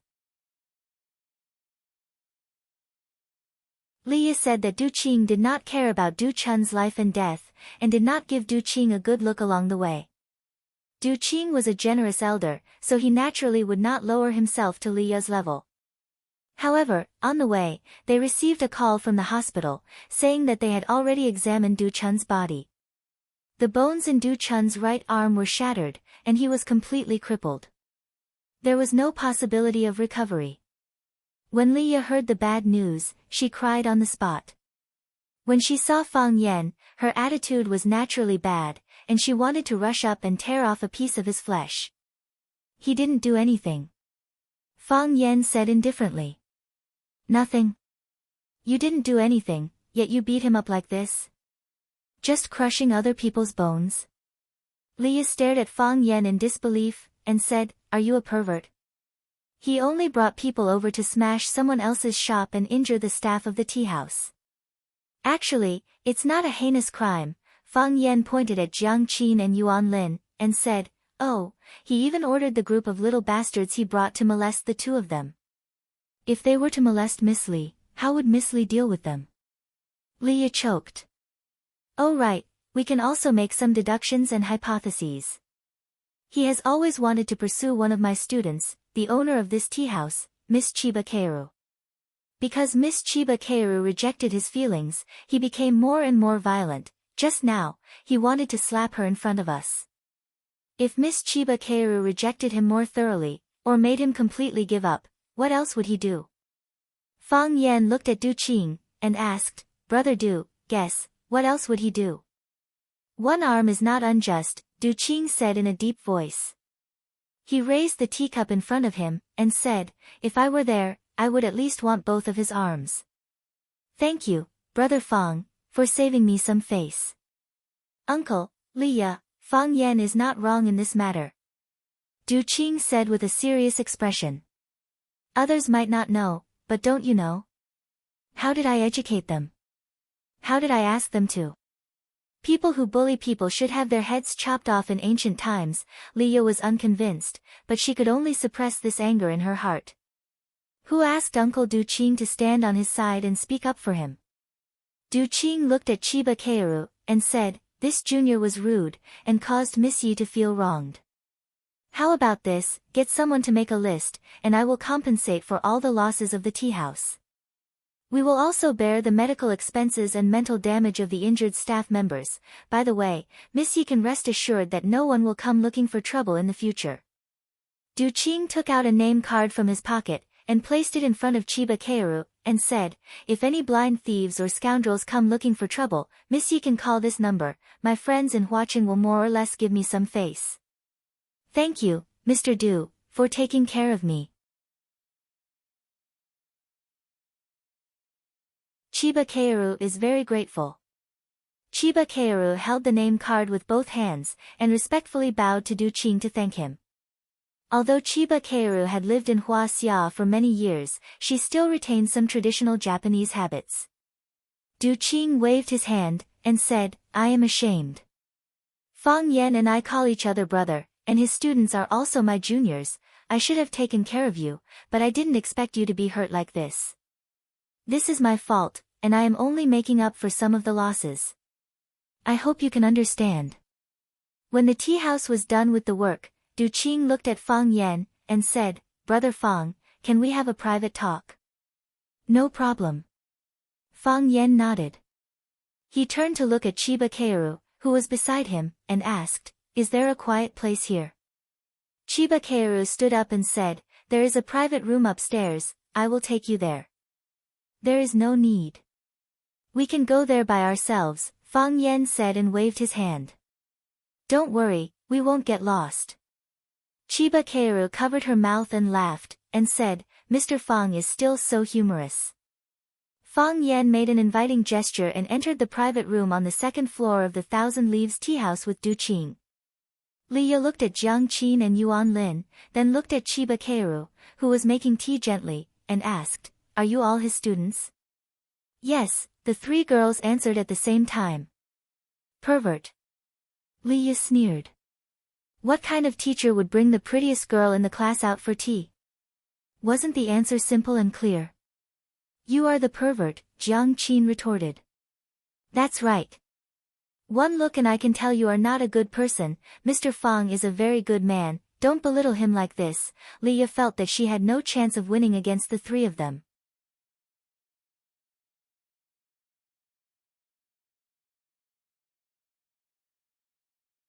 Chapter 502. The second floor was filled with individual private rooms.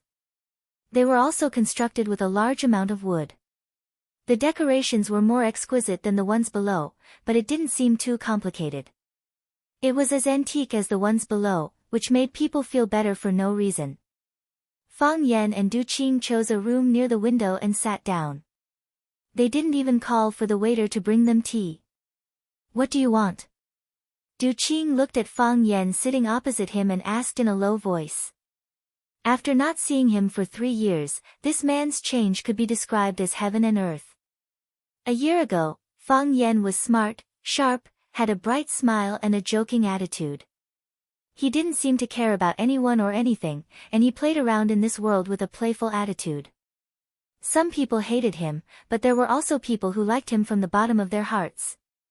Because this kind of person didn't look like a bad person at first glance. But now, Fang Yan was gloomy and cold. From the way he crushed Du Chun's arm and stabbed the knife into Xiao Hei's ribs, it could be seen that he was also a little cruel. His eyes were still clear, but the occasional flash of sharpness was frightening. His smile was still moving, but when the corners of his mouth curled up slightly and his eyes narrowed slightly, it was enough to frighten people. His heart was vicious, and his eyes were murderous. These two temperaments were contradictory to his pure temperament. They were easily highlighted, and he couldn't suppress them even if he wanted to. Du Qing knew what Fang Yan had experienced, and he also understood why he had such a change. The hatred of killing one's father was absolutely irreconcilable. If someone treated his parents like this, Du Qing guaranteed that he would do it 10 times or 100 times more extreme than Fang Yan. But, this kind of change happened to someone else, it was still a little hard to get used to. The current Fang Yan made people afraid, and it was hard for people to get close to him like they used to. Emotions were the most hurtful. This saying was indeed true. I want what my eyes can see, Fang Yan said. Du Qing was stunned. What could his eyes see? Is this statement in a broad sense or a narrow sense? Was it a statement of fact or a clever analogy? Was it his current field of vision, or the whole of Huaqing? Or an even more distant and vast territory? Du Qing was very frustrated. If he had known this would happen, he would have worked hard to learn Chinese. Otherwise, he would have understood what Fang Yan was talking about. He really didn't like dealing with language teachers. Whether it was in the past or now. At the very least, Du Qing knew that he was looking at him. It was his ability, his intelligence, everything he controlled and possessed. Including warm friendship or unwavering loyalty.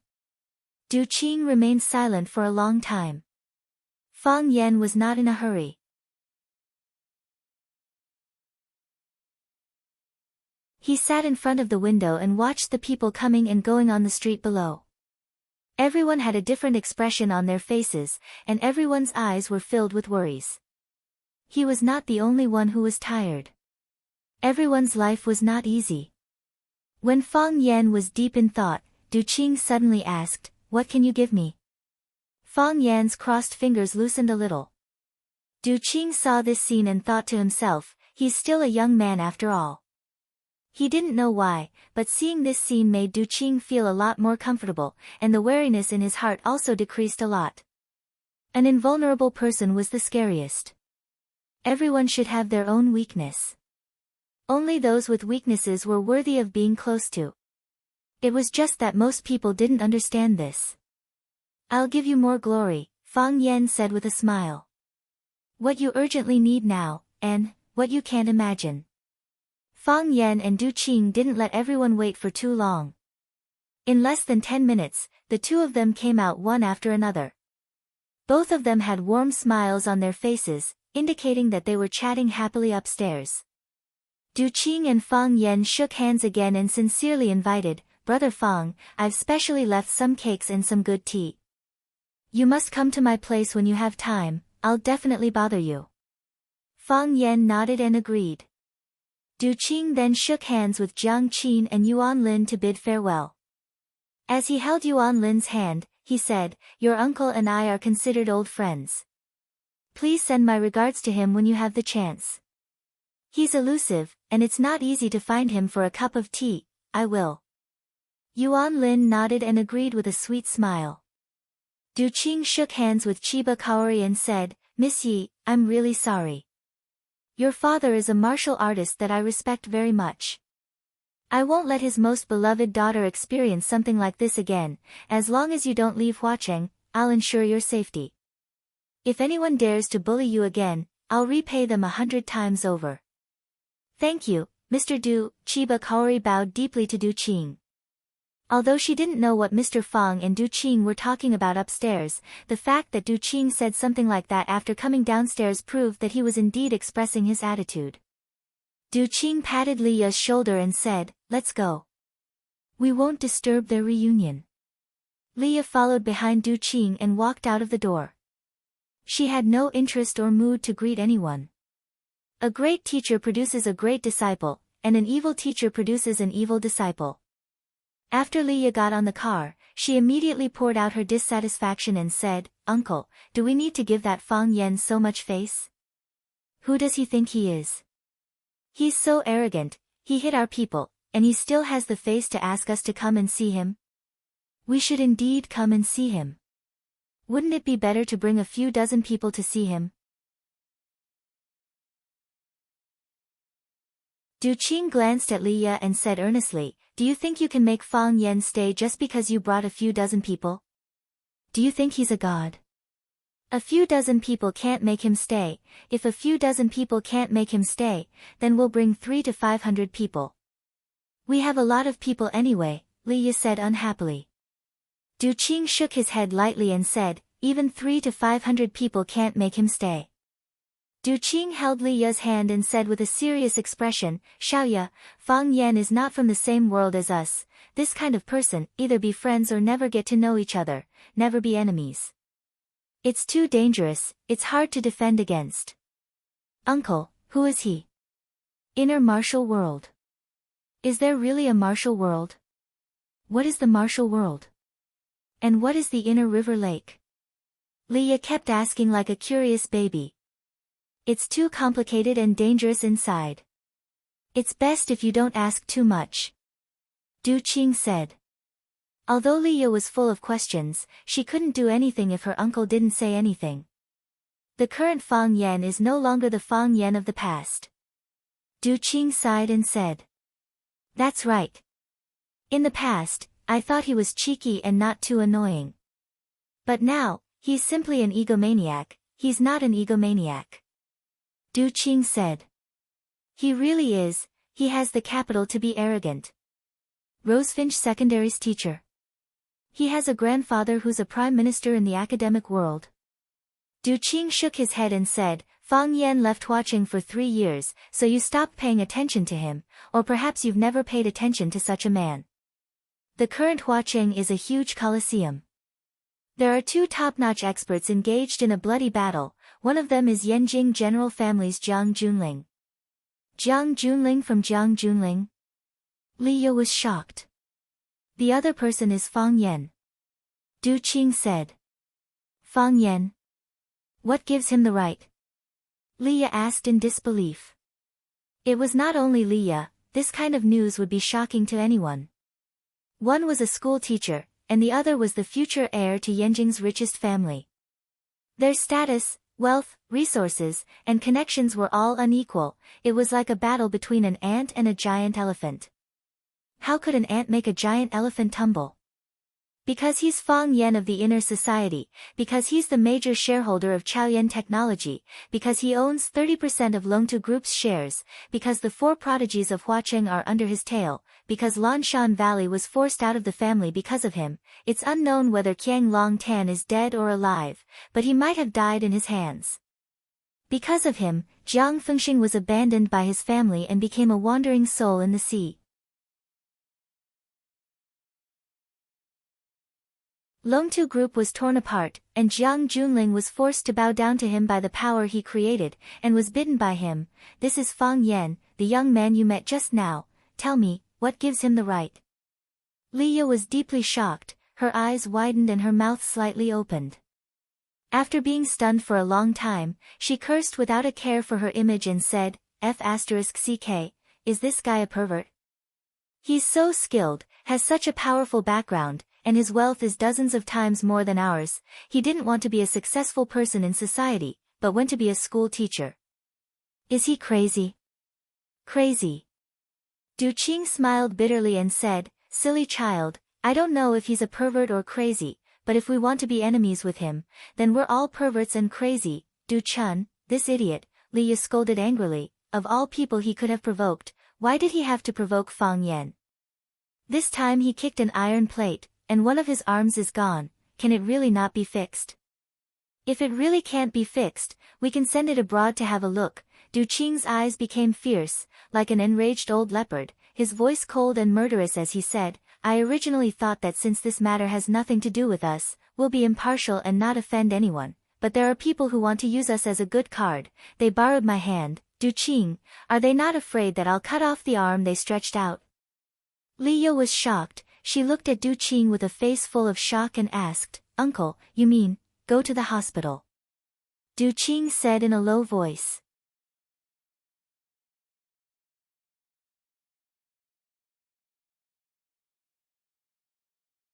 Chapter 503. Qinghong Hospital was one of Du Qing's businesses. When Du Qing and Leah rushed to Qinghong Hospital, Du Chun's body had already been examined and he was preparing to make the next step. When Li Dawei, the dean of Qinghong Hospital, heard that Boss Du had arrived, he quickly brought the experts to welcome him. Du Qing shook hands with Dean Li Dawei and asked, What's the result? There's no danger to his life, but the condition of his arm is not optimistic. Li Dawei's expression was serious, as if he was as sad as all of you. He said, I don't know what kind of attack he suffered, but the bones in his right arm have already been shattered. I asked young Master Du, and he said that he was only grabbed by the wrist. If it was only grabbed by the wrist, it would not have been possible to bring about such a degree of injury. To Li Dawei, the situation he encountered was against science. A normal person grabbed your wrist, and the bones in your entire arm were shattered. Was this a myth? Therefore, he believed that there were other secrets to this. Du Qing glanced at Liya, making her realize how terrifying Fang Yan was. He knew that this kind of situation did exist. Is there any possibility of curing Qinghong? Du Qing asked. Li Dawei shook his head and said, when young Master Du just sent it over, I gathered the orthopedic experts from the hospital to diagnose it. After the examination report came out, we immediately held a meeting. Everyone's views were not optimistic, and the only conclusion they came to was amputation. Dean Li, is there really no other way? Liya asked anxiously. A perfectly fine person's arm was amputated. No one would be able to bear such a consequence. Miss Li, we've really tried our best. Li Dawei said. If we can't solve it here, what about abroad? Abroad? Is there any possibility of curing it? Liya asked. Li Dawei shook his head and said, the hope is very slim, because his bones are not broken, but shattered. If it's broken, we can repair it. A pile of shattered bones, whether it's at home or abroad, I'm afraid there's no mature treatment plan. We can also send the examination report to a few cooperating hospitals abroad to see their feedback. Du Qing nodded and said, do your best. We will. Li Dawei said as if he was promising. Du Chun was lying in the hospital's advanced ward. Because he had just been injected with painkillers, he had already closed his eyes and entered a deep sleep. However, his drowsiness was too shallow. When he heard the door open, he immediately opened his eyes and looked over. His face was pale, his hair was messy, and his eyes were bloodshot. Du Chun, who had always liked to dress in a British style, had fallen into such a haggard state in such a short period of time. He was about to face an even more difficult choice. Fate was really amazing. Uncle! Du Chun called out. His voice was dry, and there was no moisture in his mouth. Du Chun. Liya ran to Du Chun's bedside. Seeing his unbearable pain, her eyes reddened once again, and she said, Du Chun, how do you feel now?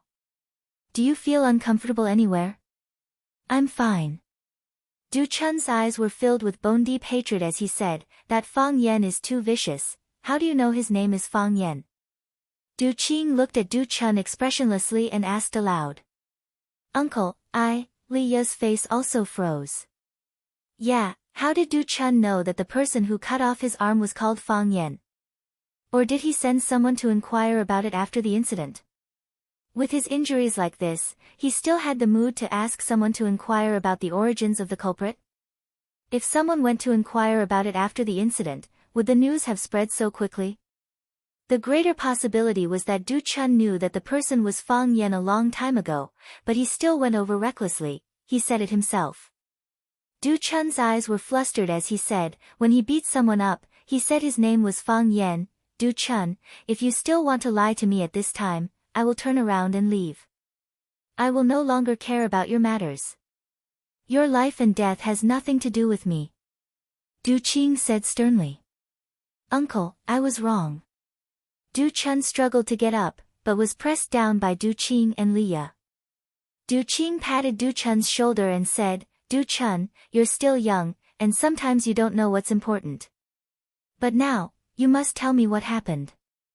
This is very important to us. Du Chun nodded his head and said, about a week ago, Zhang Lin and Zhang Jiming came to find me and asked me to arrange a place to discuss some cooperation. I told them to go to my bar, and they said that they had drunk too much recently, and now they felt like vomiting when they saw alcohol. Then they took me to a tea house called Thousand Leaves near the bar. At that time, I saw Chiba Keiru and thought that this woman was very beautiful, so they encouraged you to pursue her, didn't they? Du Qing asked. Yes, they said that this was a fairyland on earth, and that such a beauty could not be missed. They also said that I would definitely not succeed. I was not convinced, so I made a bet with them, saying that I would be able to take this woman down within a month. Du Qing looked at Liya, meaning to say, do you think I guessed wrong? Leah was both angry and annoyed. She slapped Du Chun's head and scolded, Du Chun, you idiot. Have you never seen a woman in your life? They clearly treat you as a fool and set up a trap, waiting for you to jump into it. You are really not polite at all. Such a beautiful woman, with the Zhang brothers' moral character, why don't they do it themselves? Why did they have to think of a way to provoke you? Du Chun was shocked, and said, they deliberately tricked me. At that time, they also said that they wanted to make a move, but I said that I was the first to discover it, so I had to pay attention to first come, first served, so you went to harass the Thousand Leaves tea house again and again? To pester Chiba Keiru? Leah asked. Since the bet has already been made, I can't give up halfway.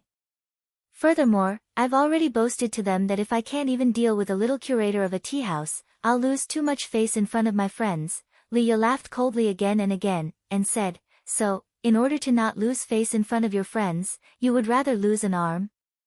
Du Chun's mood became irritable, and said, I didn't expect it either, I didn't expect it to end like this. I've already bribed the staff of the tea house, she will inform me at any time. I didn't expect him to be so vicious, I thought the people I brought would be enough to make him suffer, you just said. The staff member who tipped you off was the woman you kicked and beat? Du Qing asked. How do you know? Du Chun asked in surprise. What was she doing when you came in? She was playing the zither with someone. Du Chun said. There are so many waiters in the tea house, and she is playing the zither with someone. Are you talking about the zither in the corner? Du Chun nodded and corrected, yes, it's the zither. The zither is in the corner, and you are sitting on the big round table at the entrance of the tea house. Don't ask me how I know, because I saw blood on the floor of that table. In other words, you and that girl are sitting at the innermost part of the tea house, and the other is sitting at the outermost part of the tea house. Are there any other waiters between the two of you? Yes. There should be. Du Chun asked uncertainly. He wasn't a detail-oriented person. He just wanted to pick up a girl, so why would he need to pay attention to these things? Even if he did, he wouldn't care at all. They were just some insignificant people, what kind of storm could they cause? Don't you think it's strange? That girl was clearly playing the zither with someone, but when she saw you coming, she immediately came up to receive you. Furthermore, there are other staff members among you?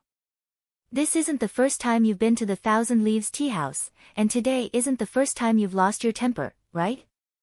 Logically speaking, the staff of the tea house all know what kind of person you are.